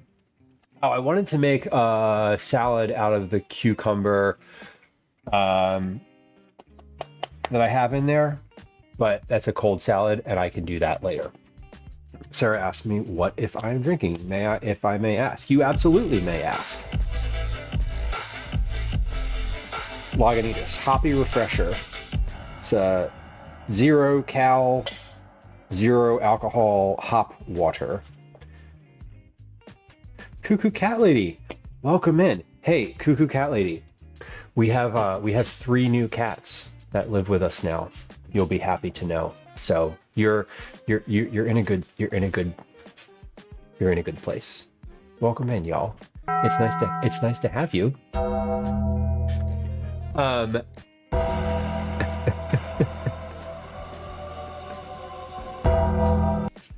Oh, that was a scary one. Cat content. We will. Let's see if we can get a cat up here. Gwen, I'm saying, here's what I'm telling you. Close the door. Close the door. It has a lock on it. Just close it. Close the door. Lock the door. Put your headphones on and pretend you can't hear. And say no. Definitely say no. Or don't, but just know that whatever. You know what? You do you. Amber, it is safe for kids to drink. We use this, not use it? Whatever. Yeah. Calvin drinks this regularly. It's by Lagunitas, so it's by like a beer company. Yeah, that tracks. Hold on. Gwen, I got you. Ready? Callie! Why don't you grab your iPad and put your playlist on while you're doing your chores?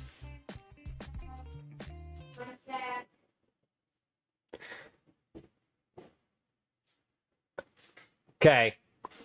Yeah, it's by Lagunitas, so it's like an alcohol situation. It's a brewery, but it's good. Functionally, I love all the different like hop waters that are on the market, right? This one is the least expensive, which is why it's my favorite.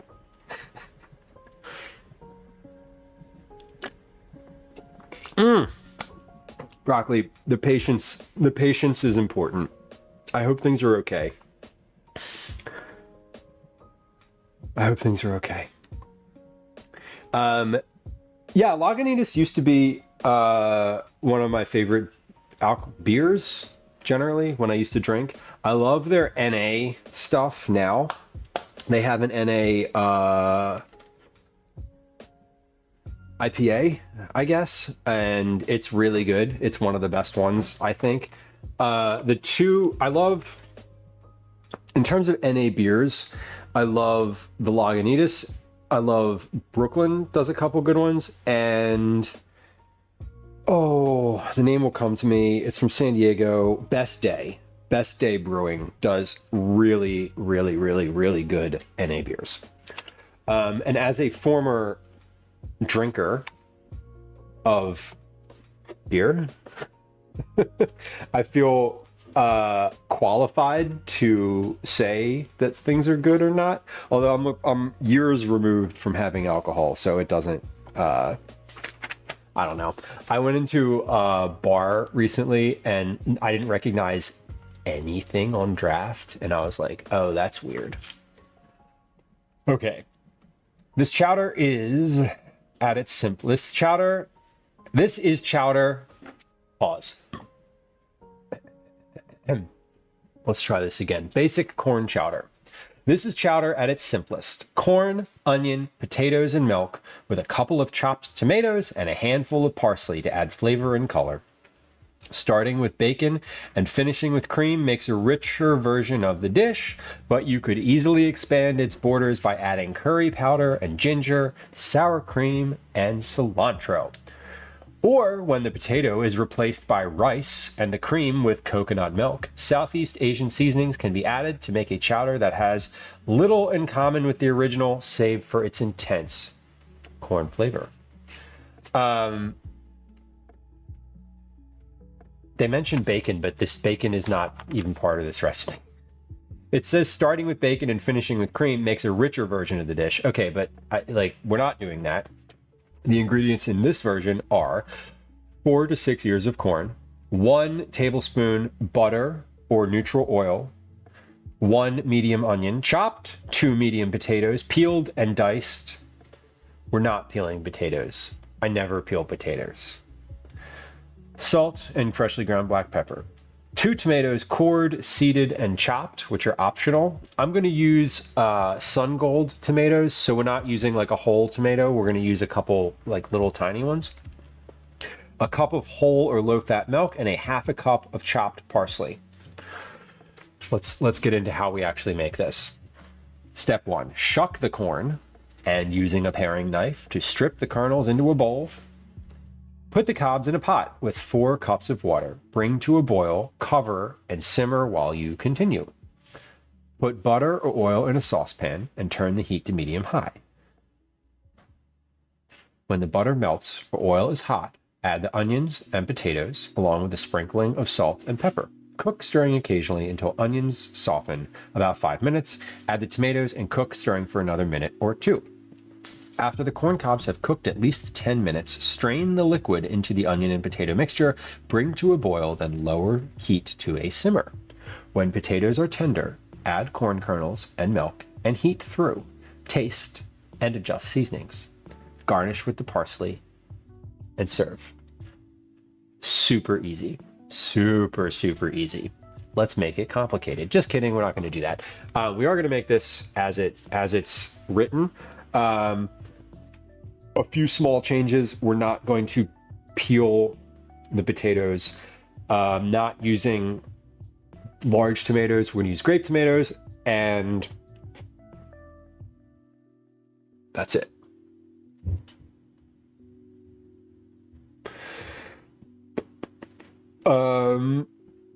Okay, I need to put the cobs in a pot, bring them to a boil, cover, and simmer while I continue.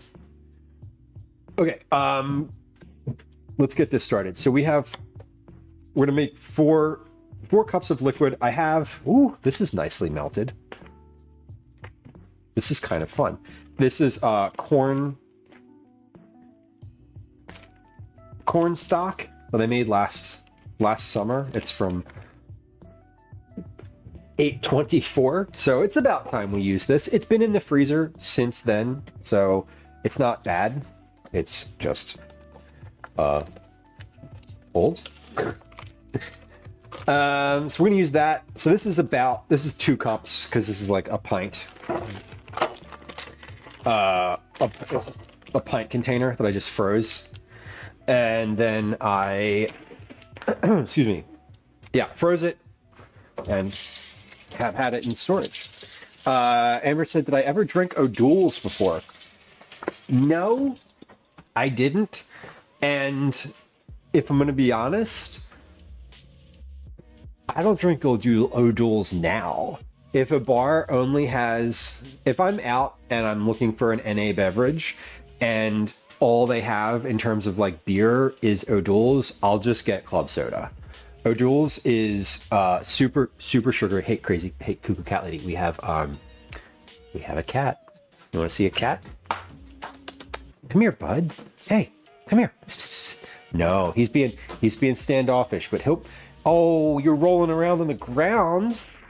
You want attention? No, you don't want attention. You know who we haven't seen on stream today? Yes, I caught the third one. We haven't seen this one on stream yet today.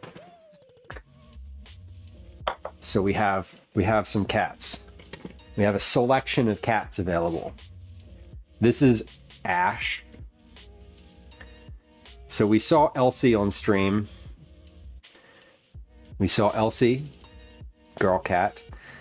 Oh, giving me the paw.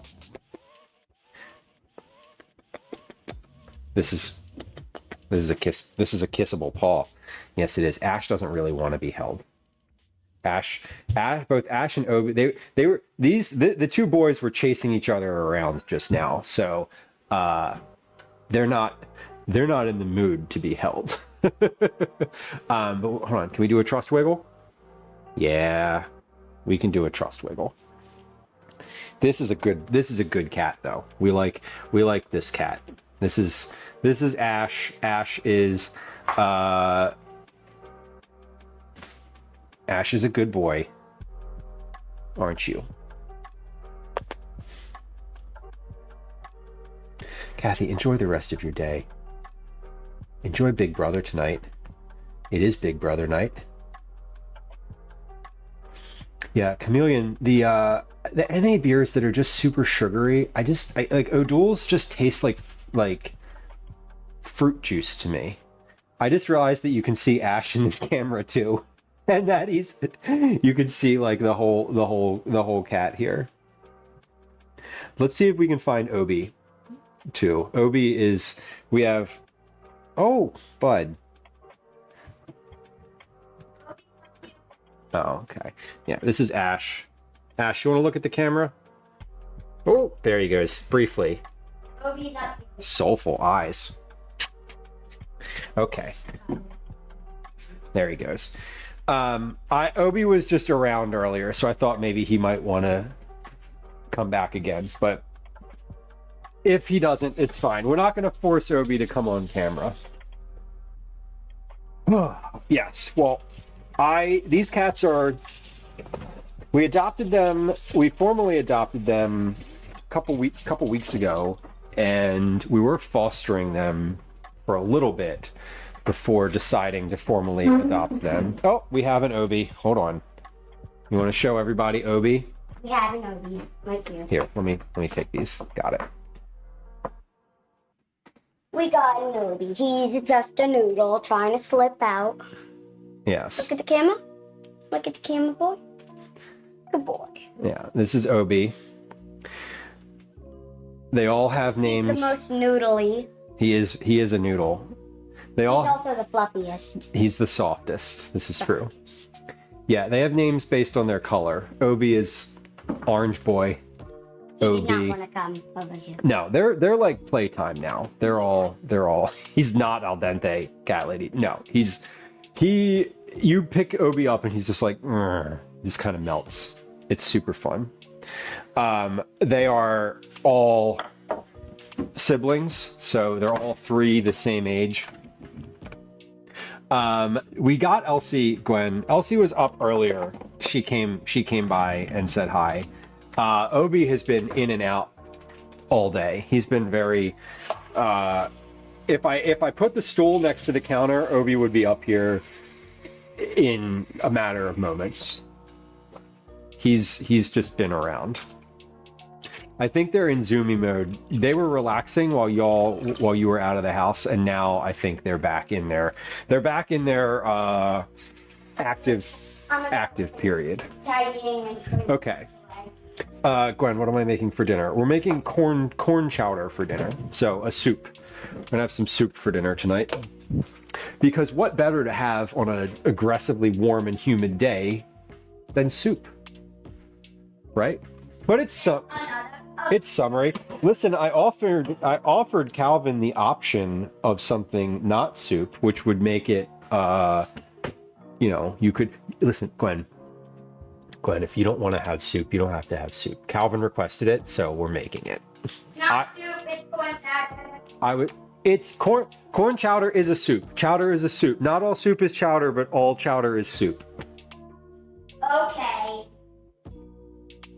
If that's what you want to think.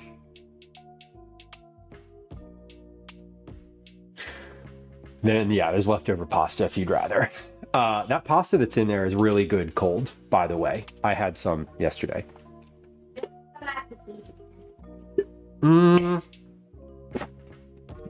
Oh, there is mac and cheese in there. Yeah, there's macaroni and cheese in there too, leftover from the other day.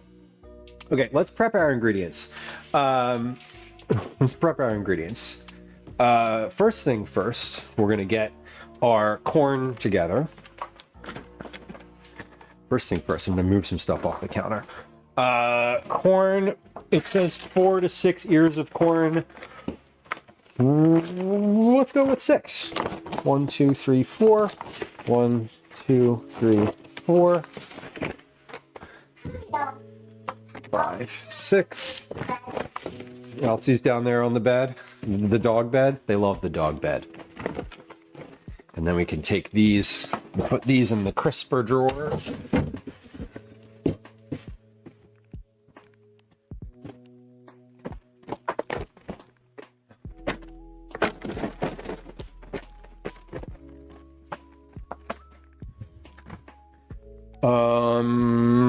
Yeah, shucking. We're gonna shuck some corn. All the ingredients. We're gonna prep the ingredients. We're gonna prep the corn completely, and then we'll get the corn cobs into the pot, because the first direction is to get the cobs. Strip the corn, put the cobs in the pot, and let the cobs cook for a little while before. We're essentially making a broth or a corn stock, but I'm using half of what's in that pot is corn stock already. So this is going to be like extra corn stock. Would you? Corny. I am corny. I'm a 40-year-old dad. It is to be expected. Corny thing to be. If I wasn't corny, I feel like there would be a disconnect somewhere. I'm hip. I swear. Oh, Sophie, the sun finally came out. Beautiful. Congrats. It's still 8 degrees there, though, right? Have you ever made black bean and corn salsa? I've made corn salsa in a variety of versions, but I've never made specifically black bean salsa. I've had that. I've had it. It's corn salsa with beans is one of my... when I'm buying like a jar of salsa in the store, if they have that, that's what I usually opt for. I usually find that corn salsa, the commercial corn salsa is not spicy though. And I love my salsa to be to have heat to it. Like I want it to be hot. I feel like corn salsa, it's usually sweet somehow. Yeah. And I want it to have like spiciness to it. It's 9. Okay. A little. That degree makes all the difference. Listen. When you're a kid, there's a huge difference between 8 and 9, so I get it. Don't be contrarian. Yes, sir. That's right. Respect. Respect. The elder. The elder. Oof. Call me an elder. Amber, I don't know. These fish are getting big. I actually don't know. Not my height yet, but we're getting there. Typically, one looks I don't keep track. I actually couldn't tell you how tall I am, like in inches, feet, centimeters, or meters. like Okay, I listen. Yes, just do your chores. Broccoli, I love that you have your own veggie garden. And if I had a garden with stuff in it, salsa would probably be a recurring theme, especially with like tomatoes.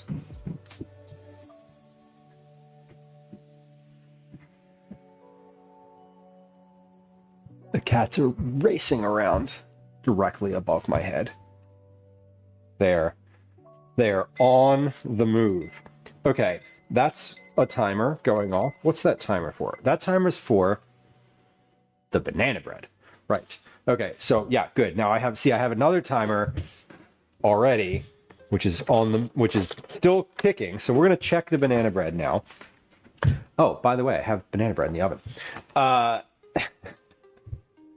Frank's buffalo sauce. Community, that's a great idea. I'm not going to put it in the chowder, the whole thing, but I do like the idea of putting it in my own bowl. Amber, we're close enough. Close enough. I am personally taller than a refrigerator.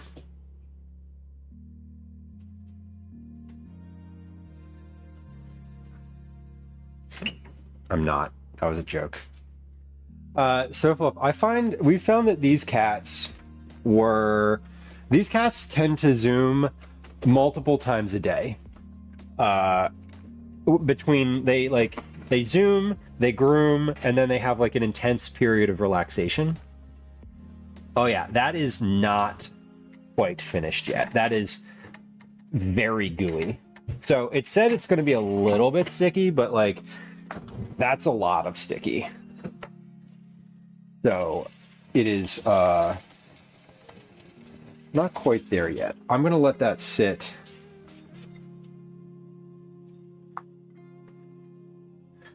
I'm going to let that sit for a few more minutes. I do have the timer on. It's got 13 minutes left on the timer. Maybe, I think I'm going to let that go the full time, especially because I added a extra banana to it. It's going to be a little bit stickier inside anyway. Sophlith asks, what does the line in the banana do? That's a great question.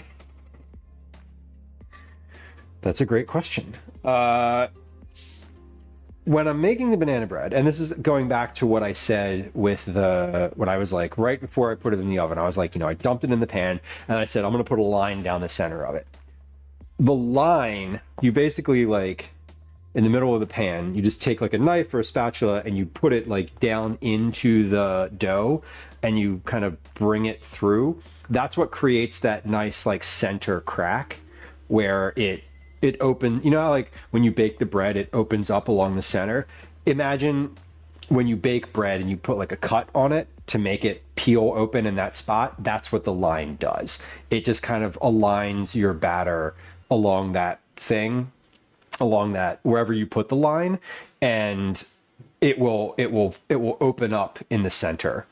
You can put like a couple lines horizontally. It's very similar, and I haven't made bread. I haven't made like sourdough or like a loaf bread like that before, so I'm sort of speaking a little bit out of my depth here, but it is it's basically it's forcing it to open and have the crack along the center line. It's one of those things where like I forget to do it sometimes, or if I'm not paying attention or whatever, you don't need to do it. It's not a mandatory thing, but if you don't, it may crack in a weird spot or what have you. Usually with a loaf like that, especially a quick bread like a banana bread, it will just go right along the center, but it just basically ensures that happens. Megan, welcome in. Yeah, and I'm probably somewhere between 5'4" and 5'6". I don't know. Whenever I go to the doctor and they take my measurements, I ask them not to tell me. When they like, Gwen, did you just chuckle at me? No. Liar. I know. Well, I like ask them. I don't want to like when I go to the doctor, especially. I don't want to know what I weigh. I hate when they tell me what I weigh, and I'm like, yeah, because I'm wearing like shoes and all this other stuff. Like, I just don't want to know. So I actually don't. I don't know. Clinically, I don't know what I weigh. I'm tall enough to ride all the rides at the amusement park, which is really all I care about. Truly. Okay. And instead of doing this over a towel, I did this directly onto the counter, and now I have corn silk all over the counter. Annoying. But That's fine.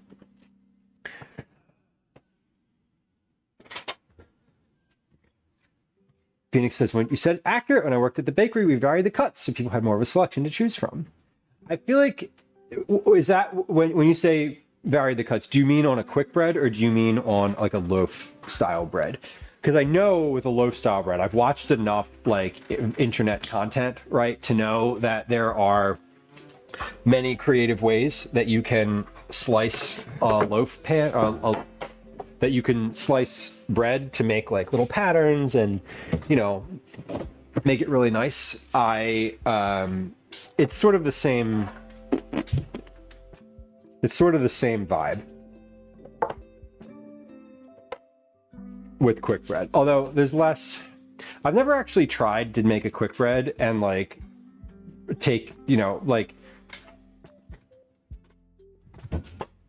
when I say down the center, I mean like you take a knife or the spatula and you kind of drag it through the dough. I've never tried to take it and drag it this way, right? And I've never tried to take it the other direction and see if it kind of opens in like little patches like that. I'd be curious if that works on a quick bread. Phoenix, maybe you know the answer to that already. But I always just end up doing it down. I always end up doing it down the center.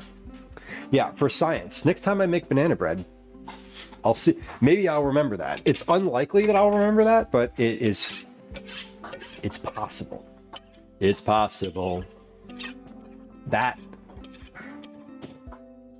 is from, it's a funny thing. A funny thing happened on the way to the forum. That's where that line comes from. It's possible. Little housekeeping note here. I'm going to cut this. I'm going to cut the kernels off the corn. We're going to cut the cobs and put them in the pot. And then we're going to take a quick break. Before we take the break, we're going to start the corn. Then when we come back from the break, we're going to finish prepping the rest of our ingredients for this chowder. And this is a smaller pot, so I'm cutting the cobs in half.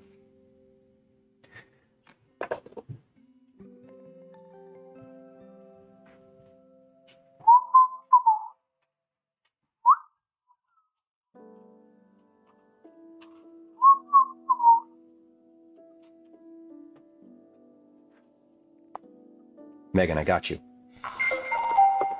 Megan asked, I would like a membership to your channel. You told me to remind you in chat.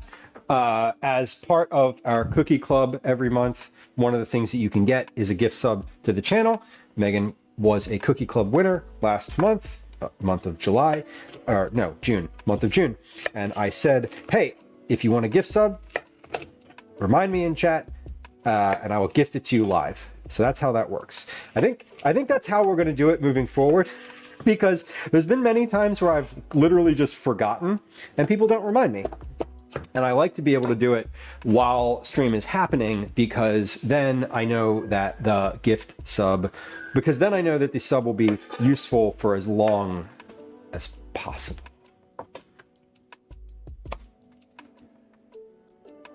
You use the same razor your husband uses to clean stuff off the windshield.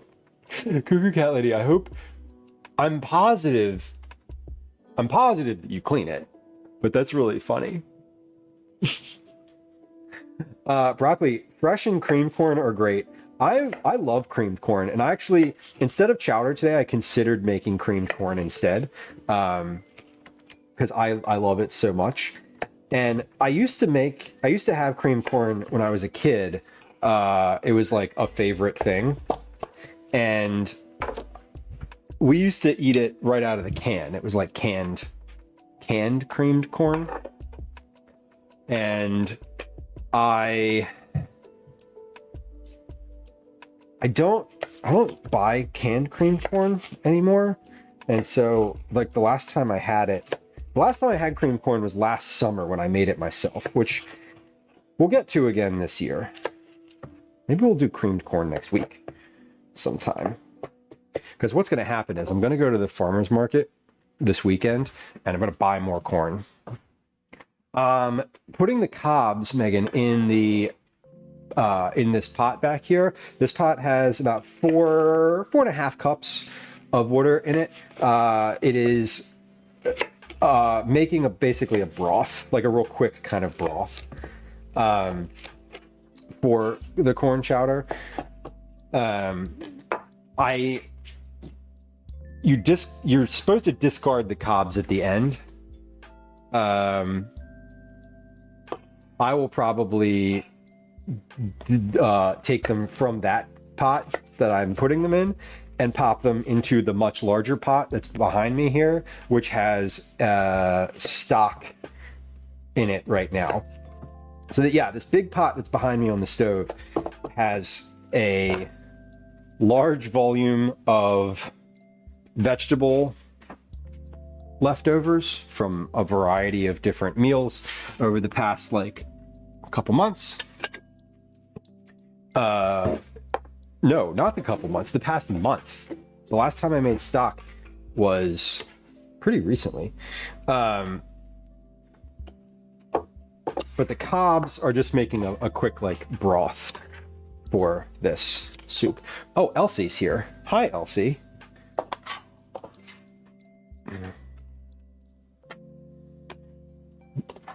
There's a cat. She's like, don't perceive me. She does not want to be perceived. She's just, you're sitting there so nicely. That's as close as I want you to get right now. Thank you. I really don't want you to walk over here because I'm making food. Okay? I see you, little girl.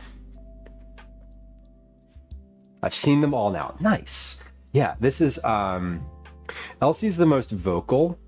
So Elsie has a lot to say all the time. She makes herself known with her voice. And she is I think she's the smartest of the three cats. Like, I don't want to assign like value there, but Elsie seems to be the most the well-rounded. Let me put it that way. Ash is adventurous and he's the first. Don't do it. No. See, she's messing with the cords now. I know, girly. You got a knot. You want to be on the counter, you can sit there nicely, but when you start chewing on the wires, then we have an issue. But yeah, Ash is the explorer. He's the one who's like out in front doing the things first. Elsie is the most sort of calculated. She's the most middle ground of the two, and Obi's like just happy to be there. He's super chill. Okay, we've got the corn prepped. We're gonna take a quick break for some words on stream. I'm gonna run a 3-minute ad on Twitch, and now I'm gonna start doing some of these dishes over here because we have the dishwasher's pretty loaded, and I've got a dish pan full of dishes. I have 50 seconds left on the banana bread, so that should be relatively finished. Let's check that out now before we go to this break. Yes, banana bread is done. Get that out of the oven. Okay, we're gonna run a quick ad. We're gonna play words on stream. Here comes a words on stream game. Here comes a 3-minute ad on Twitch. We'll be back in just a moment. BRB. Hi. Yeah. Welcome to another edition. I'm gonna of load the Commercials I Hate. dishwasher. Couple dishes go in here, and let's just start. Maybe doing some of these dishes now. Actually, no, I'm not going to do that. I'm going to put away the clean dishes. That's what I'm going to do. So we have some clean dishes over here. I love it. I actually took the banana bread out of the oven on time. It's not burned. Fantastic. Okay. And I know Calvin will be finished his chores at some point soon, but I'm still waiting for him to take the kitchen recycling out. That was part of it. So he hasn't done that yet. So we'll see. We'll see. Okay. So the cobs are going to sit in that pot. I need to get a lid for that. There's the lid. Right. I think I'm finished with my scale. Yeah, finished with the scale. Okay, banana bread. I'm gonna leave out. Let's put that on the wire rack so the bottom gets cool. Cool. Woo. Man, I definitely just picked that up with my bare hands and it was still piping hot. That was stupid. Okay. Nope, wrong drill. Corn. You know what I want to do with this corn? I want to stir this a little bit and see if I can get... I need to get some more of the silk out of here.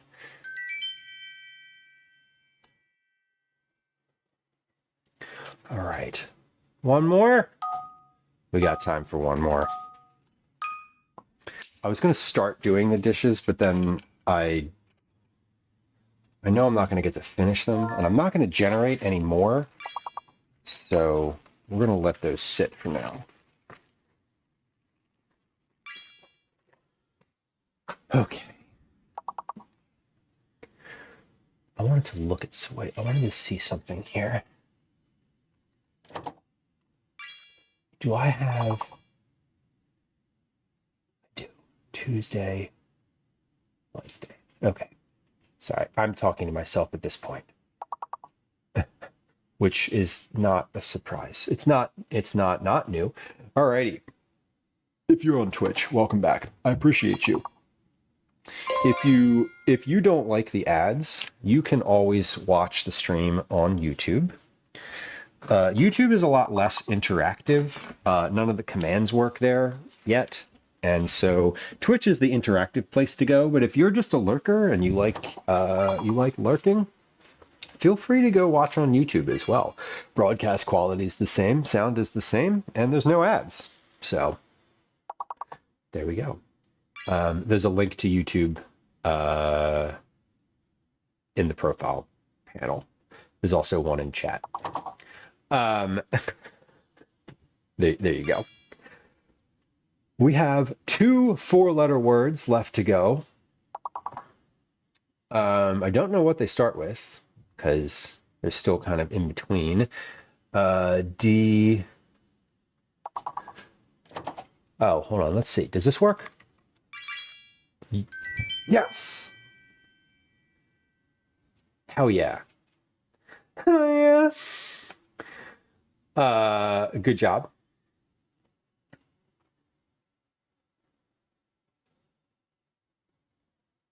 I know. I got that last one. I was like, I see it.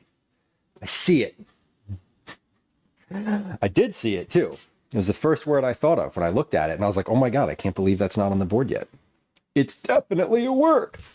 Okay, let's check this stock here. This is mostly a vegetable stock, but there's like 1 chicken carcass in here. So it's not vegetarian, which is fine. We're not vegetarian in this house, so it doesn't need to be.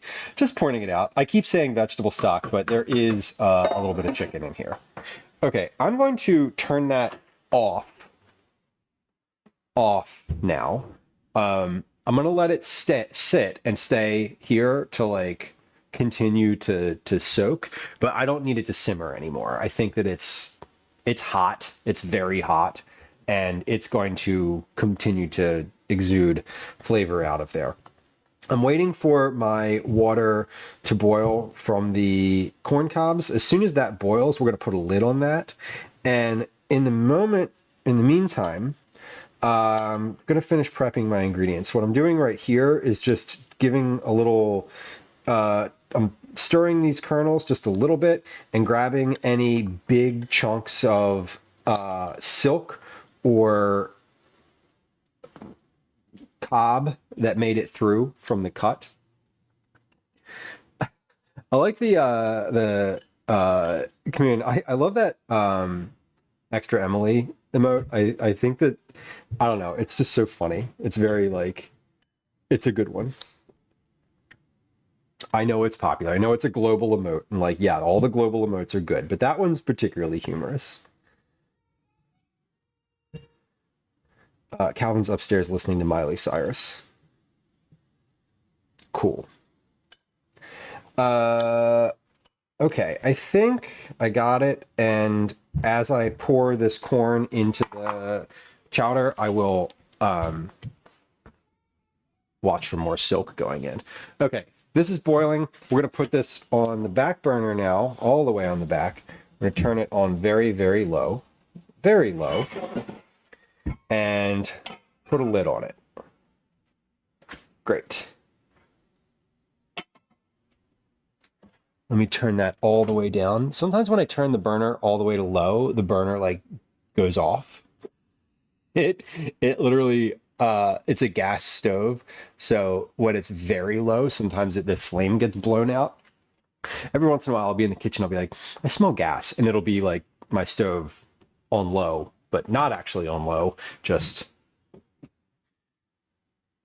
spitting gas out into the house. Okay, we shucked the corn, we put the kernels into a bowl, we put the cobs in the pot with water, we brought that to a boil, we're covering it and simmering it while we continue. Now we're going to put the butter, oil in a saucepan, turn the heat to medium high. When the butter melts, add the onion and potatoes with the salt, pepper, cook, add the tomatoes. Okay, so next we just need to prep all of our vegetable ingredients. I need 2 medium potatoes peeled and diced. I don't know how many potatoes, like, these are not medium potatoes. These are small potatoes. These are very small. I feel like I need to rinse these because they have some visible dirt on them. So let's put these in here. So 2 medium potatoes is how many small potatoes? Like 5? 3.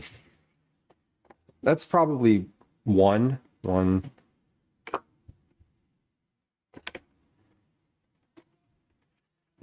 Just I used a lot of corn. We're going to use a lot of, let's just use all the potatoes. I'm going to clean all the potatoes. It doesn't matter. Let's just do that real quick. And I'll cut them, and as I cut them, let's determine if it's too much or not enough, or whatever. If it's not enough, it doesn't matter, because this is just the amount of potatoes that I have. But we'll determine if it's the right amount. Let's put it that way.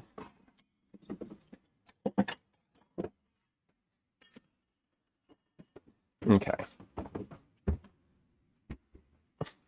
Yeah, he's up there listening to Wrecking Ball by Miley Cyrus. Okay. I love it. Potatoes in a bowl. One of these days when I do that, when I get the bowl out and I flip it in my hand and catch it again without looking, I'm going to miss it, and we're going to have shattered glass all over the ground. Peeled and diced. Diced how? Doesn't say whether they're small diced or what. So let's dice these. These are small potatoes. I'm not peeling them either because I think peeling them is wildly unnecessary. But we're going to cut these into eighths, roughly. These, actually, I'm going to cut into slightly more than eighths, some of them.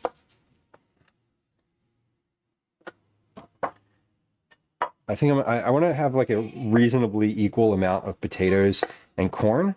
So I'm using the same bowl to put them in. So I guess we'll just like fill this bowl. That seems like the right move. Gimme a man after midnight. Want somebody help to take the sound something away. That ABBA song? I like that ABBA song. Were you also watching Mamma Mia? Is Mamma Mia in the rotation recently?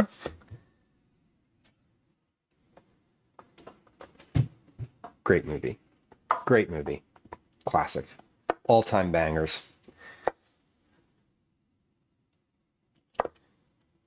Okay. Woo! I almost just sliced the tip of my finger off. That would have been bad. That would have been not good. I ran my finger ran right along the edge of the knife, but it didn't have any pressure. Oh, you don't do musicals, right? Not even Mamma Mia. But it's all ABBA songs. No, but fair. You know, you could listen to the Mamma Mia soundtrack.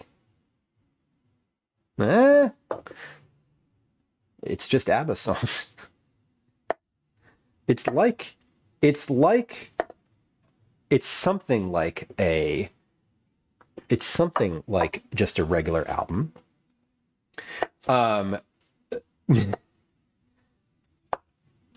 Me personally, I like the movie or the show, but the movie. I forget the name of the woman that's in the movie, but it's good. She's in like a bunch of stuff. Obviously, she's a famous actress. Okay, that I'm just gonna keep this out for later because I'm gonna use it for the what am I gonna use it for? For the broth. The broth. Okay, so we got the potatoes prepared, we got the corn prepared, we got the onion coming up.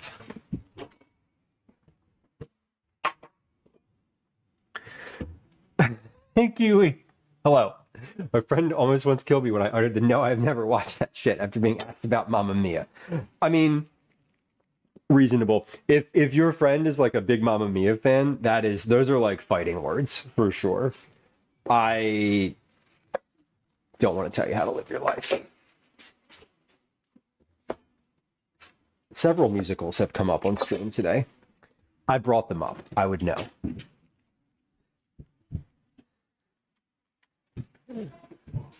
Okay, onion, potato, and corn. We have Daisy here. Daisy, you might see a reflection in the refrigerator. My dog is roaming around. She doesn't know what she wants. She's just here. She's just here. You know, you say orange cats share a brain cell. Well, Daisy is in her heart an orange cat. It's funny because she and Obi get along the best of the three cats.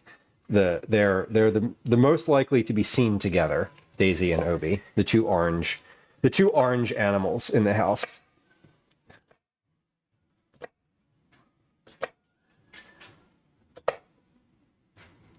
Okay, what is he doing up there? I'm wondering because I'm waiting for the kitchen recycling to be emptied. That's going to tell me that he's actually finishing. Right now, it feels like he's messing around. I think he's putting his clothes away, actually. That was the task that would take the longest. That's a new task. So, for those of y'all who are like, what is he talking about? Look, what are you talking about? My son came home a little bit ago, and usually when he comes home from camp, he does like 30 minutes of just reading, like sitting and reading a book. Not intentionally or willfully, but that is my mandate to him. But he's between books today, so I handed him a list of household chores, and I'm wondering how far he's gotten. So I just hear him in his room. It's fine. We'll ask in a few minutes, so I'll check in. I just want to make sure, he does them before he like hops onto YouTube, because what happens is if he hops onto YouTube, he's going to forget, and then it's going to be like dinner time, and then it'll be bedtime, and like the things that I wanted him to do will not be done. So here's hoping. It sounds like he's moving around up there. So it does sound like he's tidying his room, which was on the chore list, to be fair. Broccoli says, our Josie gets along without our pussycats, and they don't even play guitar, drums, or whatever. Nice. Daisy had a really negative experience with cats from when she was a puppy, because when we adopted Daisy, we had 2 adult cats who were not super receptive to a dog coming into the house. But she's been great with these cats because they came into the house and were super tiny and little kittens. And I think she didn't perceive them as a threat. At that point, you know, she perceived the other cats that we had before as a threat because they were a threat. One of them, it just ignored her and wanted to like never ever be seen. And the other one was sort of territorial and was like, oh, there's a big dog here. I need to like, you know, defend my space. Because the cat was, I don't even know how old. The cat was a full grown, had been an adult for a while. And then there was like all of a sudden a tiny puppy in the house. And he was like not really interested in being friends. And Daisy like wanted to be friends, but she didn't. All Daisy really wanted in life was to like sniff that cat's butt. And all that cat wanted was for her not to do that. So they weren't on the same page, which was a little frustrating, you know, because like, whatever, you want your animals to get along. But now the other little, now that, you know, the kitten's not a threat at all. She didn't really care. So that was nice. Now she's sort of in a better place with them, which is amazing and really great and super happy about that. Okay, so we did the corn, we have the onion, we have the potatoes. Tomatoes are the other thing that we want to add to here. So this calls for 2 tomatoes cored, seeded, and chopped. So these are basically grape tomatoes. We're going to do, I don't know. We'll just do a bunch of these. I don't know how many. What am I going to do with these? I think I just want to like rough chop these, and the juice from these will kind of come out onto the board. I'm not going to like core and seed these because they're tiny. I'm definitely not going to like core and de-seed 20 teeny tiny tomatoes, but I will just chop them up. And then all the liquid will be on the cutting board, and that'll be fine.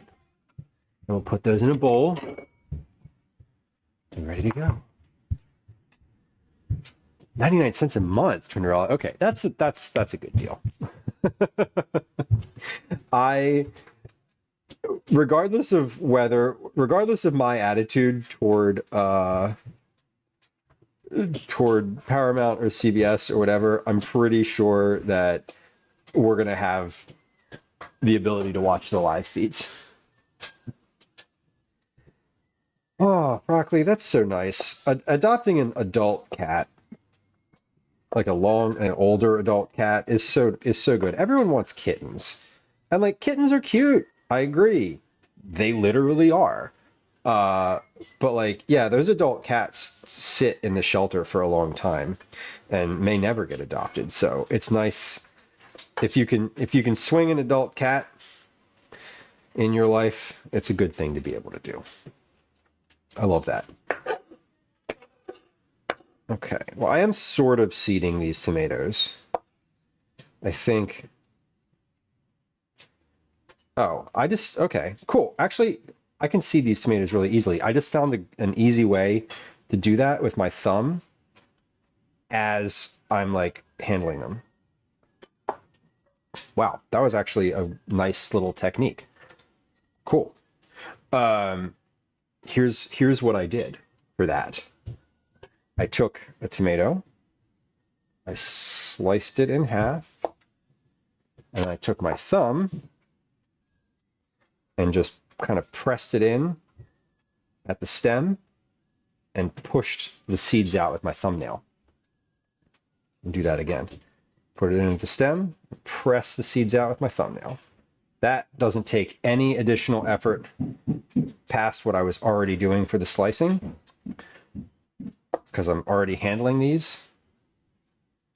So I am going to core and seed these as best I can, and then we'll chop them afterward.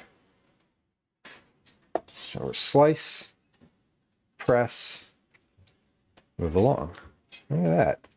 Wow, actually doing something. Oh, Anne, that's so nice. Congrats on the new friend. Congrats on the new friend. I bet they're so happy. If they were there and it was their time, I'm sure that they've been there, probably had been there for a while. Are you, Cal, you doing the other thing outside of the house now? Okay, don't forget the kitchen recycling. The kitchen too. Yes, the kitchen too. Look at It was on the list, to be fair. Like, this is, yeah, it said, I thought it said basement instead. yeah, but right above that it said kitchen. They look kind of green. They have a little green tint to them, but they're sun golds, so they are, they can, yeah, sometimes they do. You're right, fellas. Some of these have a little green. The seeds have a green tint to them. They always have a green tint to them on the inside. Those books on the table there, I don't know if you want those or not. I don't know if you read them. I don't. You don't? Okay, we'll give those back too then, okay? Mm. All right. Mom said that the strike ended today. Yes, True. it is true. Do you want to... I don't know if they're open, but if they're open, you can go in. Oh, the library. Yeah. If they're open, you can go in and get something else if you want. Mm. Is that a thought that you're having? Or- No, I'm just playing with nothing. Okay. You're just asking for details. Got it. Storm. That's cute, Anne. Did he come with that name? But I wasn't asking for details. Huh? Details about what? You just said I was just asking for details. Yeah, you were confirming that the strike ended. There was no next question based on that information. Yeah. Oh, Okay. the library on strike too. Yeah, the librarians were on strike too. Everybody, all the public service workers were on strike. Velas, these are sun gold tomatoes. So they're a specific, what's the word I'm searching for? Varietal. There's a stray on the street, and that's so nice. Good for you. Congrats. You've earned a literal friend for life. And saved that little one from what happens to so many cats. Say that again, Calvin. The book's too. Correct. On the counter or in the yeah. Currently getting loving. I know where the book. I love it. I love it. I love an old cat. Okay, those are kind of squishy. We're good on those. Some of them are definitely a little squishy. You can go either one, Cal. Whichever feels comfortable. I'm sure that the drop is open now. It was full earlier, but it's probably... I'm sure they emptied it because they're back at work today. Okay, now we're going to chop these tomatoes. Let me rinse my hands off. They're just a little too wet. Okay, bye. The interesting thing about shelter cats is like you never know how old they are. It's funny because the cats that we have now, Gwen was fostering them. We got them as bottle feeding kittens, and they were either 2 or 3 days old. So we definitely know that within a day or two how old they are. There's no mystery. And then the first several weeks of their life, Gwen spent literally bottle feeding them every like 2 to 3 hours. So they are very bonded with her. They have their favorite humans in the house, and she is at the top of that list. She feeds them. She bottle fed them forever, for their whole life. So they're definitely, it's interesting. Like we know how old they are. Like Yeah, they got here basically just as soon as they could get here, and they didn't leave, which is funny. We all knew that was going to happen, though, right? I think I was sort of like, maybe Daisy will hate them, and then that will be a non-starter. But as soon as Daisy decided she enjoyed them, it was inevitable at that point. Okay, the tomatoes in this are extra. They're not mandatory for this recipe, but I'm chopping these. This definitely takes a little longer with grape tomatoes, but it's worth chopping them up a little bit more, because I don't love chunks of tomato in here. I sort of love when the tomatoes are just like, they sort of blend in. Total props to Gwen for taking care of them. Yeah, fellas, totally. She was like on it right from the start. And I tried to offer, I didn't insist on being able to help. Like, I could have been like, listen, you need to let me take some of these. She was sort of in the zone. If you've ever been a new parent and had a kid who's like feeding regularly, like, the drill around that.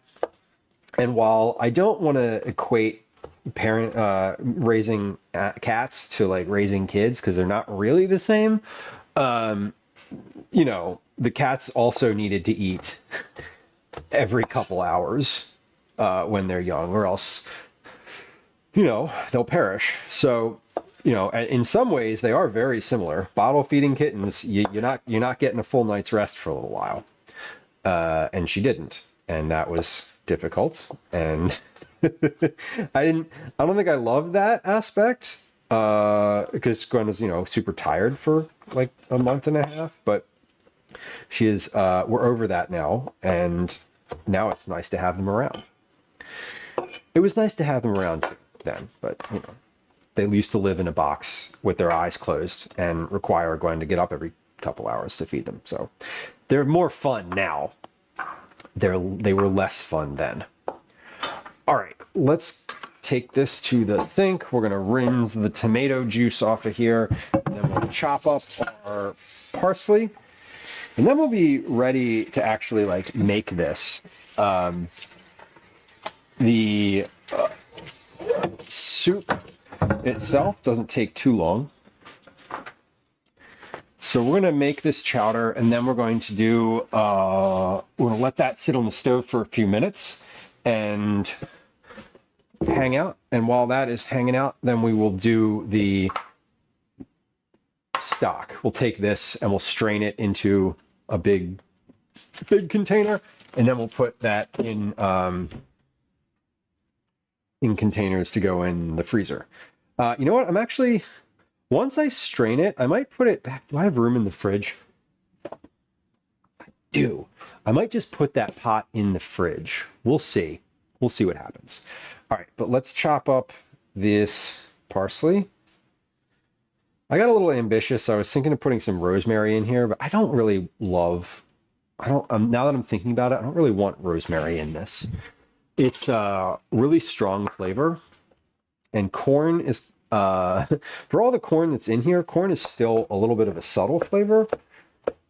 And I feel like the rosemary might overpower it. So we're not going to do that. We're going to leave that out, but the parsley will be fine.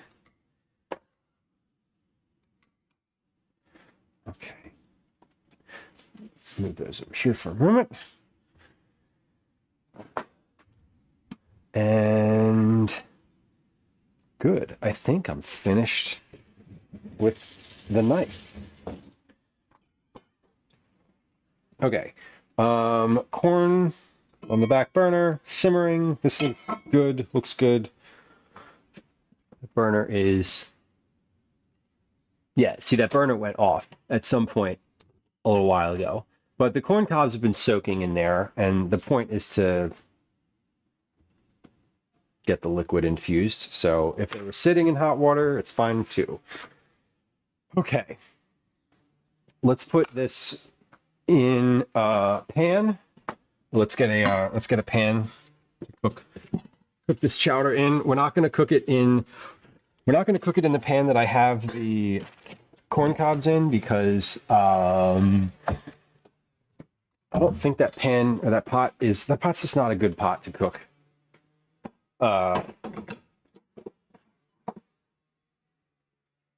like to have a pot that is quite a bit larger than what space I think I need, so there's enough room to stir. Rocky says, I don't get parsley, it tastes like grass. It kind of does taste like grass. I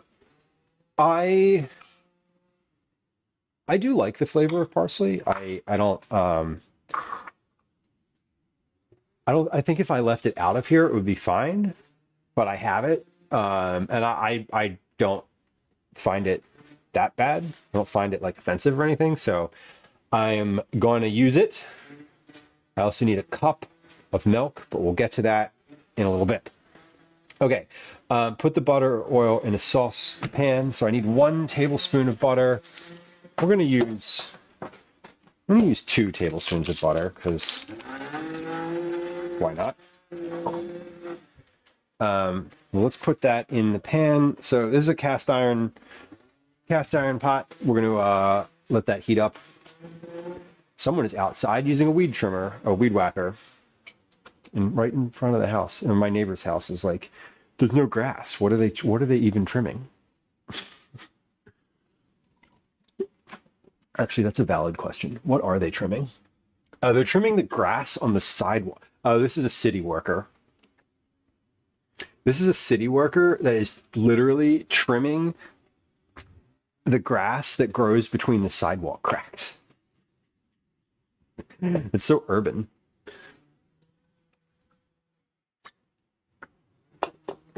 Okay. Butter is melting. Let me add the onion and the potatoes, along with a sprinkle of salt and pepper. We cook about 5 minutes. Then we add the tomatoes. We want to strain the liquid. Okay, let's strain. Actually, before we do all of the other stuff, let's strain these corn cobs out while this is melting. While this is melting, let's strain the corn cobs out into this bowl. No, Broccoli, that's true. That is true. Yeah, someone's got to do it. I am glad that the city comes through and like does stuff like that. It is nice that they are, trimming the grass, I suppose. I don't hate it, that's for sure. I don't even mind that they're doing it right now during stream because I live in a city and noise. You spray that with Roundup. That's funny. Yeah, there's someone out there in high-vis PPE with a weed whacker and a balaclava just going to town. Super fun. Okay, so we have corn stock here. This is a nice color. Pretty. I'm going to strain that off. We're straining that, and then I'm going to go ahead and pop these corn cobs directly into my stock pot. Because I don't need to put them in, meow. I don't need to put them in the compost just yet. Look what I found. I found another cat. She's at my feet making noise. She's at my feet making noise. She's the noisiest cat. She's very willing to say what's on her mind. She's extremely willing to tell you what she's thinking. Aren't you? You baby. Who's baby? Meow. Who's baby? Elsie's baby. Yes, you are. Okay, tail swish. Hop down. Go ahead. Okay, let's come over to the stove. Let's transition to our stove camera for a few minutes here while we hit this pot. Not like that. Sometimes like that. Often like that. Actually, not recently. For reasons. We'll be back to that later. Okay, which camera am I looking for? This one? Yep. Okay, cool. Up. Up. Great. Okay. Butter, oil, and saucepan. Heats medium or high. When the butter melts, add the onion and potatoes with a sprinkling of salt and pepper. 420 friendly. You got it, Anne. I love it. It's my favorite. I'm not being facetious. I really do.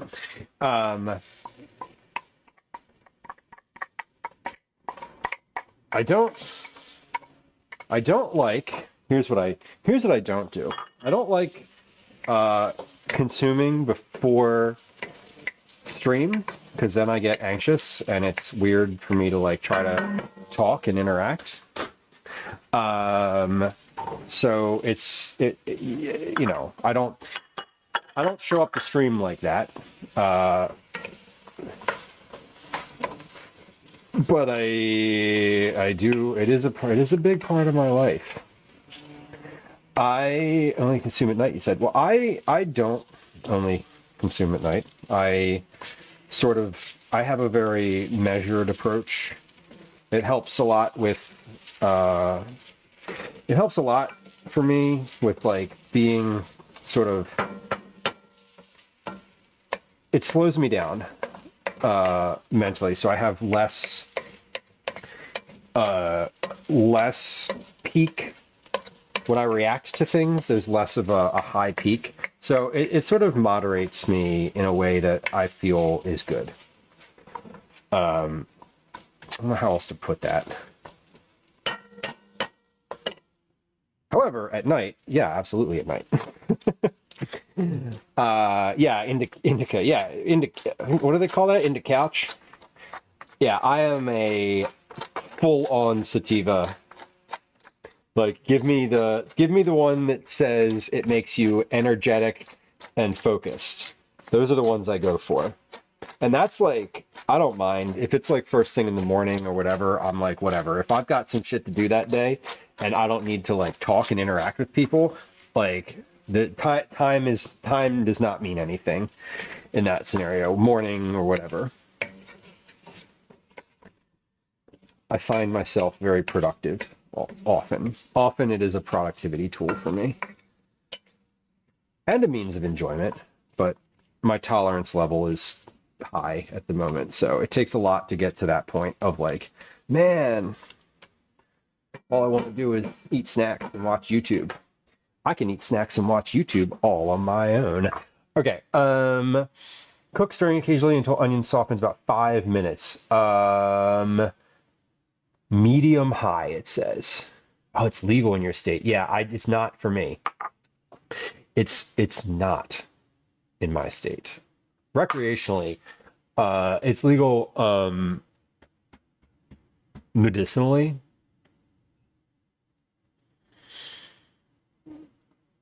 But it's not, it's decriminalized in PA.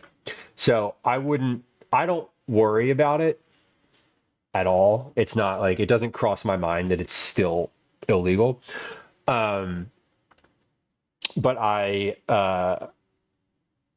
and it doesn't, the fact that it's illegal doesn't hinder the ability to get to it, I would say, which is good. And a cultivation license. That's cool. That's fun. Just a little like home supply. I knew someone who used to grow it on their roof, but only like a few plants and planters. It wasn't like a thing. It wasn't like any type of big operation. All right, we have a little bit of salt. Put a little pepper in here too.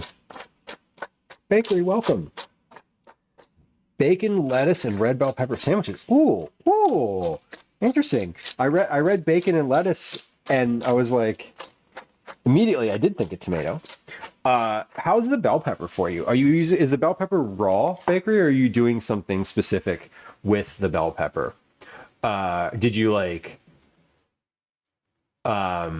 stew it, saute it? It's raw. Okay.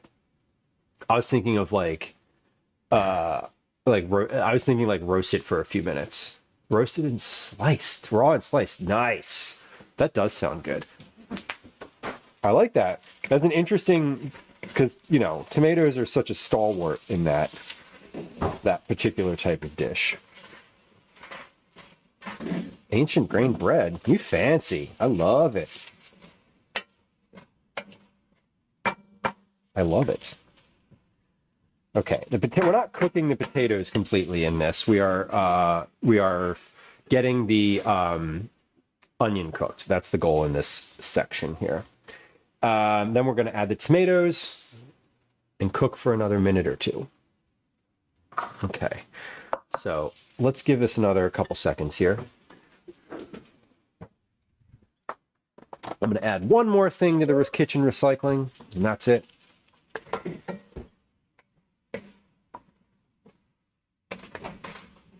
Alrighty. Yeah, this is looking good. Cal, if you need another bag for that kitchen recycling, there's a couple by the fridge. Forgot about it. That's why I mentioned it. Yeah, I thought so. I casually mentioned the bag because you ran upstairs without coming in to look at the kitchen recycling.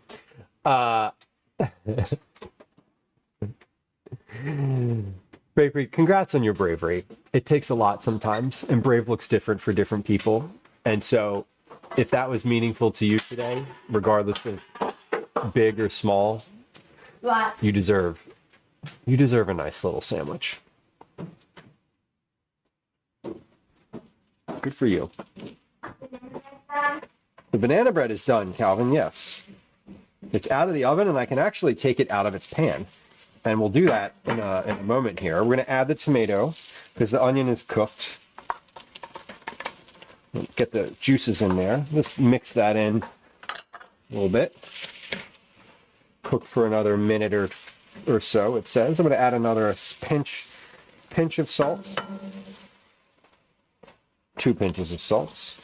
Another little shake of pepper.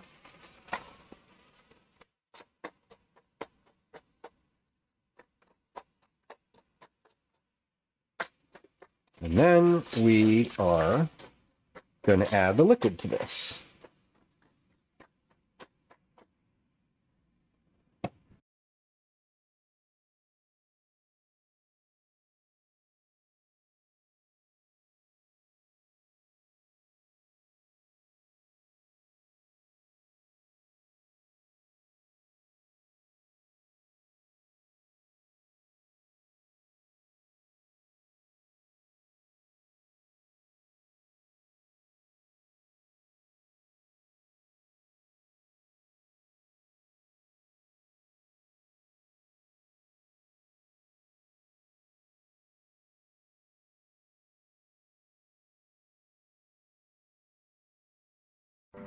I'm in danger. You're gonna be popular. We hit the 6-hour mark. So our mic has died. 6 hours? We didn't hit the 6-hour mark. It's at 5 minutes and 56 seconds. But functionally, I had my microphone on before stream started today. So that's so wild. It's just like 6 hours. The mic's like done. Thank you for letting me know. I appreciate it. Okay, that looks good. Now we're going to put in the corn mixture, bring to a boil, lower to a simmer, and then we cook until we cook this until the potatoes are finished. I feel like there needs to be more liquid in here. I'm going to add a little bit more water to this.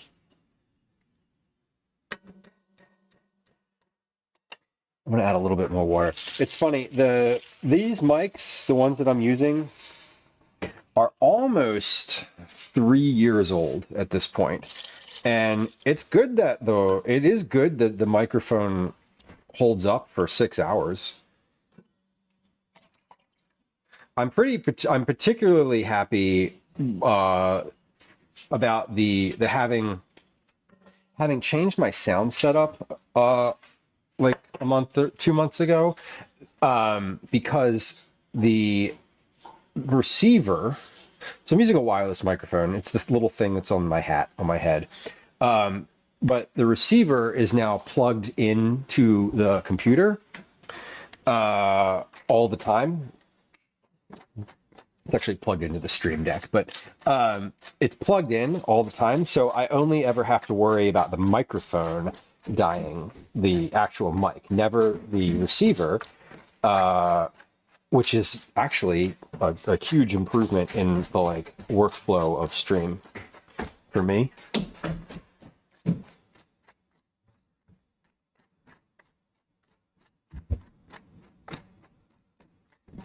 Okay, a little pepper, a little salt. Give this a stir. You want to see the stock? You want to see how the stock has come along? We can take a look at the stock here real quick too, while we're over at the stove. So I'm going to do the, you know what? I'm going to strain the stock while this comes to a boil.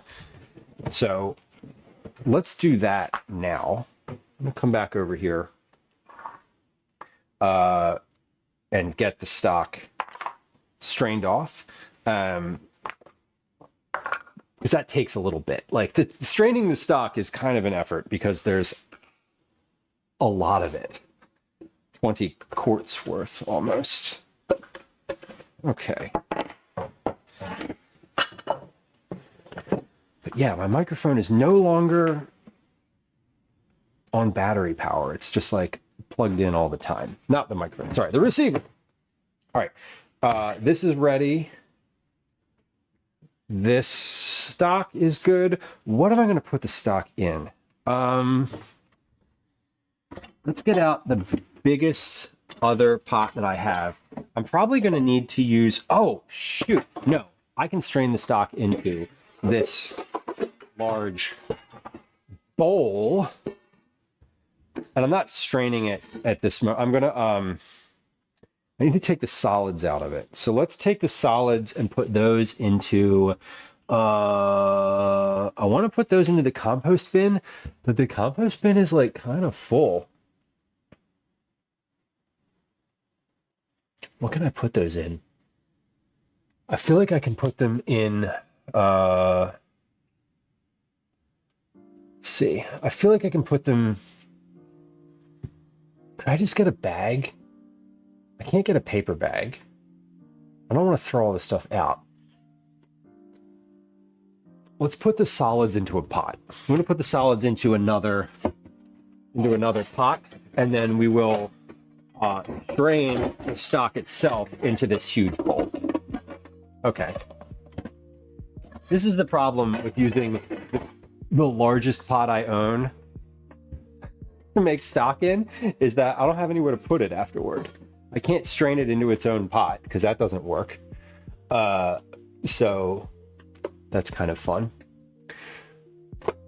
Okay, I'm gonna bring this over to the counter though.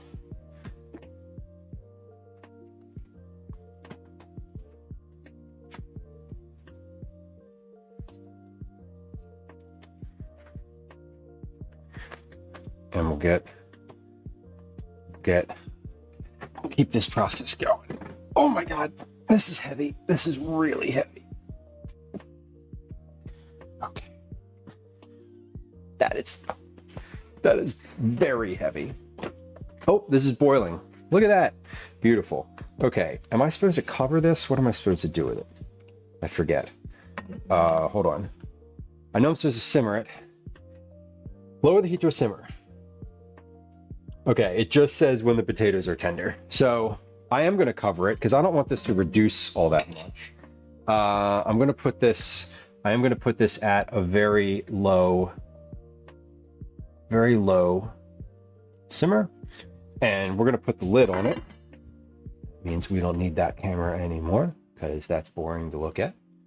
Now we're going to take the stock pot. I'm going to empty the solids. I'm going to just taking the solids out of here, and then we'll see how much liquid is left. Ultimately, I'm going to want the liquid. I think I'm going to put the liquid back in this pot, unless it's so low that I could put it in a different, smaller pot. But we're basically just going to take the solids and scoop. I'm going to scoop and let them drip for a few moments.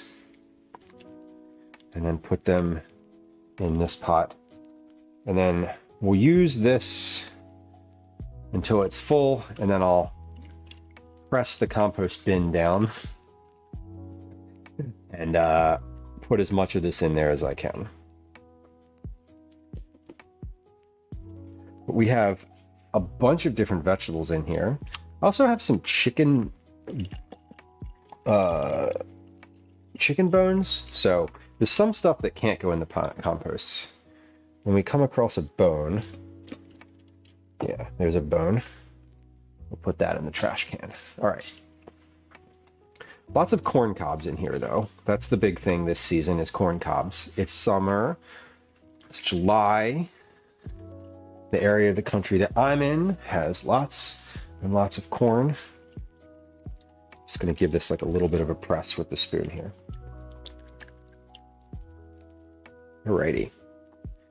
Looking good. It smells so good. I love the smell of this fresh vegetable stock. This is a little peppery too. I added some black peppercorns in here, as well as red pepper, like crushed red pepper. Not a ton of crushed red pepper, but enough. There's enough of both that it's I would say notably peppery, which I kind of love. All right, we're moving. Is the burner still? Yeah, as long as that burner stays on underneath of that pot, that'll be good. I have it a little bit higher than the lowest setting, so it should stay on.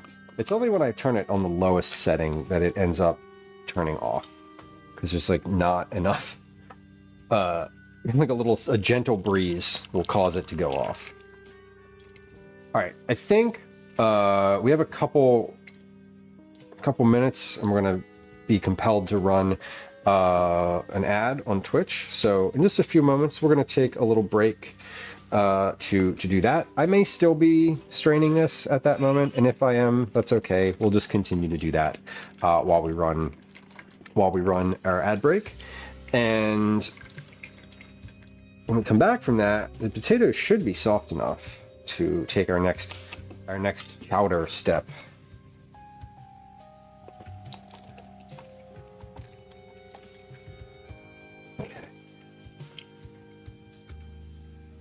Solids, when I put the solids in here, they were a high volume. Funny how a little time and soaking in boiling water really reduces them down to basically nothing. All those herbs that I put in here took up so much room, and now they're just like they're basically not even there. They're a non-factor in the volume of this leftover, or the volume of the leavings here. Ooh, this celery, though, is certainly a factor. Okay. Do I have bones in this spoonful? I feel like I do. I do. Okay. There's a bone. Yeah, we can't put the bones in the compost. They, even after they've been boiled and processed for a while, you're really not supposed to. And I don't think you're actually supposed to be... I'm pretty sure you're not supposed to put meat in compost either. I don't know if that's correct or not, but I'll I'll toss like a small piece of chicken or something in the compost sometimes. I feel like you're not really technically supposed to do that, but I don't know. We're gonna go visit a compost production place in mid-August, and we'll ask them that question. And take our IRL stream to a citywide private. It's a private company, but they collect compost from around the city and then process it. And we're gonna go check that out pretty soon, in August actually. Bob, welcome in, y'all. Hello. What were y'all up to on the stream today? Bob, it's good to see you. Good to see you. I hope you're having a good Thursday or Friday Junior, as I and others enjoy referring to it. We are straining here today in more ways than one. Trinderella, thank you for the shout out. First day back since last Tuesday. What were you what were you gaming? What were you playing? I see just chatting. That just chatting could be anything. That's exciting. Are you is this a first gaming stream? I don't know if I've ever caught you gaming before. I don't know if I've seen you gaming before. Friends who are hanging out here, Bulk Bakes is a fellow food and drink streamer and apparently a gamer as well, which is fantastic. I've heard about video games. Apparently the kids enjoy them. If you were hanging out here, I really love the vibe on your streams. I think the conversational and like, I don't know. I hate using the term like unfiltered because it sounds so like meh, whatever. But I appreciate the breadth of conversation that you encourage on your streams. And also you cook, and that's really cool, and I love that too. So if you were hanging out here, please head over and follow our friend Bob Bakes. Friends who just joined us, welcome in. My name's Lou. This is, generally speaking, a food stream. We do mostly cooking here. I'm a home cook, so mostly what you'll find here is home cooking style things. I do a lot of family meals. I do bake occasionally. I baked today. I baked a banana bread. It's over on the counter next to me. I do some recipe development for some different places, usually pretty simple stuff, so it aligns with the family meal situation as well. And occasionally we do some IRL stuff out in the world. I live in Philadelphia, so we get out and about in the city every so often and see the sights, eat some food, walk around. I'm a big walker, so a lot of our IRL streams are just literally me just like walking for 6 hours. And then at the end of it, I'm like, oh my God, I'm so tired, y'all. Anyway, welcome in, friends. It's lovely to have you. For anyone who just came through with the raid, or anyone who's been lurking who's not already a follower, we do no alert follows. There's no alerts, there's no sounds, there's no chat alerts. No one says hi to you if you follow. It's just completely silent. It's as if, you know, you push the follow button and the only thing happens is the little heart fills in on your end. And I see that it happens, but like, I won't say anything unless you say something in chat. So welcome in. We are going to finish some stock here. I have a big pot of vegetable stock that I've been letting simmer for much of the afternoon. It is pretty much finished at this point, or it is finished. I'm straining it and processing it right now. We're gonna these are all the solids. I'm gonna put these in my compost bin, which is like down here to my right at my feet. My right, your left, which is weird. It's not weird. That's how the camera works. But I need to press this down somehow. What can I press this with that is going to be not make my hands all gross. Okay. Use a plastic bag. So my compost bin is quite full, but it's also like full of things like corn cobs or corn silk and corn husks. So it just looks very full. I just pressed it down and it's only like half as full now. So let's, whoa, hold on, pause. We are about to leave. Do I dare do this? I do. Important questions. What I'm thinking here is that there's a lot of liquid that came out of this. No, I can't hold this. I can't hold the handles of this pot. It's too hot. Even though I never put this pot on the stove.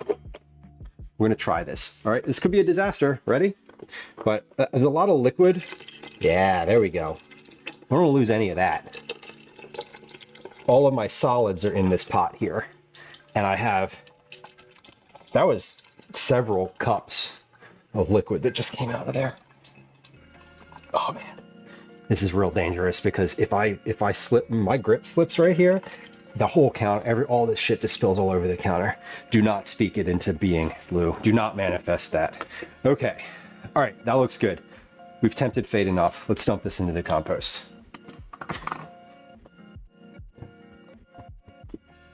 I started dumping it into the compost and then I was like, wait, what's coming out of here? It's just liquid. Wait a second. All of that is stock. That's what I'm trying to make. Okay, cool. Well, I'll tell you what, the compost bin smells amazing right now. There we go. Shit, that's hot. Steamy in here. Okay, before I do anything, before I take a next step, let's check my potatoes, because I'm also making soup in this pot on the stove. I'm making a corn chowder. I do not think this potatoes are ready here yet. They probably aren't, but we're gonna check. Check that the burner's still on. Yeah, the burner's still on.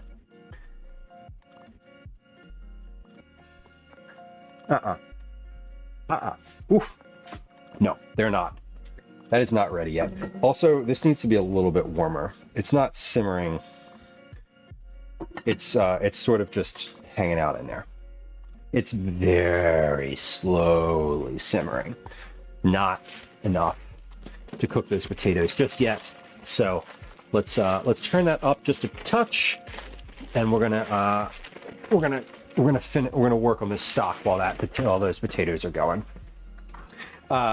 Bellis asked, did I make the banana bread? I did make the banana bread. The banana bread is finished. It's on the counter. It has not yet, I haven't taken it out of the pan yet. It's just been sitting on the counter for a little while. So we're gonna do that next. Okay, I need that pot though, the same one that I was just using to put the solids in, because I want to strain my stock into it, which we're going to need to do slowly with a big, like a container. I'm just going to use I'm going to use a quart container for that. I could use a ladle, but that's like, I don't know. I can use a bigger container. No ladle. Ladle's too small. Okay. And we are going to take a quick break here. So let's actually let's do that now. Yes, let's do that now before I start straining this, because once I start straining this, I don't want to stop. And Twitch is saying that we need to take a break. So here's what we're going to do. We're going to take a quick break. We're going to run 3 minutes worth of ads. We're going to play a game of words on stream. I am going to triage the dishes in the sink, because there's, again, just a lot of dishes in the sink. always and perpetually forever dishes in the sink. And then when we come back, we're going to strain the stock. We're going to take the banana bread out of its pan. Yeah, loaf pan. And we're going to finish the soup. So in the next hour, we're going to do that. I also realized that I wanted to strain the stock into this bowl and not this pot, because this bowl is much larger and will certainly hold all of what's in this pot. So this can just go back over to the counter.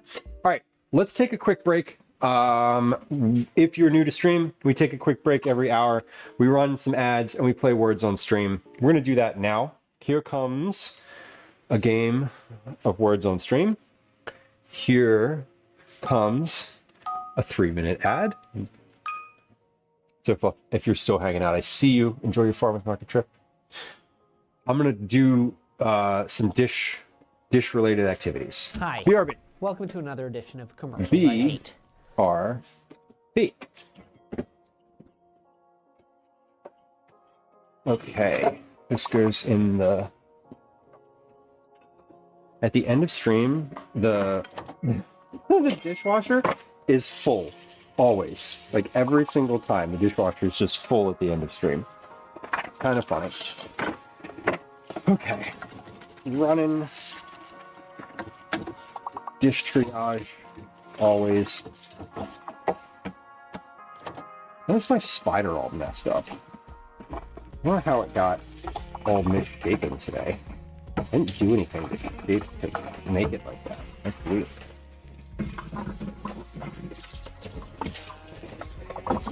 And this lid is also dishwasher friendly.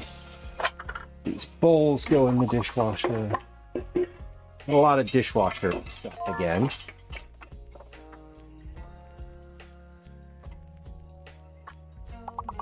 I have to run the dishwasher before I am able to put everything in it. That's how many dishes there are. Fantastic.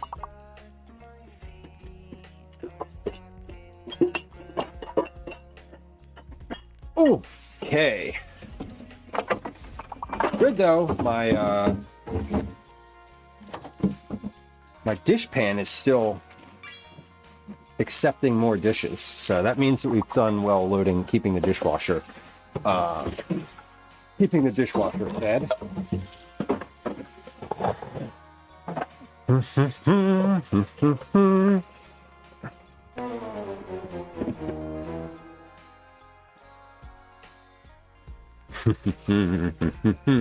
Sieve. Yeah, that is what we're about to use. Alrighty. Whoa, there's a lot of words. A lot of 4-letter words in that one. Cool. Alright. Let me check this. I'm gonna put an eye on this soup real quick, so that in case on the soup on the stove. In case, yes, it is simmering now. Good. Okay, the potatoes should be good. Potatoes are going. Alrighty, we've got just a few seconds left in this ad. If we're not playing words on stream, Susan, welcome in. Epilogue. What a word that is. What a good word that is.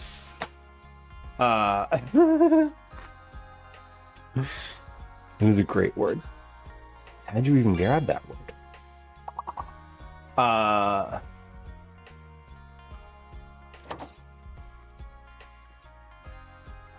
Wait, how come peel isn't it? Oh, because you just got peel. Sheesh. Yeah, too many letters. I know. Why can't I see any words in this? Hey, I got one. I don't know why. I just like I'm not seeing any words in this one. All right, let's check the. I'm gonna check the potatoes in the soup it's been simmering again for a few minutes. I tried them a minute or two ago, and they weren't quite finished yet. Hey, if you're on Twitch, you were experiencing an ad break, and now you're not. Welcome back. I appreciate your patience. Thank you for sticking around through the ad.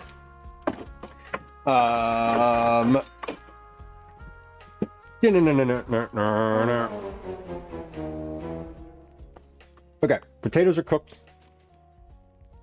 Potatoes are cooked. That means that we should take the next step on the soup while now that the potatoes are done. Lower the heat to a simmer. When the potatoes are tender, they are. Add the corn kernels and milk and heat through. Okay, so let's add the corn kernels to this. Come on back over to the stove.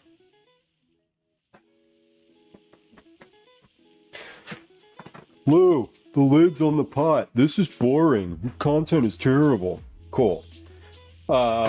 Here's some corn chowder. We're gonna put a big old bowl of corn in here. A big old bowl of corn. Stir that in. Oh God, this is looking so good. It really is looking amazing. And a cup of milk, it says.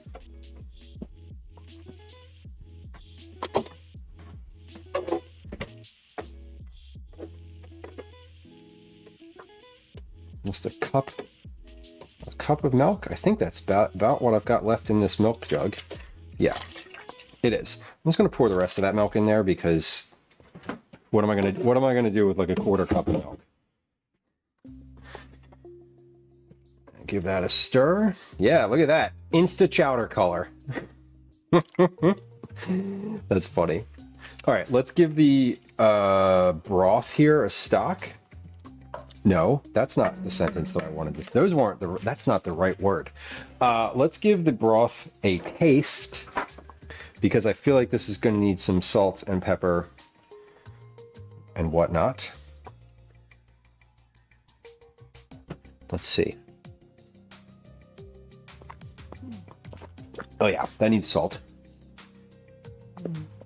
It needs both. Okay, let's add two big pinches of salt to that. And some pepper. Right, Baker, we got to use up again. Today was a big use it up day. That was the entire goal today. What can I pull out of the fridge? What can I pull out of the cabinets? You know, I used up the potatoes. We're using up a bunch of corn and the tomatoes, the milk. We used up all the herbs. We used up all the celery, all the onions, all the garlic, all the shallots, all of the stock bags. I had bags that I've just been keeping in the freezer for making stock with. We used up all of those, and it's been pretty successful. All right, let's strain this stock. That's the next step here. That's what we want to do. I mentioned I want to use a quart container. So basically, I'm just going to take this and run it through my sieve.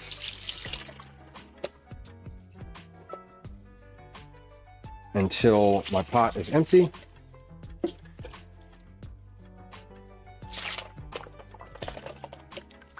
I'm not super worried about the stuff in here. I was talking earlier in stream that I don't filter this through like cheesecloth too. So if there's a little bit of like vegetable solids that sink to the bottom of this, it's totally okay. I'm not concerned about it. I don't accommodate for that. I'm not gonna like triple strain this. I may double strain it. Like I may strain it back into this pot. In fact, what I think I'm gonna do is I'm gonna strain it into this big bowl. I'm gonna move my keyboard because I keep splashing it. Baker, yeah, exactly. Exactly. This keyboard is the cheapest wireless keyboard that one could possibly purchase. It is a piece of crap, and I have been using it for years. The A key doesn't really work very well. It doesn't connect very easily. But I bought it because I was like, you know, I'm gonna spill some stuff on here, aren't I? Yes. I used to have it covered in saran wrap for a while. It was, I just had it like wrapped in plastic wrap so that it didn't get flour on it. But I stopped doing that because it was also like just difficult to use that way. So I stopped. And now I kind of have the approach of like, well, if I spill something on it, it's okay. I will accommodate and whatnot. I mean, my laptop that I run the stream off of has its own keyboard. The wireless is just so that I don't have to lean over my laptop the whole time anytime I want to type something. Okay. Can I... Here's what we need to do. We're going to dump... Yeah, it is a big bowl. And this is where I'm like, I'm going to strain it back into this pot. And then I think, instead of packaging it right now, no, you know what? I'm going to strain this into... pint containers, or quart containers rather. So I'm going to take it out of this bowl directly into some quart containers. And then we'll just put those directly into the fridge. I don't want to freeze them yet. I want them to cool a little bit. So we'll put them in the fridge and I'll pop them in the freezer later tonight when they've come down in temperature. Lissy, welcome in. I was not kidding about making stock. I was not kidding about making stock, Jamie. This is the bigger bowl. If you've been hanging out on stream before, you know that the bigger bowl is the biggest bowl in the household. And it is full. It is up to the rim. It's up to the top. You know, I don't actually think I'm going to have enough containers to put this to strain this into. Now that I'm kind of thinking about it, how many quart... I wish I'd have counted how many... I wish I'd have counted how many scoops, how many of these I put in here. I didn't, and I really, at this point, I really wish I had, because that would tell me if I have enough to put.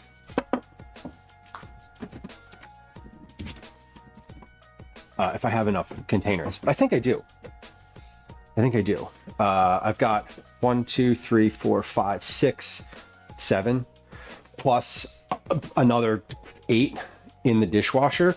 I just emptied from the last time I made stock in that pot. I emptied all of those containers during this stream, put them in vacuum seal bags, and then put them in the freezer, back in the freezer. So I know I have enough. I'm just like, do I have enough right here in front of me? Don't think you've caught a stock stream before? Well, here we are. We are all stocked up. God damn it. There we go. I think I've used all of my kitchen towels today. I'm like looking over and I keep tossing them up in front of the washing machine over there, and there's like a big pile of kitchen towels. Alrighty. Well, my soup is finished. Soup is heated through for sure. So I'm going to go ahead and turn my soup off and put the lid on it so that it doesn't continue to boil, but that it does continue to stay hot. Okay, Jamie says 10 to 12. That seems about right. Can I move this? I don't think I can actually move this. Oh, no, I can't. I'm not gonna... Let's not. That seems bad. That seems like a bad idea. What we are gonna do is... Oh, for God's sake. What loop? Let's put it on the fucking camera. I'm trying to like keep it off the counter, but I'm like, it's not working. Okay. Let me rinse this off because this has some solids on it. And I don't want those to get in. All right.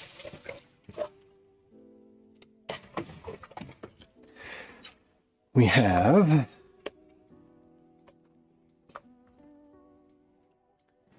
so what I'm going to do is we're going to take and we're just going to pour. I'm going to empty this and I'm just going to strain it into. Is this a good idea? Am I going to pour? Yeah, I can pour. Okay. I was like, is this going to, I was wondering if it was going to, if I was going to be able to like pour it straight in or if it was going to splash too much. And okay, this is why I love this conical strainer.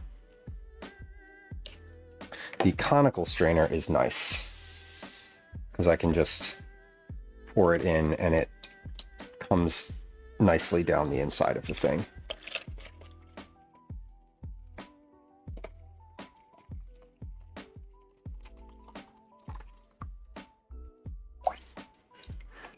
And I also have a ton of pint containers in there. So I should be pretty good.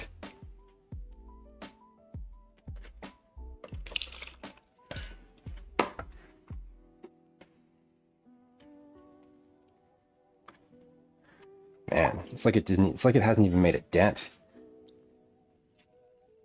That's how it is though. This big bowl, once it's at the top, it's like a lot more volume available at the top. That's how bowls work.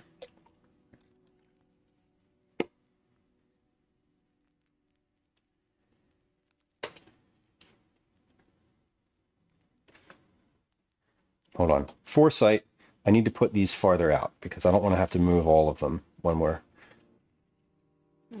finished. You think the cats wanted to come up before? I bet they're smelling this now.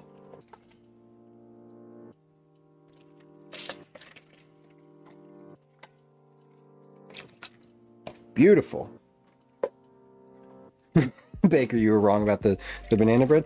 I mean, if you wanna call it a win, to be fair, I haven't finished the banana bread. The banana bread is still in the loaf pan on the cooling rack where it has been for a little while. So like you could call it a win if you wanted to squint and call it that, feel free. But we did make it out of the oven before that. So at least there's that.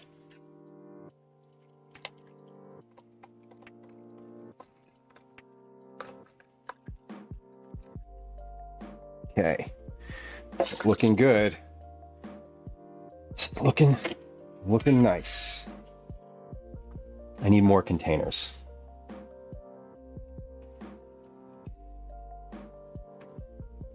Now, each of these up to the little line on the container is 4 cups.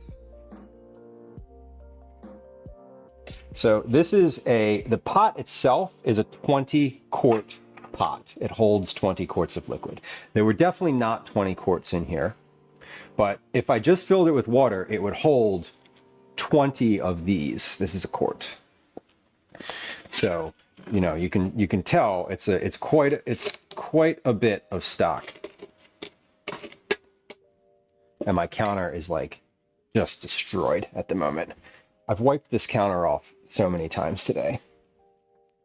Okay, let's get a bunch of pint containers.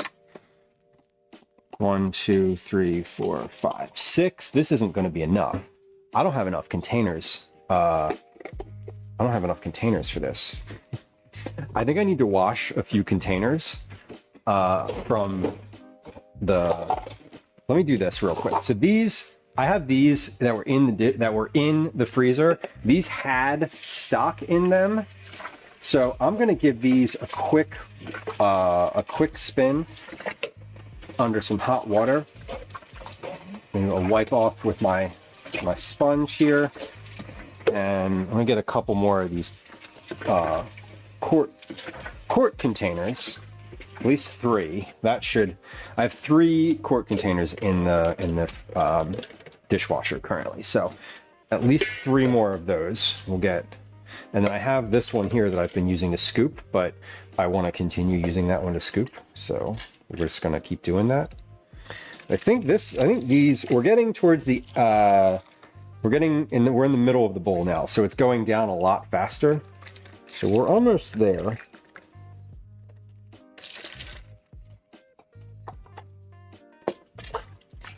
I'm doing this with a quart container instead of a ladle, because if I was doing this one cup at a time, that would be very slow.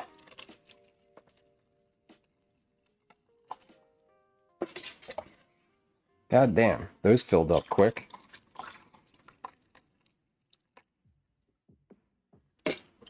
Okay. That's that. For those.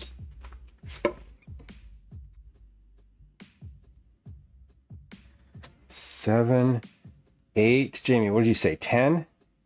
Broccoli, enjoy your lurk. That's 9 quarts right there. Sheesh. That was a lot. Okay. Let's get some pints done. When fall rolls around, I'm gonna have some stock, y'all. This is gonna be good. We're investing right now. This is the only kind of stock I feel confident in at the moment. Okay, the bowl is now, this is now low enough that I feel like maybe I can just pick the bowl up. Yeah. Okay.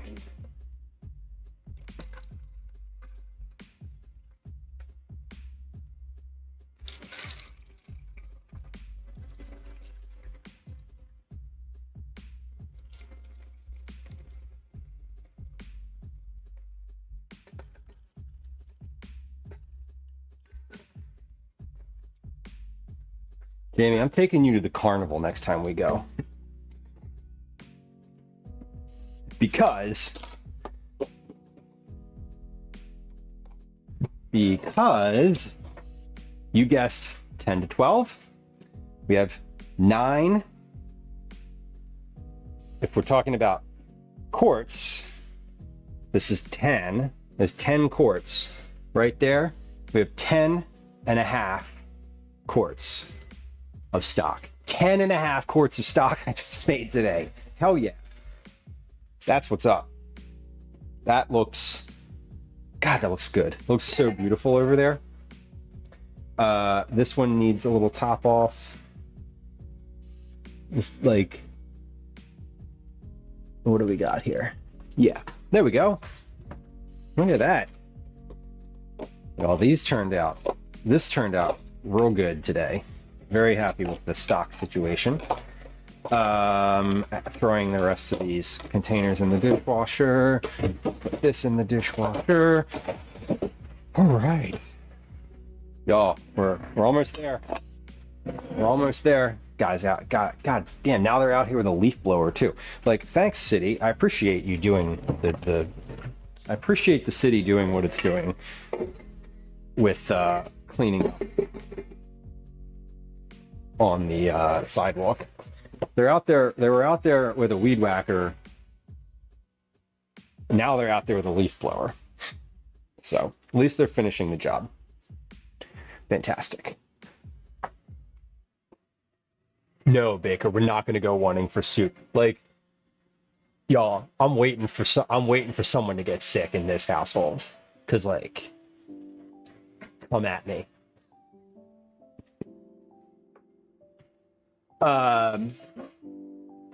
Banana bread. You take that out. So here's, still nice and warm on the bottom. Fellas, the strike ended yesterday. The city is back to work right now. I think the union could have done a lot better than what they got. In fact, I know they could have done a lot better than what they got, because what they got was what the mayor offered, pretty much. And that sucks. I'm annoyed. I'm annoyed because I wish they had more. I wish they'd gotten more. They still haven't, the union rank and file haven't ratified the agreement yet, though. And there's a lot of like relatively public push from non-union people to be like, y'all, don't take this. F the mayor. But you know, I don't know. I'm not in the union. I don't get to tell them what to do. I do get to tell them I support them in what they want to do. And if they really want to go back to work on that offer, go ahead. All right. Feeling good. We have 10 and a half quarts of stock. I'm going to move those. I'm just going to move these over a little bit so I have some more space in front of me. And then we're going to take this soup and give that a try here. And then I'm going to stare at the pile of dishes over on my counter and cry. Not really. It is inevitable that at the end of stream we have lots of dishes, but we don't have as many as we could. If I'd have done nothing the entire stream, there would be a lot more. Which one of these is the fullest? This one. Okay, I want to try this now that it's like out and strained. Like, this is what the stock is going to taste like. I like to know. Not that I remember. By the time I use this, I'm not going to remember what I'm saying right now. I'm not going to know what this tastes like, but I'm going to try it, and maybe I will. And maybe I'll write it down. I probably won't, but maybe I will.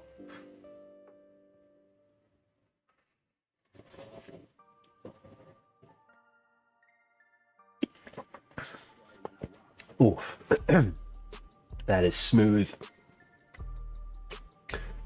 Excuse me. I love the texture, sort of like the greasy, not greasy, but the silky. There we go, silky mouthfeel. That is really good. I could definitely just drink that. I just did. But I mean, I could put that in a glass. I could put that in a glass and just drink that, like a mug, and just drink that straight. That is delicious. I'm really glad I salted it. Fellas, I put the banana bread in somewhere in hour 3. And we made that. I made the banana bread before...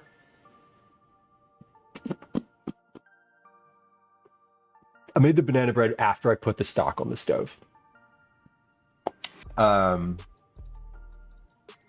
Before I started the chowder. So I put the bread in somewhere around hour 3 or 4 in stream. God damn, it's humid in this house. It's hot. It's really hot in here. I've just had the oven on. I've had the oven and the stove on today. And those two things combined are not great. It's hot. Oh, also, my thermostat turns off if nobody walks by it for a while. And so the air has been off in the house for probably a few hours.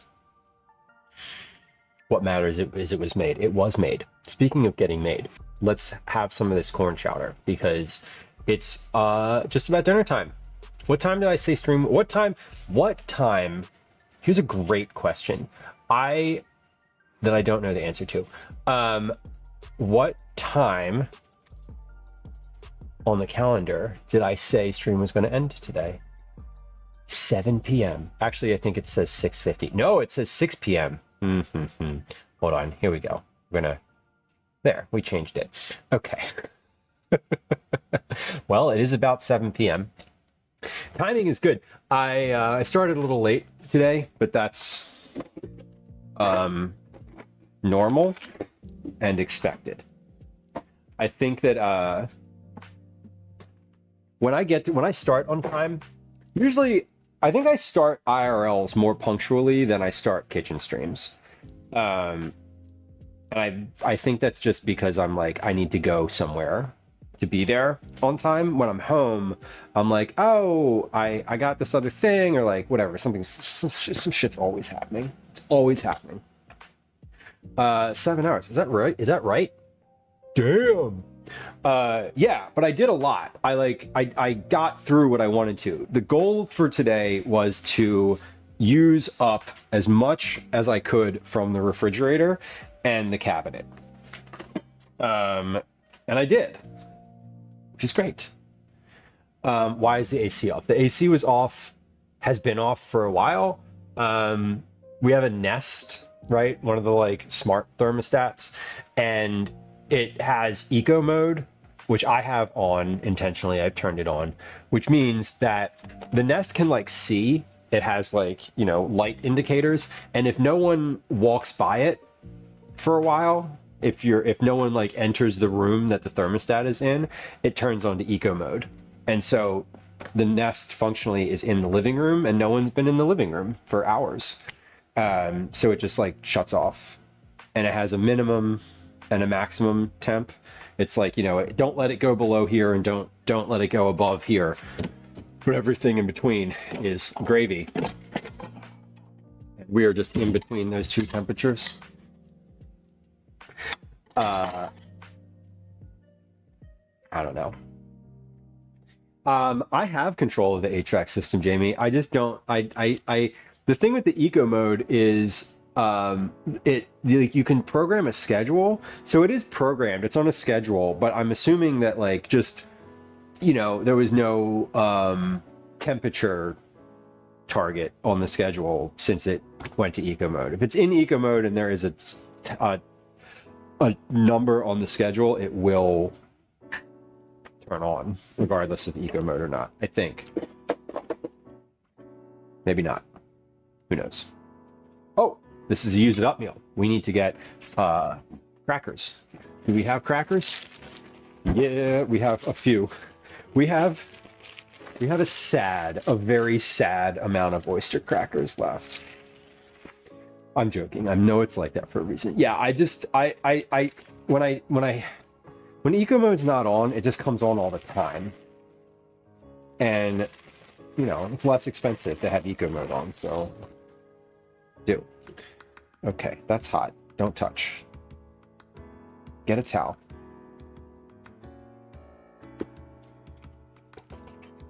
That looks good. That looks good. That looks like I want it to. So this is what better for a hot day than a bowl of corn chowder? Am I right? Yeah. That is a lot of solids. Let's get some more liquid in there. Okay, and then I am going to add... Where did I put that parsley? There it is. It's on the other side of the... It's on the other side of all of the stuff. That was hot. Not hot enough to burn me, but hot enough that I noticed it. I'm trying to move it over here so I can take a picture of it, because, you know, posterity and shit. I don't have my big cutting board is over there. We'll take a picture on the little cutting board. That'll be fine. I only take a picture of the bowl anyway, so the board doesn't really matter. There it is. Okay. Let's take a photograph. There we go. Oh, that looks pretty. You could also put bell peppers in here. I do like a bell pepper in this. I didn't have any bell peppers today. If I had a bell pepper in the house, I would have used it. So here's what we made for dinner. Here's what we made today. What did we do on stream today? What happened? Stream today consisted of, I made some coffee. I repackaged all of the vegetable stock that I made a couple weeks ago. It was in pint and quart containers like this. Those were all in the freezer. I repackaged those into vacuum sealed bags. They're still in the freezer. I started, I made the stock. So I started the stock, completely finished the stock. I cleared out a lot of stuff from my crisper drawer. I cleared out a lot of stuff. I used the stock bags from the freezer. I used a bunch of vegetables from the crisper drawer. I used cheese rinds from the freezer. I used what else did I use? A bunch of herbs, a bunch of onions, garlic, shallot, all of that from the cabinet. So this is a big, just like blow out all the vegetables, put them in a stock. They'll be great in the future. So made that. We made banana bread. Looks like this. I'm gonna cut a piece and we're gonna try it, because I'm gonna eat it tonight anyway, so there's no harm in just cutting a piece off now.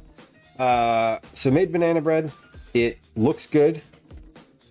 It has raisins and walnut, raisins, pecans, coconut. There you go. Nice crumb. Look at that. It's still soft. Yeah, we could have what a classic pairing: corn chowder and banana bread. Obviously, we made the banana bread. We made this corn chowder, and correct, Baker, we also looked at the cats. I picked up the cats. We held the cats. We talked to Calvin for a little bit. Talked to Gwen for a little bit. There was a lot of downtime today, non-cooking time today. We had a few raids that came through today, so we're also said hi to new friends. We had some good conversations. And I feel great. Stream was good today. Banana bread is also good. I almost just dropped my microphone into this bowl of soup. Wouldn't that be fun? Jamie, the cinnamon rolls with chili. I know that that's a thing. I haven't ever experienced that. I would definitely try that.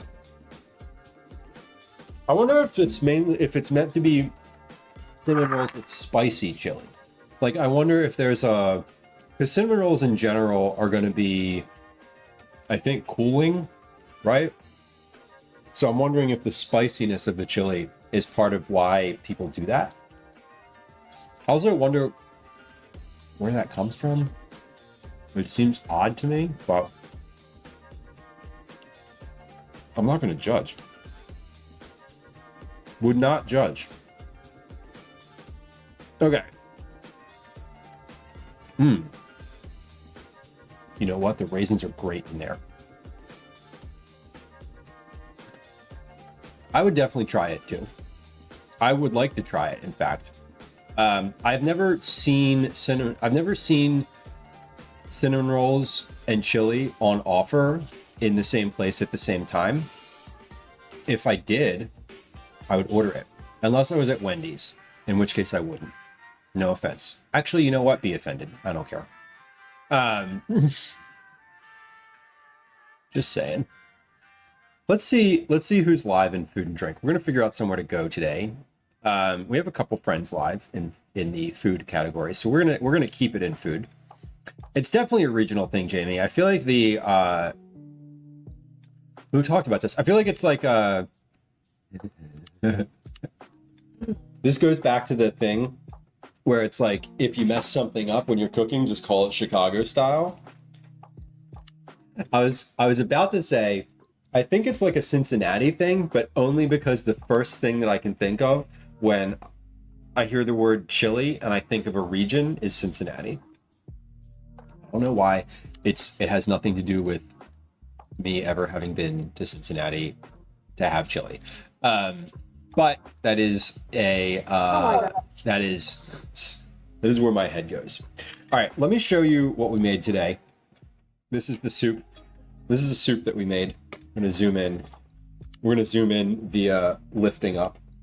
This is a corn chowder. The corn chowder has potatoes and corn and sun gold tomatoes. It also has onion and a little bit of parsley at the side there. And it is, and milk. It has milk in it too. It also has corn broth.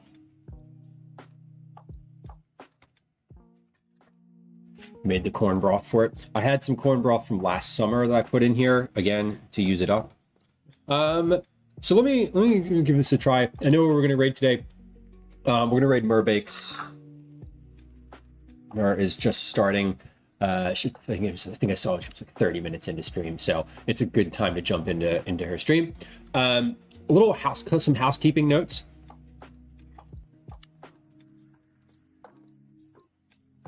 Yeah, that's good.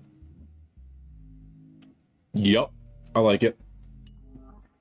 What is this missing? I feel like this is missing something. I don't know. I guess it's not.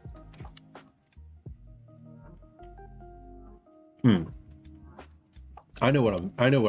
It's a little bit. It's a little liquidy. It's less viscous than my brain was expecting. So it's a little like watery and not. I used milk instead of heavy cream, and I added a little water to it. I added more liquid to this. I could put some sour cream in here, and I think that would be pretty good. I might do that. I don't have any heavy cream. I don't have any more milk. So we're out of luck in that front. This is good though. I'm not complaining about it, but I think it is it's more watery. And I added, to be fair, I did add more water. I probably added two cups of water to this that the recipe didn't call for. So it makes sense that it's more watery. Man adds water, is shocked that it is watery. Follow me for more cooking tips. Couple housekeeping notes before we hit the raid button. Next week we should be live twice. We have a stream on Wednesday and a stream on Thursday. I think that's the schedule. I believe that's what's on the calendar. Checking. Yes. No. Tuesday and Wednesday. Sorry. Tuesday and Wednesday we'll be live next week. I cannot stream on Thursday. I'm gonna be live Wednesday. I don't know. We'll see. We'll update the calendar. But here's the big housekeeping note. After next week, we're gonna take a little break. We have a little family vacation happening. I'll be out for 2 weeks. So the 2 weeks to end July will not be live. There's a very small chance that I would go live while we are doing that, but it's knowing myself, it's really unlikely. Because I'm not bringing any streaming stuff with me.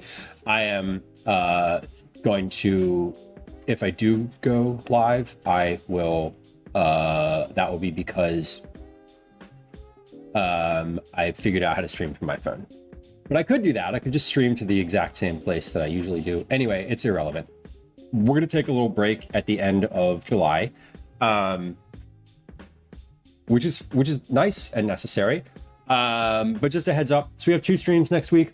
Well, there may be a 3rd stream next week. I've been talking about wanting to do the like nighttime food thing. The nighttime food thing in Philly, going to a couple different spots that are open, basically like start stream at like I don't know, 7, 8 p.m. and go until like 1:30, 2 p.m. I would like to do that. I really would like to do that. I have it on my personal calendar to do. I didn't put it on our stream schedule because I can't commit to it yet. But we're going to have 2 streams next week. There might be a 3rd stream. After that, we're going to be live again in the first week in August. I think the next time we'll be live after that is already, it's on my calendar. I think it's going to be like August 3rd or something like that. So just a little heads up, but we'll be live next week. 2 days, same as usual. We're going to visit Mur Bakes today. Let's get our sounds. Good night, sweet princess. There we go. Here's some raid messages in chat in case you want to copy those. No pressure. Here's one. Here's the other one. Here are some social media links that you can follow to find me elsewhere on the internet. Discord, Insta, YouTube, and Blue Sky are my preferred places to hang out. If I'm being dead honest, I don't ever really use Instagram anymore. Anyway, if you are hanging out from any of the raids today, thank you for chilling. I appreciate you. Feel free to hit the follow button. Follows are silent. If you are, I don't know, whatever. I don't know what I was going to say there. Thanks for hanging out today, y'all. I appreciate your company. We'll be back next week, back on Tuesday. Tuesday next week. Check the calendar in Discord, check the stream schedule on the profile page. I keep those updated. As soon as I know when I'm actually going to be live, I do update them. So if you see something on the schedule, it's on my schedule too. I hope you all have a good one. Happy Friday. Happy Friday tomorrow. Happy Saturday. Happy weekend. And we'll catch you next week if I don't catch you before then in chat. Bye.